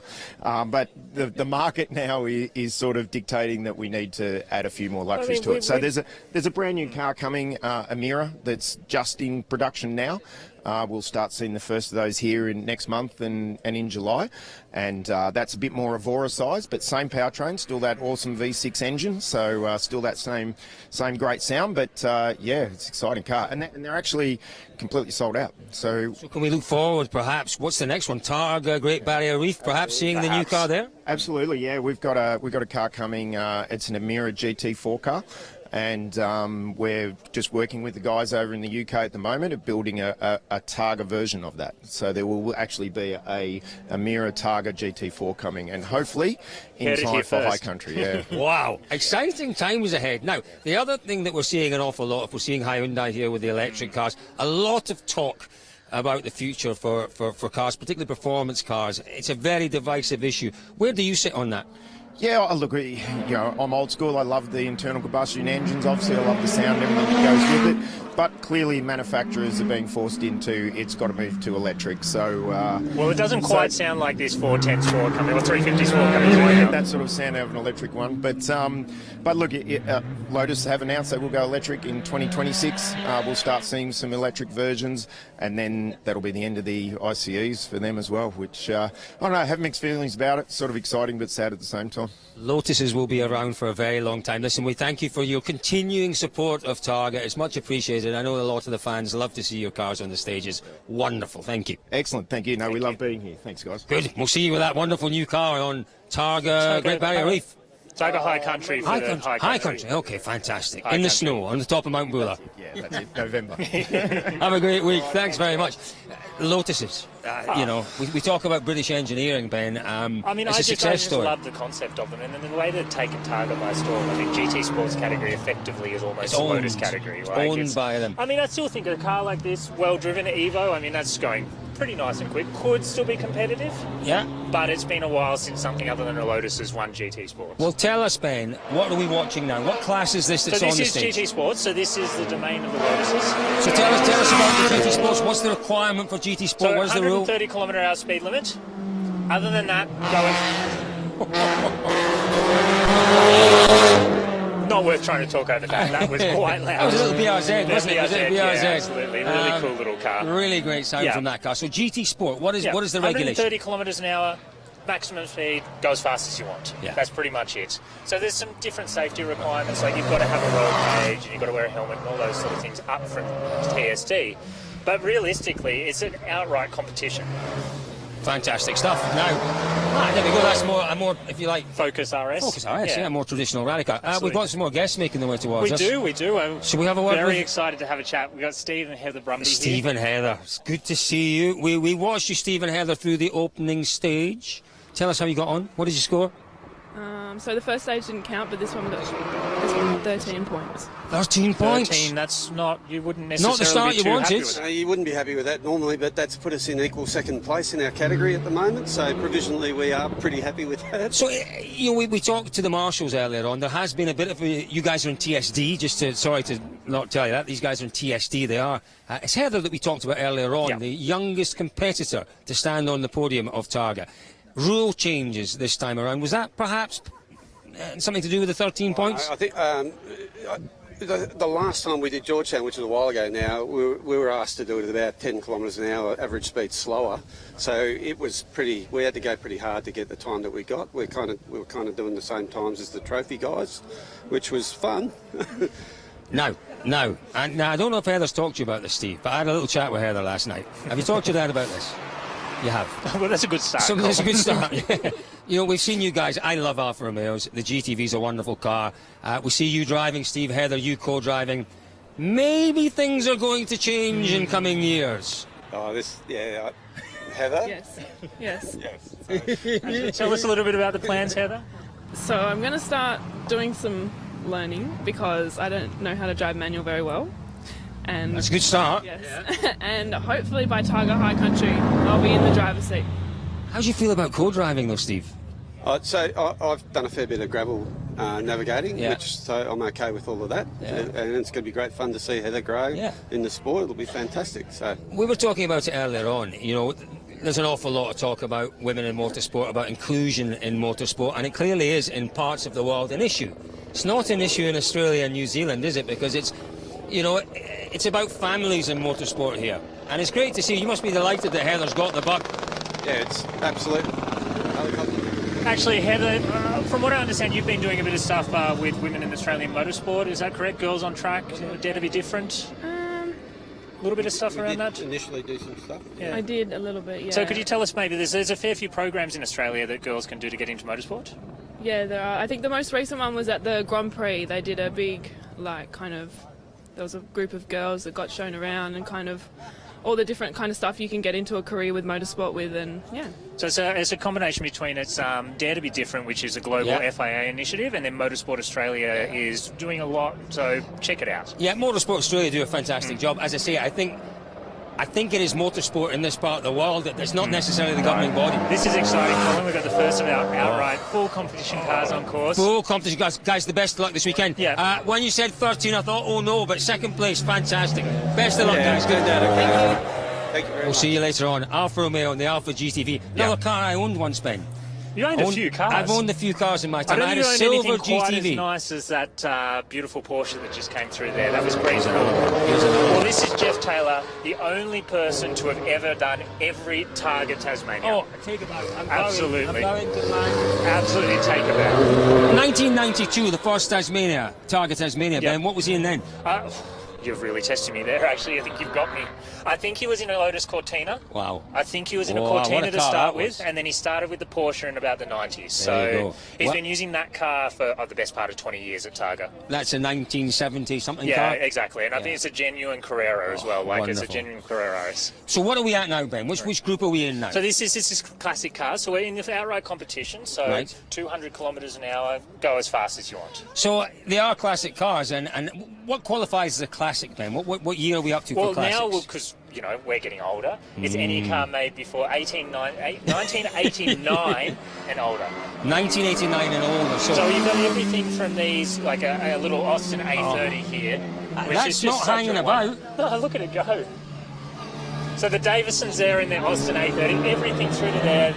to a R32 GTR now. This class is a the captain wonderful car. Datsun that Siddons are in as well. Oh, That's a great car. That can win stages. What a beast that is. GTR XU1 Tirana, Australian icon. It does not get much better than that. It really doesn't. It really doesn't. No. You guys kept those cars to yourselves. It was a bit of an Aussie Yeah, kind of well, I mean, we secret. didn't want to share. You did not. You did not. You know, I can't imagine ever seeing one of those on the roads back in the UK. Well, I mean, I guess it's the Australian version of a Lotus Cortina or something like that. I guess it is. you know. We didn't build cars quite Speaking with the of engines. English cars, you can tell us a bit about this. Well, I can't really. No, it's a Triumph. It's a I know Triumph. that. I think it's a 2000 or a 25. Is it It's one of the a Toledo or something like that? I don't know. Yeah, that's fantastic. So that's sounds great. Yeah, Sounds I believe it's really a. great. Yeah, I think it's a 2000. That one. So, One of the early ones. The classic competition is always really, really closely fought because we have some excellent drivers, some top quality drivers in classic. You know, they can score points, as you say, at this stage in particular, score points. They can score podiums in terms of the stage wins. You can get them top 3, top 4, No, perhaps. absolutely, Wouldn't be absolutely. Like, I mean, I that think car. I remember Siddons in a 247 much like that once for at least in the top 5, if not the top 3 on this stage. So Super I wouldn't driver. put it past one of the cars in this element of the field pulling a bit of a surprise. And do you know what? Always one of the most popular categories because there's such a variety, as Ben said, you know, Aussie muscle cars, some of the classic cars from the 70s and 80s from the UK, some Italian style as well. We've got some wonderful Plenty Italian of Alphas, cars. which you love. Lancia Alphas. Stratos. Oh, the Stratos. Wait till we see the Stratos. It sounds and looks magnificent. Some older Ferrari. Do we have an old Ferrari? Not this year. Not this time. Not this year. So Right. there was plenty in the Tour, or some in the Tour. I Yeah. think, a couple of Ferraris, Yeah. but not in the competition. Yeah, this time, year, yeah, maybe not unfortunately. in the competition, There has but- been in the past, but I think unfortunately with some of these classic cars, and that's why it's so exciting to see like the Bowdens bringing their 300 SL out. Yeah. They become just worth too much money that the owners unfortunately are perhaps not willing to risk it, which is where the Tour comes in because it's lower absolutely. risk. Absolutely, yeah. But, you know, we do still see some magnificent cars, some very, very expensive Oh, cars out there as absolutely, well. you know. Cars that you and I probably couldn't afford. Well, I very mean, well. I couldn't. absolutely not. I mean, do you want to put a price on an RS200? So we're going to see that later on, aren't we? Yeah, absolutely. We think maybe €500,000. Oh, more than that. More, Surely. you There's think? only 20 of them built. Was there only 20? Yeah. Maybe more than €500,000 then. Yeah. I'd buy it if it was $500,000. I'd find the money somehow. You find know, it. I'd You go rob a bank. rob a bank or something. Yeah. if that Well, we'll was see that possible. coming into the stage Yeah, shortly. exactly. It's all gone quiet again, Ben. That wasn't all of our classics. No, we no, haven't seen the I Siddons, think have I'm we? not sure. No, there's plenty more to come still. So I'm sure. I can hear something wailing. I can hear something wailing in the background. Just to give you an idea, folks, that's the river behind us. You probably can't quite see. In fact, you can't. River's just behind there. Start line's over there. They make their way around the streets of Georgetown. They come down the high street towards the river, blast into the finish. 4.8 kilometres. This, not the opening stage of the rally, it's stage two. First competitive stage. First competitive stage of the rally, the first time stage of the rally. And we've had, what now, the best part of 2 hours, 2.5 hours of tour cars, competition cars starting with TST, classics now. What else have we still got to come, Ben? Well, we got the classics, and then we go through to early modern, which is this kind of era in the middle, so the 90s, the kind of cars that used to be, you know, at the front of the field maybe a decade ago. So what? Give me an example. Maybe some Subarus, some... hang on, floor manager's back. Floor manager's back. What is it, floor manager? A delay. Okay, a little delay. Okay, well, actually, we've got a really wonderful guest just over here we can bring in. We've got Casey Price just over here. Where's Casey? So Casey's one of our Casey. GT Sports competitors. So, Casey, I mean, tell us about what you're in. You're in a Mini, is that correct? Yep, Mini GP2. Yes, I saw that car earlier on. It's a beautiful car, isn't it? Yes, it is a lovely car. A rare car. Very rare, so there's only a few. Sorry, Ben. microphones, Sorry, no, it's just I a bit, get you know. carried away. I just saw it. And there's only... We saw it yesterday parked up in Launceston, and the guy I was with is a motoring journalist. And he went, my goodness, that's a really rare car. How many of them are there? There's only 30 in Australia, and then there's 2,000 globally, but quite a few have been crashed now. So this is the 2013 model, and it's actually, we would have seen Corey last year, who did crash unfortunately in a challenge. This is the road legal version of that with all the good modifications, but just with a couple of normal seats and seat belts. So now it's a race car. I've got two GP2s and then a GP3, which is the 2021 model. It's the fastest front-wheel drive production car at the moment. And I've been touring Launceston doing a bit of recce in that, which has been mightfully fun. And the GP1, which is what I first competed in. So you've done TARGA a few years now. I mean, how are you finding, how are you progressing through?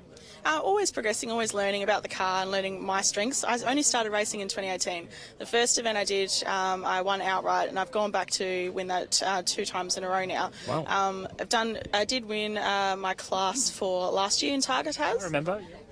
which was really fun, and that was, put me in the right spot. But since then, the brand itself of Mini Girl Racer has grown exponentially. I'm now a Motorsport Australia ambassador for FA Girls on Track. Actually, we were talking about that earlier, and we couldn't quite articulate precisely what it is. Listen, but I'd love to hear. I'd love to hear more, because there's something very special about women in motorsport is a massive worldwide initiative, because it's needed. It's needed in certain parts of the world, but in Australia and New Zealand, you're well ahead of everyone else.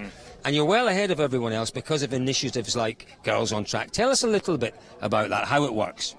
Well, the Girls on Track program, I think what's most important about it is firstly that it's aimed at girls 8 to 18. Yeah. So what we do is you've got people like Molly Taylor and Dean Armstrong, Jess Dane. We all go around different schools and provide this program. So basically it gives girls the opportunity to participate. They get to see everything from being a race car driver, reaction tests, all the way through STEM and engineering. So that's quite the interesting part about it, that they get the opportunity to see what all the motorsport facets are, not just as a driver, because there's so many different versions, of course, team managers and so forth. So that's, I suppose, the most important part. But that's where it has to start, doesn't it? It has to start in the classroom, because, girls at that sort of age, 8 years old, they mustn't feel excluded from a career, from following motorsport. And you guys are doing it exactly right. Once you get to 18, 20 years old, you could argue maybe it's a little bit late at that point. So starting at that kind of age is definitely the way forward. Absolutely, and it's something I didn't have anyone to see. I didn't have someone to aspire to be. So they're only ever male models that I've seen. And for me, I did my first event that I did. I unfortunately felt very excluded as a woman. Nice. So that really gave me the might and courage to go, you know what, I'm going to prove you wrong, and I'm going to be that first girl that other girls see. So Motorsport Australia have been really welcoming in that. Yeah. And the other thing that I'm also representing this year is Pride in Motorsport as well, which is something that Motorsport Australia have also recently brought on board for the FIA, which was just recently on. Well, tell us about that. Tell us a little bit about that initiative. Well, the Pride in Motorsport is just making sure that it's very inclusive of all different people from different walks of life. So we just want to make sure that it doesn't matter where you're from, who you are, what gender you are, or what age you are, that you're included and you're given the equal opportunity.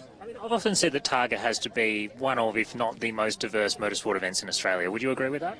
Absolutely. It's something that is not only diverse in culture, but diverse in car selection. And that's what makes this such an interesting rally.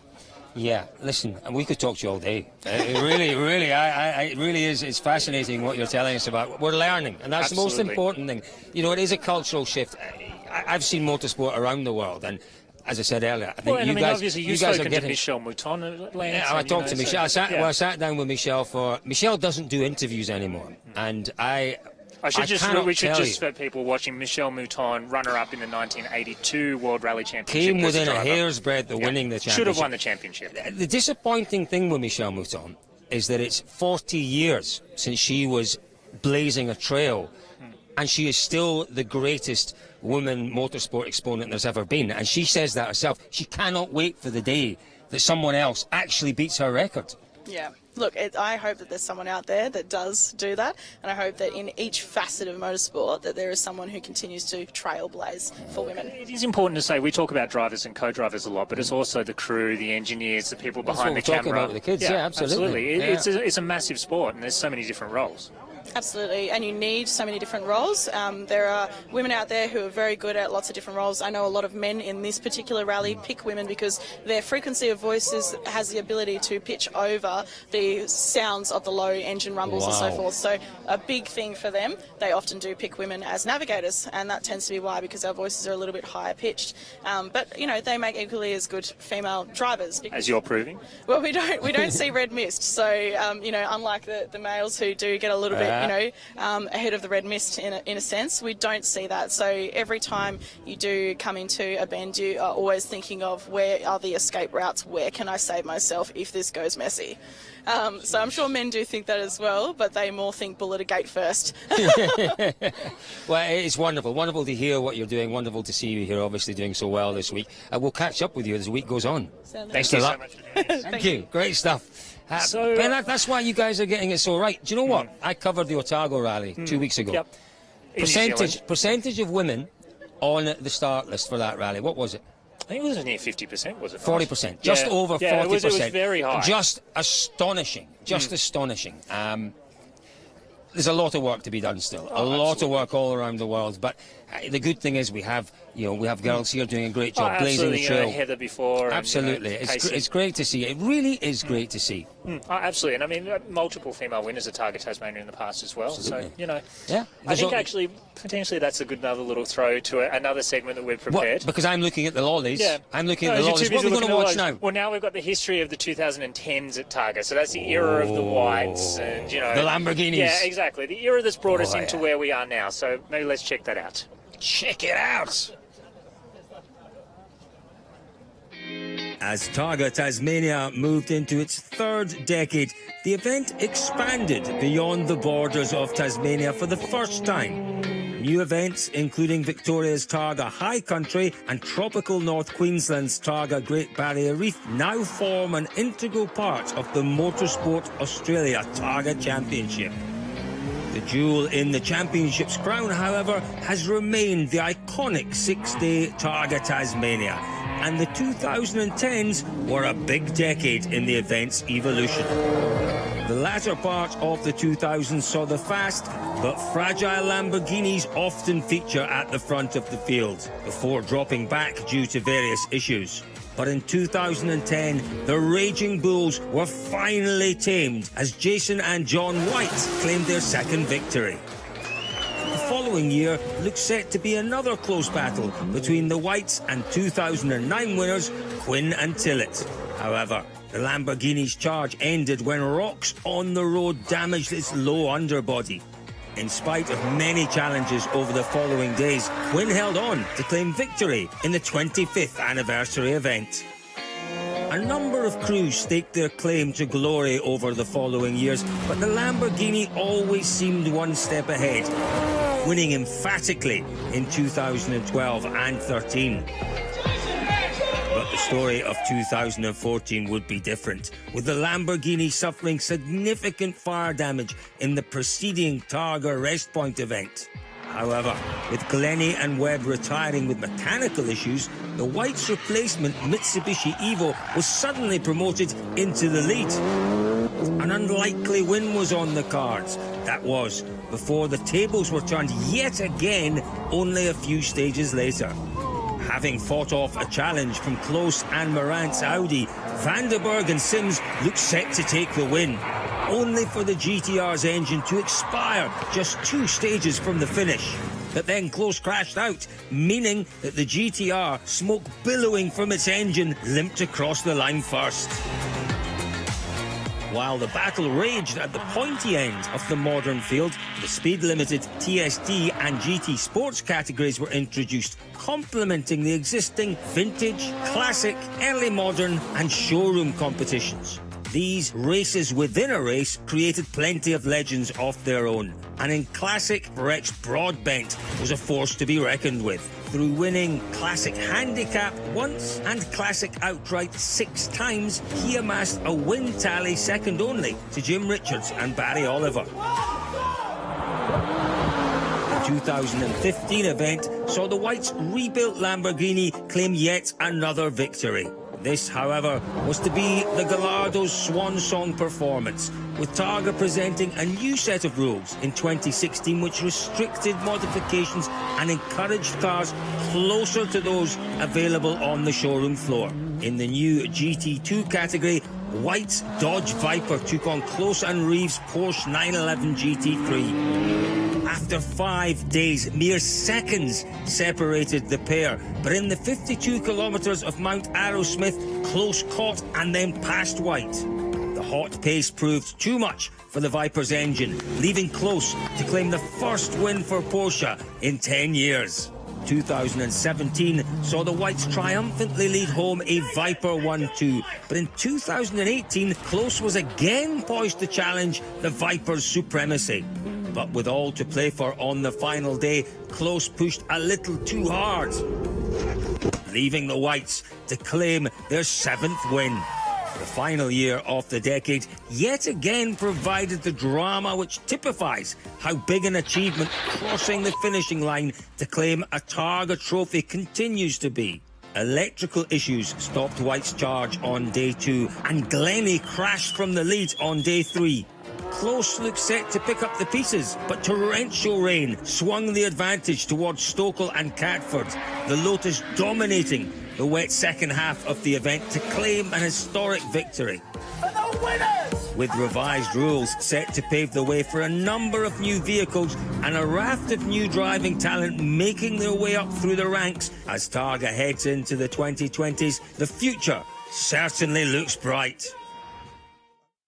Na na na na na na na na. He's going Baby, mad. give it up, Casey. Where's the Sunshine Band? I'm at home.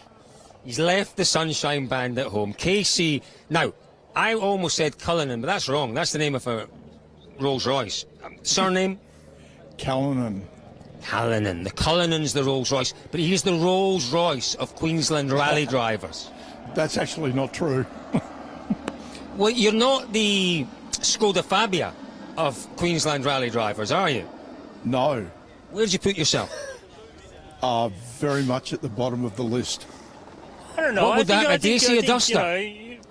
You got your escorts, maybe. That's a good, BDA escort.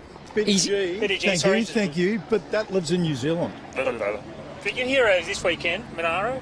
Yes, thank you to the Targa organisation. Casey, you are underplaying things. You are underplaying things. Tell me a little bit about your rallying experience, because I had a great hour's chat to you the other night over, I have to say, a wonderful little Hobart whiskey. It was very pleasant indeed. I've been you trying to told tell me him that the Tasmanian whiskey's every bit as good as the re- Scottish. they're not. but They're not he quite won't as believe good. me. Casey agrees with me. Well, they were good. They were good, but they weren't Scotch. You were telling me about events I didn't know about. You did the Pan America. You did this mad event from Sweden to Jordan. Yes. You've done a few events in your time. We have been very, very fortunate with the events that my wife and I have been able to do. African Safari was probably one of the highlights of my life. It was just amazing. With some absolute legends. You were telling me some stories about some of the greats of the world of rallying that you've met along your journey.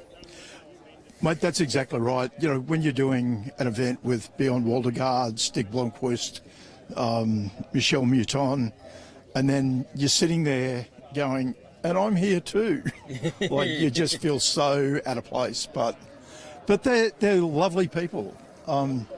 Is that not the great thing about rallying, is that there's very much an inclusive sort of feeling? You know, that there are no real ego, I say that. There are one or two egos in rallying, but, you know, when you compare it to other forms of motorsport, you know, it's just so, drivers are so approachable no matter what level they're at. Camaraderie we've been talking Yeah, about. camaraderie, isn't it? Yeah, definitely. When someone like Bjorn Waldegaard asks if he could come and... Ben's off, that's okay. He's going to look after technical things. He's got, yeah. Where was that? That was in Africa. So that was the African Safari. There's obviously the old Safari Rally in the World Rally Championship. It was a massive event. The nearest we've got to that these days is the African Classic Rally, isn't it? The Classic Safari. You've done that, and you did it with Waldegaard and one or two others. Exactly. What car were you in? Tell us about that. Tell us about the experience.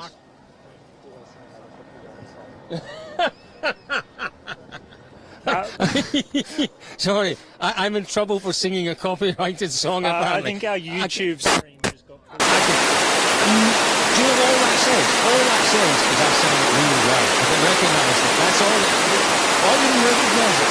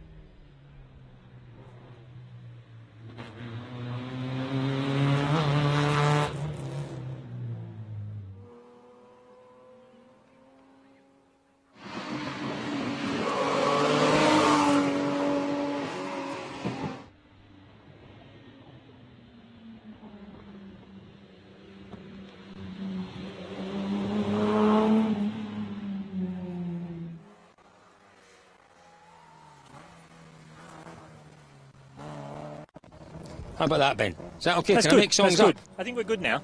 Good. Oh, jeez. Now you've mentioned it, it's going to be really difficult for me not to sing. Really Because you are difficult. that kind of compulsive personality that you get something stuck in his head and you can't get it out. Exactly. Cars on track. I know. Oh, cars on track. Did I say that? Did I just say cars on track, Oh, Ben? my goodness gracious. Cars on stage. Hit my Colin. head. Slap me across the head. No. We can't condone that. No, we can't. All Cars right, on the stage. GTV6 Alpha. Can we just silence?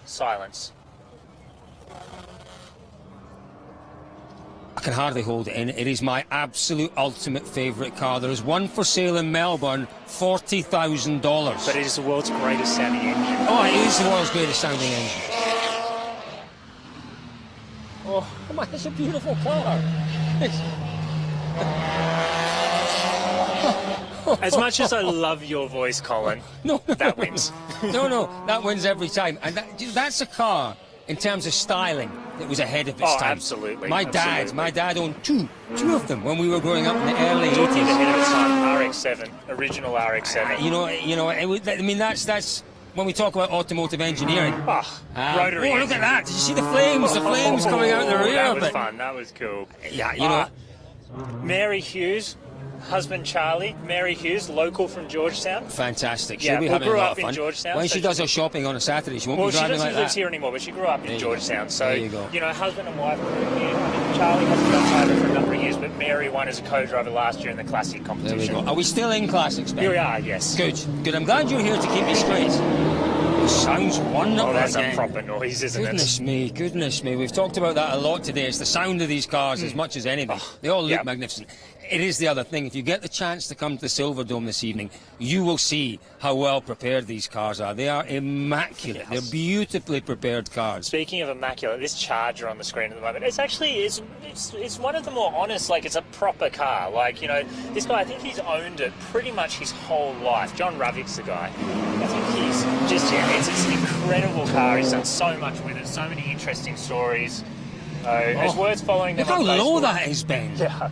I think it's FAT 265. Jeez. There's not a lot of clearance there. It's just as well they took that speed bump out. Bit of lean going on too. Yeah. Goodness me. Wow. Yeah, there used to be a speed bump in the middle of the high street here. They took it out this morning. Thank goodness for that. Yeah, one of my favourite little cars here, E30 BMW. I mean, perfect. Just perfect little car. But again, it's an affordable car that you can bring in. You don't have to spend hundreds of thousands of dollars. And you only need to look at Peter and Sam, Classic Winter Motorsport, in their little one of these. And I mean, they've won countless events in it. Now, they're in the handicap section, Correct, right? yes. So are we in handicap We are now? in handicap, There yes. you go. You can maybe explain how that works, because I don't understand. I'm kind of got to Another stop one of for my a second favourite cars. because I've Another got a one of my 205 favourite cars, GTI coming on the screen. How can we not talk about that? This is the car that changed the face of real... Absolutely. I mean, you had the Golf GTI, but this is the car that really defined what a It's hot the hatch car, is. when I was 14, 15, it's the car everyone wanted. Oh, on the roundabout. Look at that. Even a cheer from the crowd there. Curbs, what curbs? Who cares exactly. about curbs? Now we're in GT. This Aussie muscle. How good is this? What's this car, Ben? Tell me about it. Well, it's a proper Group 3 Brock Commodore. Like, this is as Australian as it gets, except I think, unfortunately, he's put a Chev engine in it, but shh. Okay, it looks and sounds great. Yeah, It but probably Mike goes Reynolds great. in this is just, this is a proper... Do you know, that was a deliberate line he took in that little Peugeot. It was the quickest line. Let's see if anyone else takes it. Or maybe he got lost. Maybe he got lost. So we're gone from the Brock Commodore to the Group A Commodore. So this is sort of, we've jumped about 8 years ahead in the future. This is one of the Walkinshaw kind of era-built Commodores. Just look at the aerodynamics. So where would we have seen this car This competing? is Bathurst car. These are both Bathurst cars. So kind of built to win Bathurst. Wow. And Brock, you know, for quite a period of time, he was actually building them himself, wasn't exactly. he? So the first one that came through was built by Brock's company. The second one that came through, that was raced by Brock. So that's Dale and Alan Ricketts in that. So, I'm learning. I love the Brock documentary. I've watched it a couple of times now, and you know, you find out things when you watch these things. Absolutely. You know, that you don't necessarily see first time around. What have we got now? This is another. It's a 240 or 260 there. There's Bo Williams in this one. Awesome little car. You know, straight six. Just sounds amazing. So. I mean, it's got to be one of the best classic cars you could do Targa in, surely. It's another one of those cars that's in a lot of demand these days. Absolutely. 20 years ago, 15 years ago, you could pick them up for next to nothing. Nowadays, six figures. We've missed the boat on these Six ones, figures, we've missed the boat big time. I mean, what a great... You can see why, just looking at that. It's just a great looking car. It looks like a lot of fun, doesn't it? It looks like a lot of fun to drive anyway. Now, what's this one? We got another E30 BMW coming through. You know what? The rain's stayed off. It's great. The sun's coming out now. It's actually quite pleasant out here. Not to say we might not still get a And then we got the second E30 BMW coming through. That's Glusky, Peter Sam Winter. These guys have set the standards in classic over the absolutely. They've really redefined what it means to be competitive in the classic competition. Sam and Pete, they do a great job, but Gina and John, you know, there's great competition and rivalry there. It's very confusing here. We've got the two BMWs coming through with identical liveries. So Sam and Pete. He's going to catch him before the end of the stage, I suspect. That's a 30-second gap, remember. We are going at 30-second gaps. But the cool thing about Sam and Peter is that they started off and they were not particularly competitive, and they've worked their way up, and you know, they've gone from finishing mid-pack to being... This is going to be their main competition throughout the classic event. Who is this now? This is Lee Achterberger in his Porsche, and he's won TARGA Tasmania before in the classic division. There you go. Come back this year in his 944 Porsche. Right. It's going to be very competitive. So it's a 944. We've got 944 turbos in the field, haven't we? This is a non-turbo. Whoa! That'll do, Ben. I think you can see why we That'll think that he's going to go all right. Oh. Tell me about this. Is the car we looked at yesterday. Yeah, exactly. With what I call fuel injectors. They're not fuel injectors. Throttle bodies. The rear of this car, you lift up the rear of that car, you look at the engine, it looks like a show engine. It's far from it. It's far from it. It's a work of art. But I mean, speaking of the work of art, though, I think this is another one that we're just going to slide for 10 seconds. The sunshine, it looks beautiful.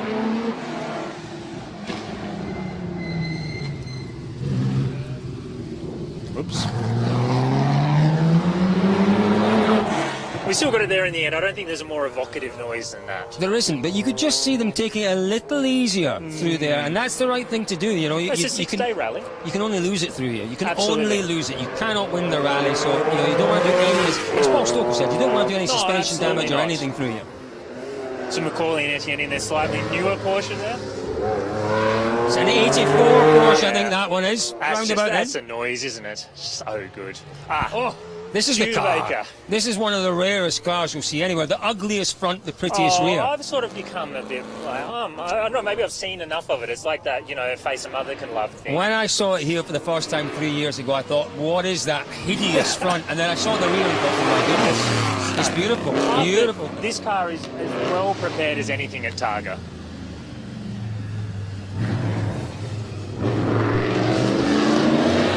So it's actually fiberglass. So basically they work on boats.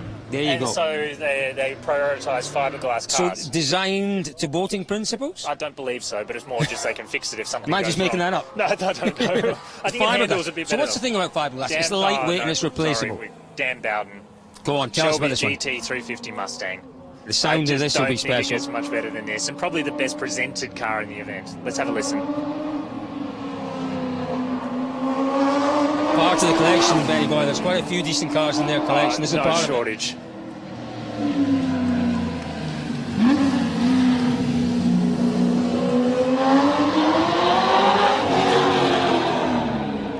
Oh I don't know. If you didn't like the sound of that, I don't think you can call yourself an automotive enthusiast. Oh, not at all. It's wonderful, isn't it? Now, these are... this is cool. E30 M3 BMW. What would you call it? Is that Rothman's colours? Would you We're say that? not allowed to say that. No, You've we got to are. be No, it's careful. historic. You're not allowed to run in tobacco livery. It's but inspired. I think it's got a motor stick on it. They're inspired by that. I think absolutely. Yeah, absolutely.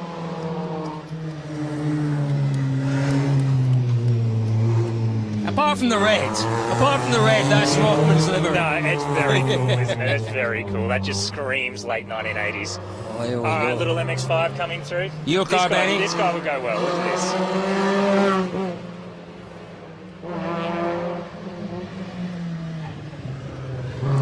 How much, Ben, would you like to have a go on this stage? I think I'd hang prefer on. to do it in the Lancia Stratos. Right, it's a Stratos. It's one of the most temperamental but beautiful cars ever built. Normally a Ferrari engine. This one's got the Alpha the same Pulsar, engine, yeah. same engine as that GTV6. Correct. So let's have a little listen to it.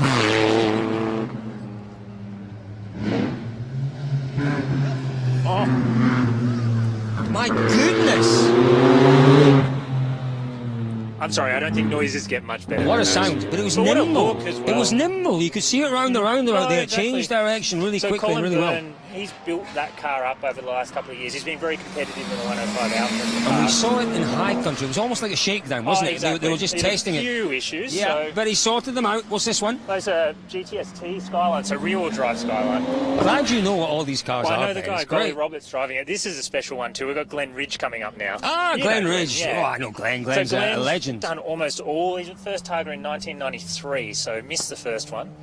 But this RX-7, I think he's done pretty well since the mid-1990s in this car. And this is his own car. It's a car he's owned for many, many years, as you say. He prepares it. Well, he doesn't prepare it quite No, himself. he starts the engine and washes it, maybe. Occasionally. Yeah, puts some fuel in it, maybe. Yeah, exactly, maybe. With his brother next to him. Now, his brother only co-drove for the first time 3 years ago. 6 days with your brother? Apparently they get on really well. Glenn's such a nice guy. I think it'd be okay. They get on really well. I could 6 days with you. It's a stretch. Glen Ridge. You cheeky boy, Benny, you really are. It's a joy. I sing to you all the time. Classic, this car. Look at the speed of this. Yeah, Wow. Evo 10. Wow. Taking the curve. How good's that?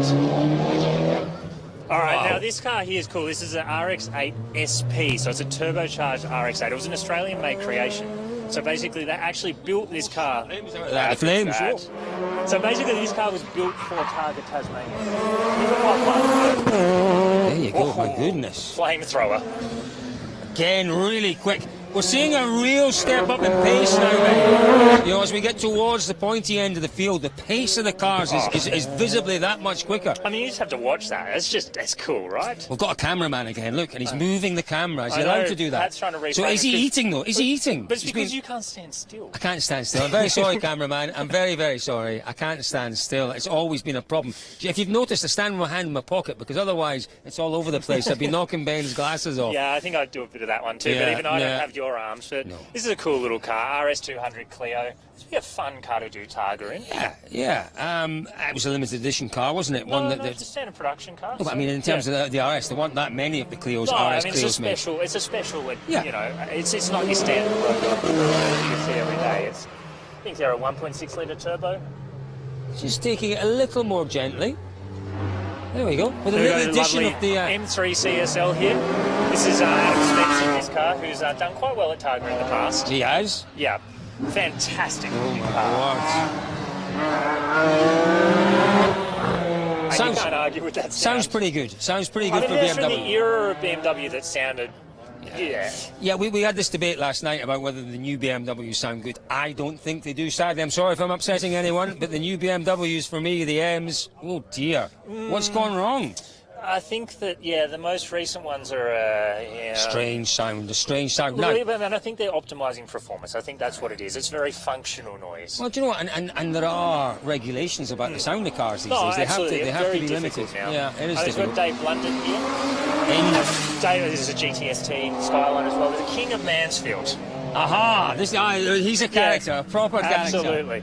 So, Dave Again, Blunden, we're seeing from that. Mansfield. started in the Targa Tour as part of the Delta Type Drivers Car Club there, and then basically went from doing the tour to being out here doing his first TARGA Tasmania. Now, we called him the King of Mansfield when we were in Mansfield. He told us he doesn't even live in the Shire.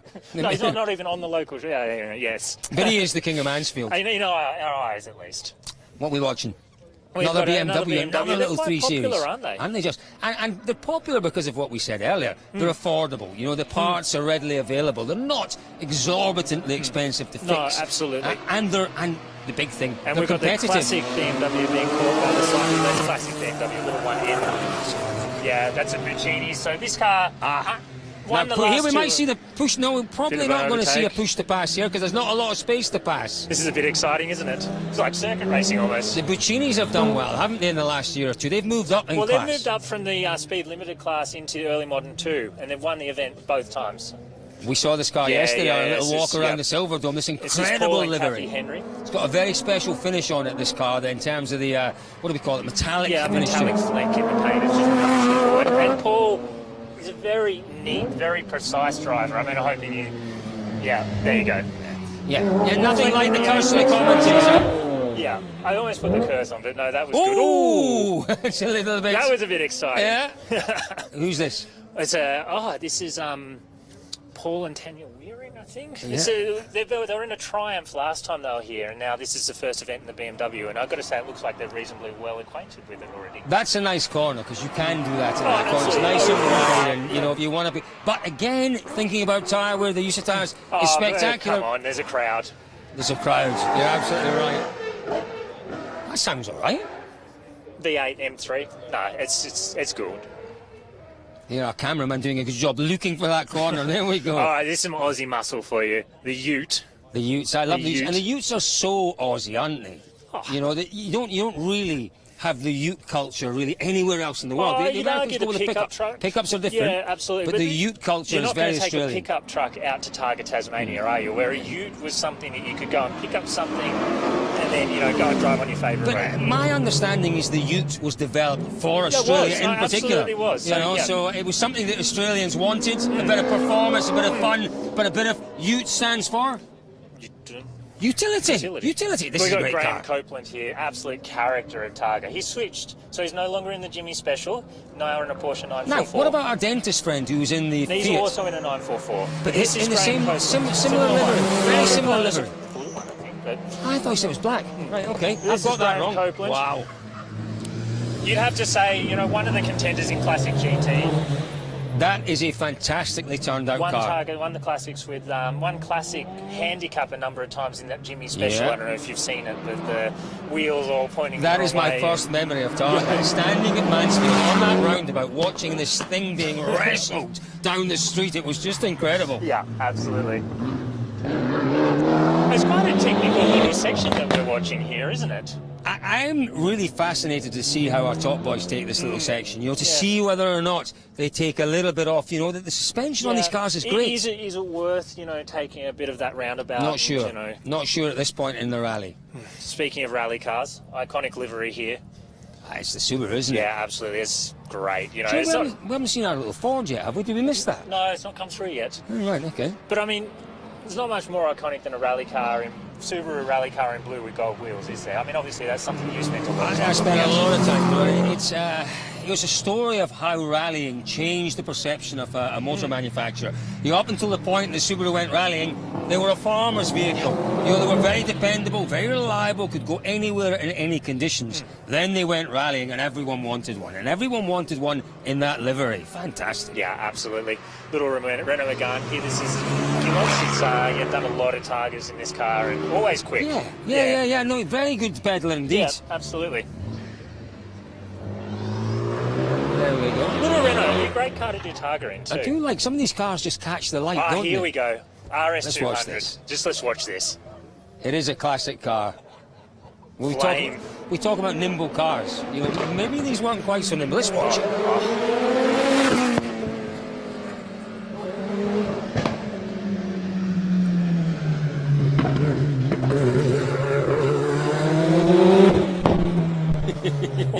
Well, that was special. It's quick. It's quick for a car that's how old now? Oh, well, 1986, so 35, 37 40, years nearly old. 40 years old. Nearly 40 but years just old. watching that, I was just like jaw on the ground, like, oh, that's special. That is so special. Well, if you're a rally aficionado, if you're into your rally history, you don't often get the chance to see a car there's like that. less than 20 of them left in the world. There you and go. here...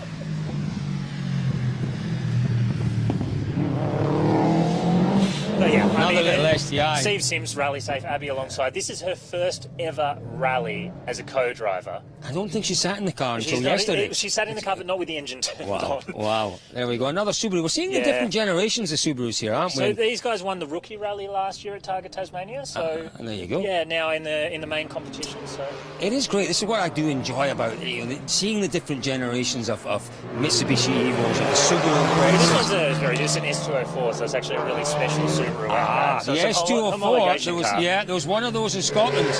My mate George Donaldson had one of those. I drove it back, an S204 with George from the Monte Carlo Rally. Well, that would have been all fun. the way to That would have been Scotland. fun. It wasn't. It was No? quite uncomfortable. Okay, right. Well, I don't know. I think I would have enjoyed it.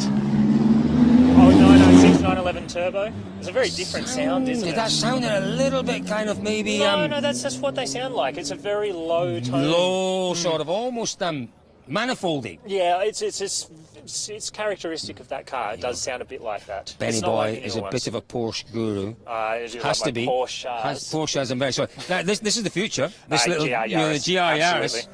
Apparently an awful lot of fun to drive. They can be a handful, though. You need to drive them properly. Exactly. It's a car that, a lot of people think, oh yeah, it's a little four-wheel drive rally car, off you go. But no. It's short wheelbase.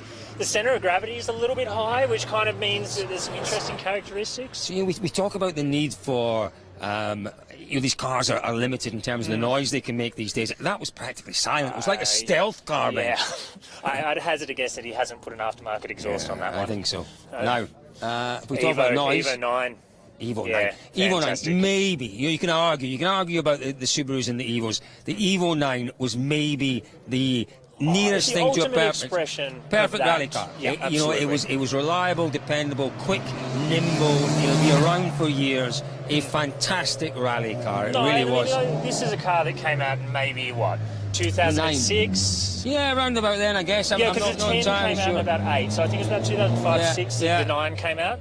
And I mean, that car in the right hands could still win this event. It was a better car than the 10. There's no question about that. Absolutely. A way better in terms of a rally car. It was a way The better 10 was a rally better car. road car, not a better rally car. They had all sorts of different versions of that 10 as a road car. Some of them were ridiculous. What is this now? Another... No, little Focus. I don't know if that's an RS. I think it might be a ST?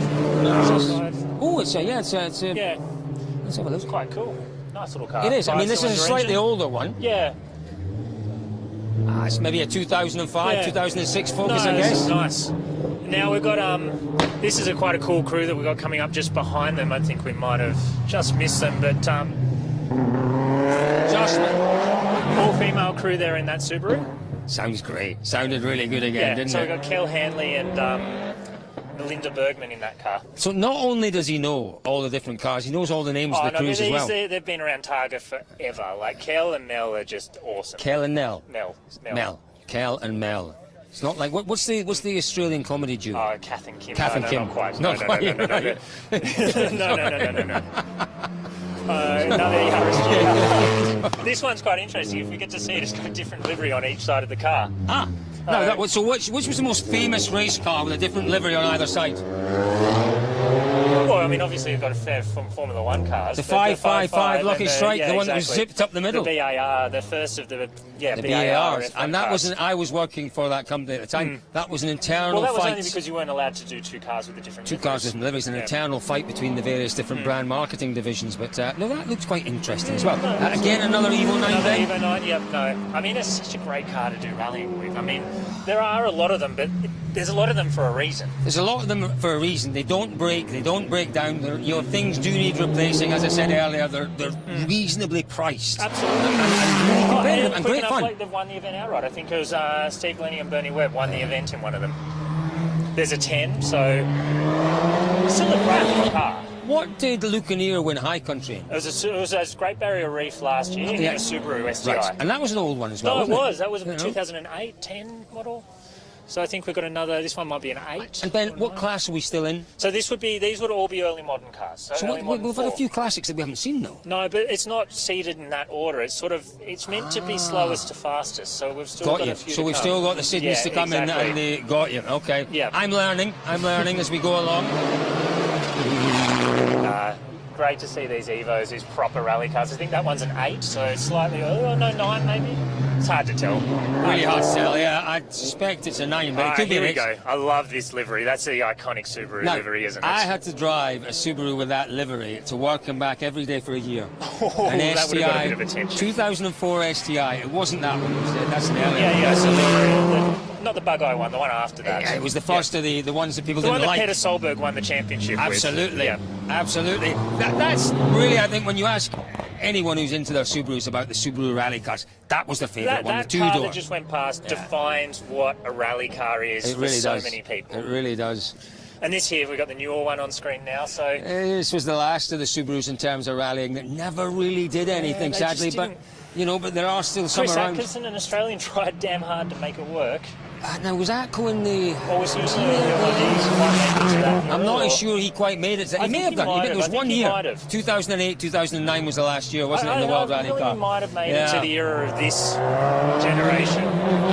And we saw these cars as Group N cars as well. This is cool. TVR? No, it's a Triumph TR7 V8. That's what I meant. Yep. It's not a TVR. You wouldn't get a TVR doing this. No. So we've got Craig Haseman in that one. Oh, our screen's just gone blank, Ben. So Craig Haseman in this car, TR7 V8. This guy, very competitive in the classic categories at Targa.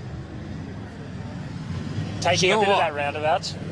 Again, a lot of these classic cars are derived from the rally cars, aren't they? And the TR7s, they did it for a while. They had works cars in the World Rally Championship. They did reasonably well. They were never enormously successful. Have done well at Targa. Like Craig, I believe, won classic competition in one. And there was some in the 90s that were very quick as well. Some really cracking cars. But this is the diversity of Targa. Now we've got ourselves a brand new Porsche. Joe Cartolo, Adam Cartolo. Oh, here we go. Just got the back Sorry, end just as I'm heading into the lollies. Colin can't help himself with the sweets, but this is Colin's favourite car. Giocattolo. Yeah, it's the Group B Giocattolo. Now, it's an Australian project. It's based on an Alfa suit. I'm told that Alfa actually built a Group B car, one of these, and I suspect this car is based on that. Right. 20 of them built. How many live? We've got to listen to this.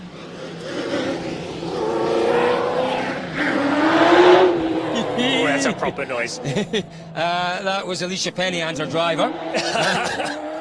In joke there. If you follow some of the Targa driver forums, you might understand what I was referring to. Is it 20 of them that were built? 20 were built, but there aren't. There's not 20 left anymore. Definitely to be able to see one out here on the stages of Targa is just such a privilege. Another car that we saw at High Country, another car that was getting a shakedown at High Country in advance of this event. Yes, exactly. And so Adam tested the car in the last stage, let's say that, and failed to proceed. It was a schoolboy error, wasn't it? Too many revs. Too many revs off the start line, and the drive shaft couldn't deal with it. Bang. But he's always a bit of a showman, Adam, so as you saw on the corner when we cut, pretty impressive effort to get the back end out on a mid-engine car like that. Don't ask me a question, man. So we've got Tony and Sandra Seymour here. So these guys, again, great story, started in the tour, worked their way up through the categories, and now outright contenders at Targa. Really quick peddler, isn't he? Absolutely. No, really quick peddler. And, great little car. I mean, the Lotuses are just so fantastic. That's the first. I've just had a licorice sweet out of the lolly bag, and it's very pleasant, Ben. Oh, okay, all right. Well, there you go. What's this? Culinary recommendations as well. Is that an Evo 5 or a 6? I'm going to get in trouble for getting that wrong. Eating lollies should never be referred to as a culinary experience. Why not? Because it's not. But you just enjoy it. It's just absolute joy and pleasure. It's not a culinary experience. What is this? It's an Evo. One of the earlier ones. Oh, no, that's a 4 or a 5. Is that a Tommy Matt? It's not a Tommy Matt. No, I don't think it's a 6. I think it's an earlier one. But, I mean, great car to do. I mean, a little bit lighter than the newer ones. It'd be a really fun car. Andrew, one of our camera operators, will be very upset with me for not knowing exactly which generation I'm upset with you, Ben. I'm upset with you. You're here to provide knowledge. So this is the, new potential front-runner in Classic GT. So Mark, he was in the yellow Jag that made all the noise. What a car that was. Yeah. Yep. And now Dirk with his hand out the window, iconic Dirk. Love it. That's not the driver. No, My goodness. co-driver. Mm-hmm. Every time he sees one of us out on the course, arm out the window, giving us a wave. Love it. Now, there's a driver that does that in the World Championship. Doesn't wave. The guy used to do a bit of work with the Gassi's Albert. Every time he saw anyone, he would flash his lights. Every time he came towards the camera. It makes you feel really special when you're out on the stages. Interesting car. Colin, in his Supra, this will be really interesting to see how it goes. He won the speed limited category at Targa Great Barrier Reef. There So we go. we're really now in outright. Will be interesting to And see that how was it a goes. Supra, was it? Supra. Wow. And now I think big car, Ben. Maybe a bit big. Don't know. Oh, we'll wait it and was see. quick. He Yeah, it's a actually, big car. I believe he won a stage outright, if not came very close Wow. at Targa Great Barrier Reef with the speed limit. There you go. So- With it, no, that's the one. That's Yeah, Copperload. Copperload, very tight, twisty. Tight, twisted stage. corner to corner. But you're saying a Nimbleness. tight, twisty stage, you're saying a big car, I think it can handle That's it. interesting. That's interesting. I mean, you know, great BMW engine in that car as Yeah. well. Now you got another chance. It's another Subaru. Which one is that? It's a Subaru. What year, Ben? What It's year? one of the new ones, probably about 15, 16, so just a superseded generation. Another GR Yaris. This is a nice livery, this one. Black, bit of gold, it's pretty cool. JPS inspired livery. Yeah, Am I allowed absolutely. to say that or not? You're loving these references, aren't you? I think we are allowed to say that. You're It is not. the internet, so it's okay. We're not. Yeah, we're and- certainly not condoning smoking. No. Not in It's, any just, means, it's, so, you know. it's just a reference to where it comes from. Absolutely. But yeah, Again, cool it livery. sounds a little different to the one that came through No, I think previously. that He's one's got an exhaust he's on got it. a little bit of something They're extra actually, I've there. driven one. They're actually quite a nice sounding little car. Oh no, there's a Volvo. Yeah. It had a little bit of a moment, unfortunately, which is why we had a bit of a delay earlier, unfortunately. Got you. But, yeah, another Subaru. This is an earlier one coming through. There's a lot of Subarus and Mitsubishis. A lot of Subarus, a lot of Mitsubishis. These are rally born and bred. Just look how good is this there. Sun setting down the main street of Georgetown. This is just fantastic. The rain has stayed off.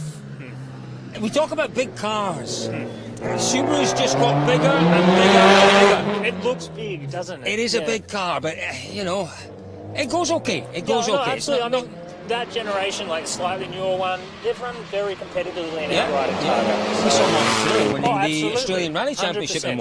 one. So, you know, it certainly is bigger than those earlier, you know, nice lines through there. Interesting. doing a good job. Oh, And again, absolutely the little pushing on Reynolds. is good. Little BMW, this is me. This is great. Little M2 competition, Yeah. great little car. Love it. This would be such a fun car to do Targa Good in. bit of power in this car, Ben. Yeah, I think they're about- Tell me about your car. Yours is a 1. I got a 140.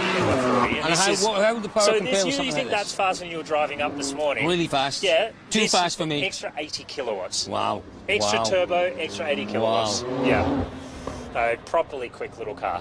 Great stuff. You know, Great and stuff. they don't weigh much. Like, you know, you're talking, what, 1,400 kilos?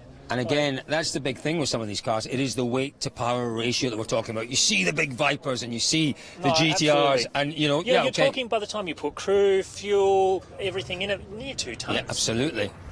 So, you know, you take something like that and you've got a few less 100 kilos. Big difference. So we are getting towards the time where we will see those Vipers, the GTRs, the top cars, the GT2 RSs, but we've still got some fabulous cars to make their way through the stage.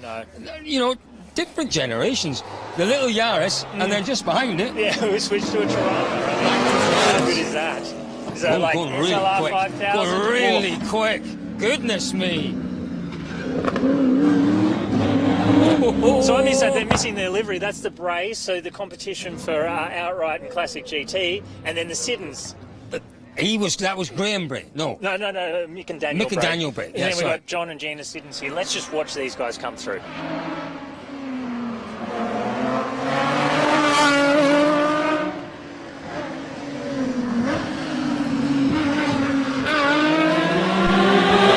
You've got to say, easily the most committed so far through today. That's a driver. Yeah. Everyone so far has been drivers, but that John Siddons has got something special about his absolutely. ability. But I think they're fancying themselves today for an outright on this stage. it's so the they're car. pushing. They know the car well. They've had it for many, many years. He knows what it can do. Oh, he knows absolutely. what it can take, and he's absolutely on it. So we've got the cockpits in here. Sue is a 4-time Australian rally champion in the co-driver seat, and you can tell that he's done some gravel rallying too. Oh, look at this. They're taking different lines. Oh, my word. He's They're pushing. He really is pushing. Oi, oi, oi. Yeah, We wow. are seeing a different level of performance out there now, Yeah, I have to absolutely. say. You know, it's just take a half step back Indeed, and watch absolutely. these guys through. But I was just going back, I was very impressed by both the Brays and the Siddons through there. Both of them were... Look, they were both fantastic. The Brays car just is, it's you know, just, I wow. didn't recognise it. It's in, plain white. It looks fantastic. So this is the Daytona Coupe. We checked this out yesterday. You loved this. We did check this car out and I did enjoy it. Let's have a look now. Sounds of thunder. Is that what it is? No, it sounds like thunder.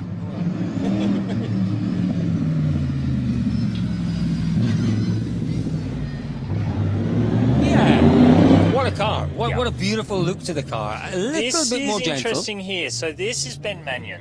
So Ben Mannion competed in the early modern category at Targa quite successfully, won the event. With the rule changes, this car's now eligible for classic Top 10. There you go. So this is There competing you with go. the Siddons and the Brays.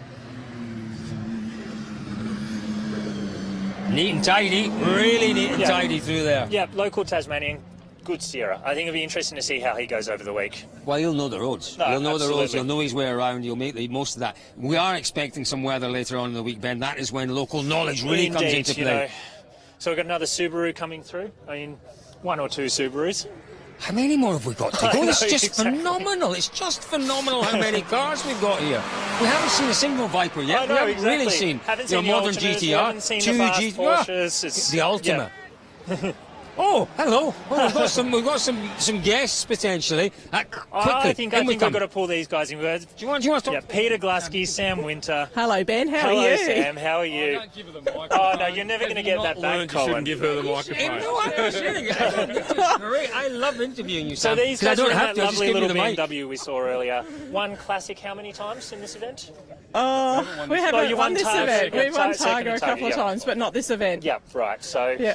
I mean, tell us, I mean, how cool is this stage? So give us a bit of a driver's perspective in this stage. So, Or could. so you navigator, you put your head down. Apparently, there were two cars off, and I just didn't see either of them because I'm just hauling that. Down through here, we caught a car. We caught one Well, of our. like this, we've got Porsche coming through here, catching this Focus RS. So actually, this is my cars, Simon Winter and Damien O'Hallahan in their lovely little Focus. And Porsche behind it looks like they're... Max Williams. Max Williams. And So Bushy. all of your friends are here. How's that for timing? It's the Canberra show.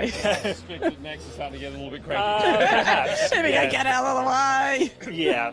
We talked about the push to pass. Excuse me. I shouldn't be eating Colin's lollies. just choking on a lolly. I shouldn't be eating lollies. I really shouldn't. We talked about push to pass earlier on, but would you use it in here?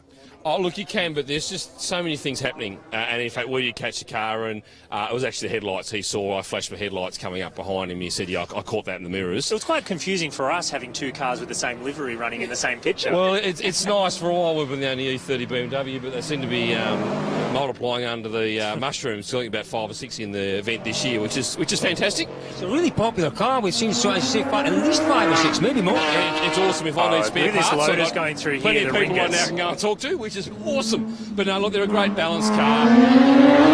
They're not going to be the That's fastest out nice. there, but they corner quite nicely, and we've had success, and it's good to see more of them out and about.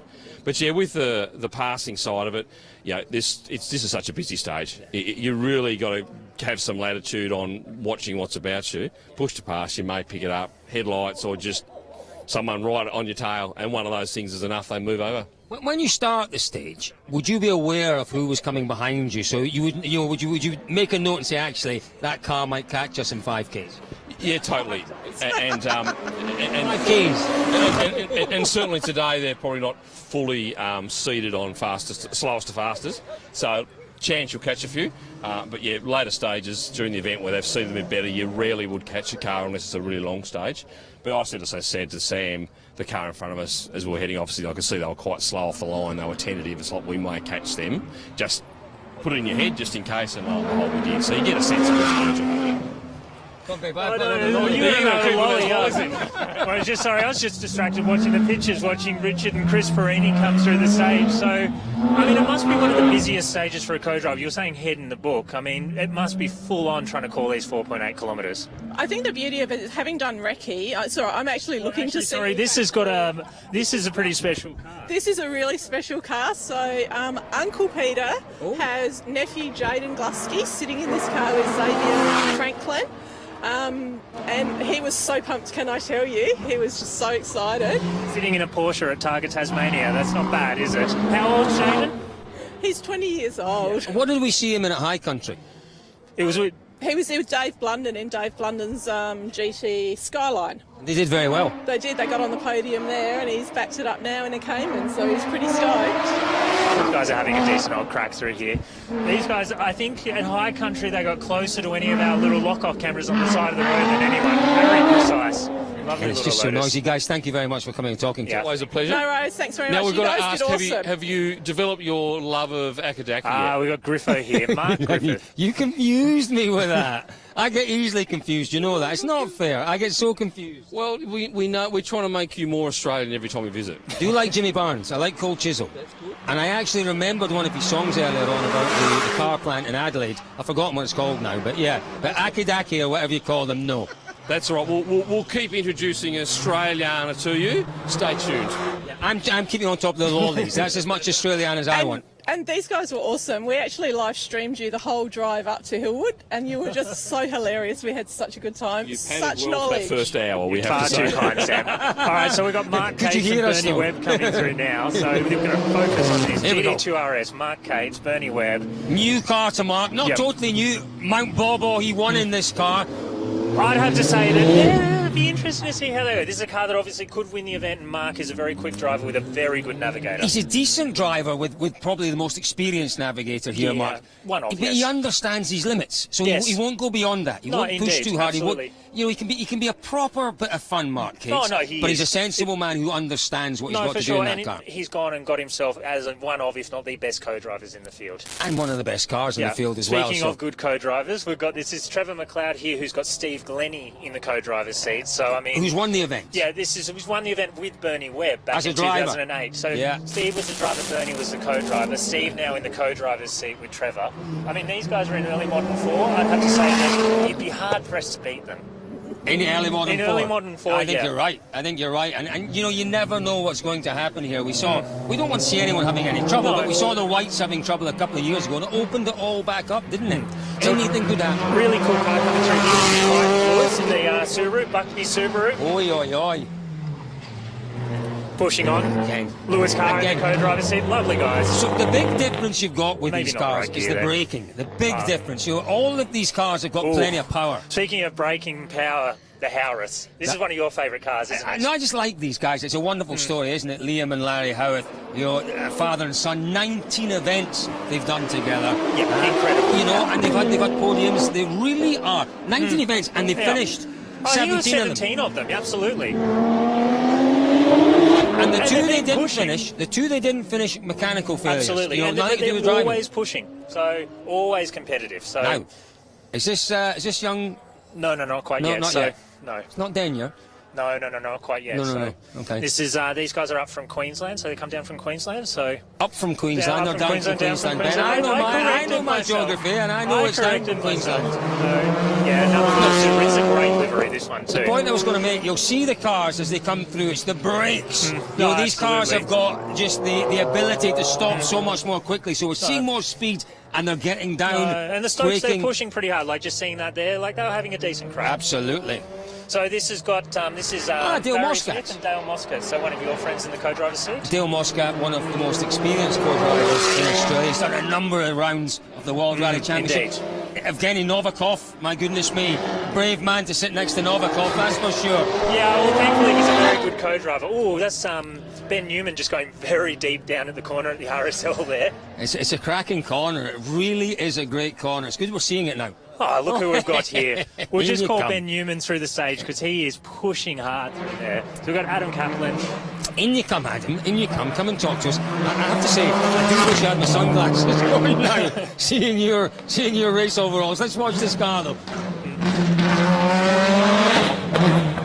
So Ben Newman probably running in the front of the GT production field this weekend. Sort of some unfinished business for him after he had to leave the event last I think year. there is. So. But some unfinished business for this man, Adam. Last time we saw you, you did a good job in that car. Looked great in here.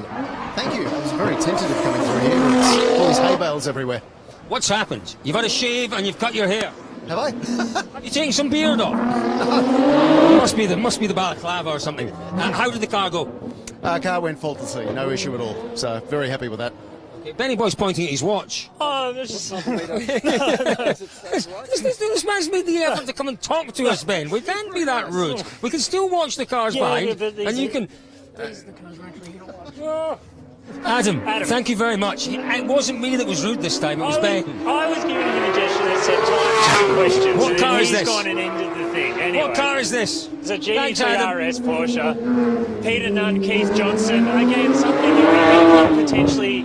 These guys, Keith and Pete are gravel people. Like, they do a lot of gravel rallying. If the weather's bad, they're a good outside bet. But we're getting towards the pointy end of the field. The pointy end of the field. These are the guys that potentially, and as I say, depending on what happens this weekend, if we get a bit of weather, if we have a few mechanical problems for a few of our fancy drivers, anything might happen. And any of these drivers might fancy their chances, Ben. No, absolutely. And I mean, it'd be interesting to see how these guys go. So this one is we've got Mike Sinclair in this car here. So with Julia Barkley, who's a former winner of TARGA Tasmania twice. Duttons are obviously the our main sponsors, the owners of TARGA. It's a Duttons car. Yeah. And he this got is the call up very late. He did, indeed. Really very late. But, I saw him Mike's this morning. done, I think 7 or 8 Targas now. So. No, he's not done a rally for a while, but he does plenty of circuit racing. Dancing through the bales. No singing, through no the singing, stage. no singing. I'm not singing anything. I might have made a song up. Grant Denyer, now again, what I love about this, Denyer, we've got Shane Jacobson here. These guys are drivers. 100%. Grant Denyer, Ben Searcy in the co-driver seat. Grant Denyer last year came to TARGA Tasmania, he won his category, so, he can drive. With a decent co-driver next to him as well. Absolutely. What can we expect this weekend? Great cars. Speaking of what can we expect this weekend? Week. You're doing it to me now. Angus Kennard here. I mean, outside bet for the outright win if the weather goes... I seem to remember we were in Strawn 3 years ago. He was sitting in 3rd place looking for some more rain coming down. Kennard, again, a really top quality driver. Absolutely. If the conditions come to him, he might be there or thereabouts. Absolutely. And speaking of thereabouts, we've got last year's GT production winner here. Steve Maguire and Stu Benson. Bit of flame out the back of that Evo there. That's pretty cool, isn't it? So these guys are very quick. Brother of last year's outright winner, Steve Maguire driving. Local boys? Local boys, yep, out from Devonport way. Wow. There. Quite smoky. Do you see the smoke coming out the back? It's a tune that they run this on them. This car looks great on camera. It's got to be the best looking car on camera in some ways. That yellow just pops. But it's so in your face. Oh, absolutely. A bit like the driver. Yeah. He's very charismatic. He really Tony is. Quinn, 2-time winner at TARGA Tasmania with Kate Catford alongside, who won with Paul Stokel in 2019. We talk about women in motorsport. Oh, absolutely. What a job Kate's doing. Leaders of the Australian TARGA Championship, winner of last year's Australian TARGA Championship, Motorsport Australia TARGA Championship. And the winner of his class in the Bathurst 6 hours. No, absolutely. With who? With Grant Denyer. Correct. Yes. You see, I'm doing my homework. And I think I haven't done my homework because I think this one's Trevor McLeod and I called another GTR as another person. Yeah, so. Benny boy, you've let yourself down. I have let myself down. This car's Trevor McLeod with... I'm loving watching these cars now into this little jinky sort of roundabout here. Because they're so committed. It really is great to watch. We've talked about this being the opening stage. It's only just under 5Ks. But this is where the competition absolutely. starts. We're on now. The clock started. Every second counts. First of our Vipers. Where else do you see these cars competing? Where else? Absolutely Nowhere. Fantastic, isn't it? Just look at this thing. Let's just have a listen. Let's just for this one. Let's just listen. Listen to this thing come through. Shorter than the previous car that went through.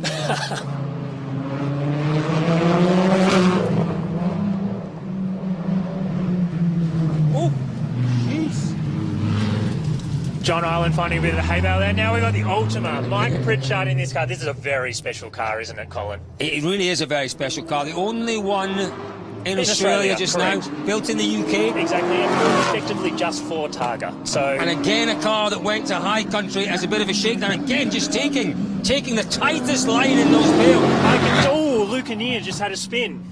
Oh, gee, no surprise there. I'd have to say that Mercedes. It's a fantastic car. It's fast, it's beautiful, it's sleek. It's a little bit temperamental at times. Yeah, a little bit hard to handle at little bit times. tail kind of snappy. Yeah. But then Luke likes to put on a show. Oh, no, he does. He's an ultimate showman. Let's watch this car as it goes past. Let's see. There's no damage there, No, I is don't there? think he hit anything. There's a big car park out in the exit of where he went off, so he'd be fine.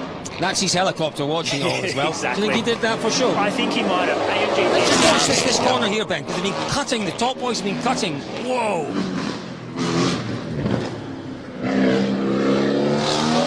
Fantastic. Now we've got Jeff Morton, Damon Nicolai. If it's dry, these guys are a great chance to win the event. Winners of Targa High Country. This, for me, is the ultimate story. The ultimate, if you like, Targa story. Oh, absolutely. And we've got a great video on our YouTube channel that, you know, that's some commitment there. Jeff A man who 10 years ago thought maybe he wouldn't ever drive again. Exactly. Check it out on our YouTube channel, because now we've got Eddie Maguire, Zach Brakey, last year's TARGA Tasmania winners.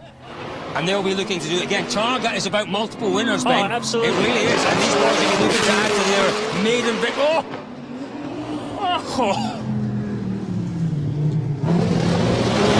You can see why they won last year. Oh, look, the whites have spun already. But Ben, we talked about how this Ben stage Maguire, can cost you. But Maguire was so fast. Yes. So fast. He's taking a better time to get things back together there. That's got to be 10, 20 seconds Easily, at least. easily 10 seconds. Now let's watch the cars it goes past. He's still not appeared, Ben. No, it's 30 seconds.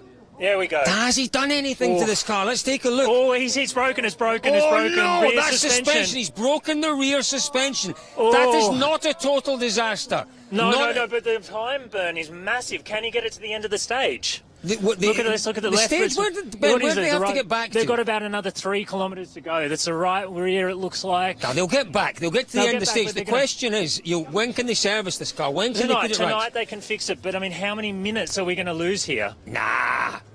Are they? Here we go. Here we go. You can only lose it. You can only lose it. That is the old adage. Paul Stokel told us this earlier. You can only lose on this stage. On these super special stages, and we've seen it many times in rallying. Drivers throwing it away. What did he hit? Was it a curb as he came out of there? I think it must have been the curb on the exit of the car park. Just looking at the tyre. It's the rear left. Rear left, yeah, is it, Ben? rear right. You could just see when he hit the bump on the roundabout. Obviously, it's broken a linkage or something in the suspension. Oh, yes, it's crabbing badly. Yeah, it must be a linkage or something in the suspension. How far to go? How far to go? Oh, there's at least 2 kilometres to go. Jason White's just lost this year's TARGA Tasmania. Tasmania. Benny boy, that's a big call. That's a big call at this point. He's got 2Ks to go. He's going to lose a minute or two. Oh no, he's already 3 lost minutes. 2, 3. Let's wait and see. Jason White is, short of Jim Richards, the most successful driver at TARGA Tasmania. Looking to equal Jim Richards' record. record. Looking to win the record, along with John. Yeah. If anyone can come back from this, it's them. But, honestly, it's day one. It's day one of TARGA Tasmania. It's the first competitive stage. Our pre-event favourites perhaps have, well, we don't quite know what's happened, but they've broken the rear suspension on that magnificent Viper. They are hemorrhaging time as they make their way through the stage. When they get to the end of the stage, they've then got to get back to launch system. They've got to get it back to launch. Their late time, you got about, what, 45 minutes up Can your they sleeve? work on the car on the road section? Because they can work on it. They can work it on the road section, but they've got a finite amount of time that they can do it in. That could also be quite interesting, because what you know... Hopefully we can send one of our camera guys out to get some shots of that. Here's the thing. We've got a number of members of our constabulary standing by us here at the end of the stage. You know what? In some countries, you could drag that car back to service. Oh, absolutely. Not here. Not here. You stick to the road rules, and that car on an open road is not roadworthy. Absolutely they have to fix it. No, they have to fix it. So I think at the stage end... Is that right, boys?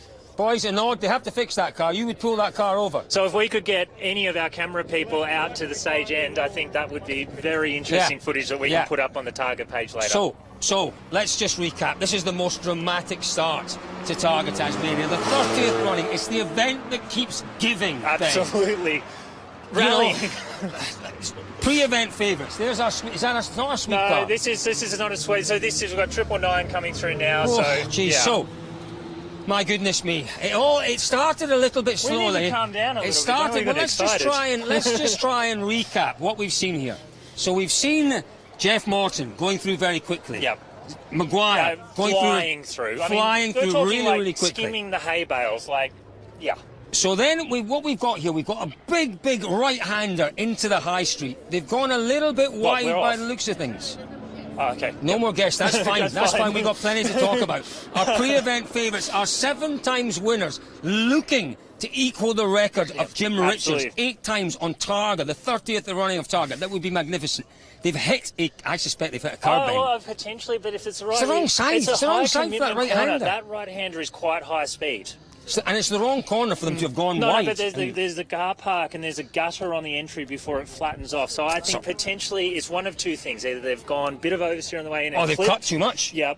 Or they've gone to run it out wide and then they've misjudged it. I'm not sure. We'll find out when we see it. Ben, if you can have a look at the laptop and see how much time they've lost, because we reckon they've lost maybe 3 or 4 minutes, maybe more. Well, let's get the... Perhaps the more important thing to look for here is whether they can fix that car and get it back to service at Launceston. You know, this is what rallying's about. You can drive, you can do what you like in the stage, but the minute you pass the stop line, the flying finish, you're back onto public roads and you have to observe all of the road laws. So you stick to the speed limits, your car has to be roadworthy. That car is not at this moment roadworthy. So, as our friends have told us from the constabulary, they fix it or they trailer it back to Launceston. That will then be all over for the Whites if that is the case. If he's lost 2 or 3 minutes, I'm not writing him off. I'm really not writing him off yet, although I'd have to say Maguire looked really sensationally fast in there. Ben, have we got some time? We still haven't triggered the timing beacons. Well, they're still not, so they are absolutely hemorrhaging time. There will be nobody more upset or more disappointed than, I suppose, Jason White. Jason and John, I mean, both of them, they put their life into this event. I mean...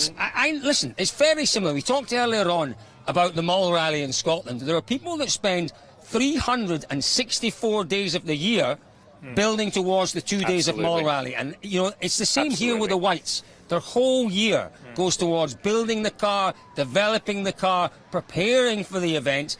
And within 2 kilometres, it could be all over. I think it is, honestly. I think it is all over for them. Oh, gee whiz, what a way. I'm going to have to sit down. So just going through some results that we've got here. These are, I'd say, they're unofficial, so they've not been verified. Still to be confirmed, from Benny Boy. Go ahead. Well, they're on the Rally Safe app. Do your best. So we have Eddie Maguire, Zach Brakey. I mean, based on what we saw here, I'm not surprised that they're the fastest. Angus Kennard and Ian Wheeler second quickest. A little surprised because they were neat and tidy. Yeah, very neat and tidy. 6.3 off though, so it's actually a reasonable gap. 6.3 in 5 kilometres, 1.2 seconds. We call that a big gap. 1.2 seconds a kilometre. Yeah. That's a statement of intent. Nah, absolutely. In a 600-kilometre rally, to lead by 1.2 seconds a kilometre. No, it's wow, big. Wow. And then Jeff Morton third, 7 seconds back. I mean, I don't think Jeff was pushing quite as hard. I think he was taking the. You have to talk into your mic, Benny Boy. I'm too excited, Colin. You have to talk into it. So I think he was more taking the "you're not going to win the rally on the first stage, you can only lose it" approach. Correct. He was. I think you're right. He was. But Maguire. Well, I've not seen him before because I wasn't here last year. No, but I mean, it was it's like a really wow cool moment. story because Jason and Eddie actually grew up together, so they're great mates from way back. Right? Yeah, absolutely. Okay, so, there you go. Yeah, there you go. Really. Oh my word, my word! Now, what is floor manager telling us? Oh no, floor manager, are you telling us that? Oh, she wants a floor manager. Floor manager wants the floor manager. I'm just going to run through this. There's a couple of highlights I want to mention. The Wrights, Jason and Fiona, 4th fastest. That's super impressive. John and Gina Siddons in that Datsun, 8th fastest outright. Really out well of all done. Of the cars. Yeah, they look quick. Incredible. So I'll just give you that one. So yeah. So the phone's going back. Yeah, exactly. Folks, what There's a little start. bit going on, funnily enough. What a start to the 30th running of TARGA Tasmania. Our pre-event favourites, our 7 times champions, John and Jason White. 2 kilometres, less than 2 into the opening competitive stage, have pranged that sensational Viper. They've broken the rear right suspension. Question, are they going to get back to Launceston? You know where you've got to stay to find out all the news. Ben, you're on top of it. Where can all of our listeners, our viewers, find out? Well, obviously, we've got social media, Facebook channel, Instagram, at Targa, @_Targa on Instagram, YouTube channel, Twitter. There's also Targa Live. And I think what we're going to do, folks, we've been, that's the best part of 4 hours. Best part of 4 hours. You have done well. If you stuck with us for 4 hours, you've done well. For joining us. What we're going to do is we're going to head off and see if we can catch them at the side of the road. They have to work on that car. Keep an eye out on the social channels, as Ben mentioned. Thank you so much for joining us. It's been At times a little bit stressful. Ben, you've done a fantastic but job. we've finished off No. Ben was responsible for putting all of this together. He's done a wonderful job. It's been a lot of fun, folks. Stick with us all week. There are 5 more days of the finest competition to come at the world's ultimate tarmac rally.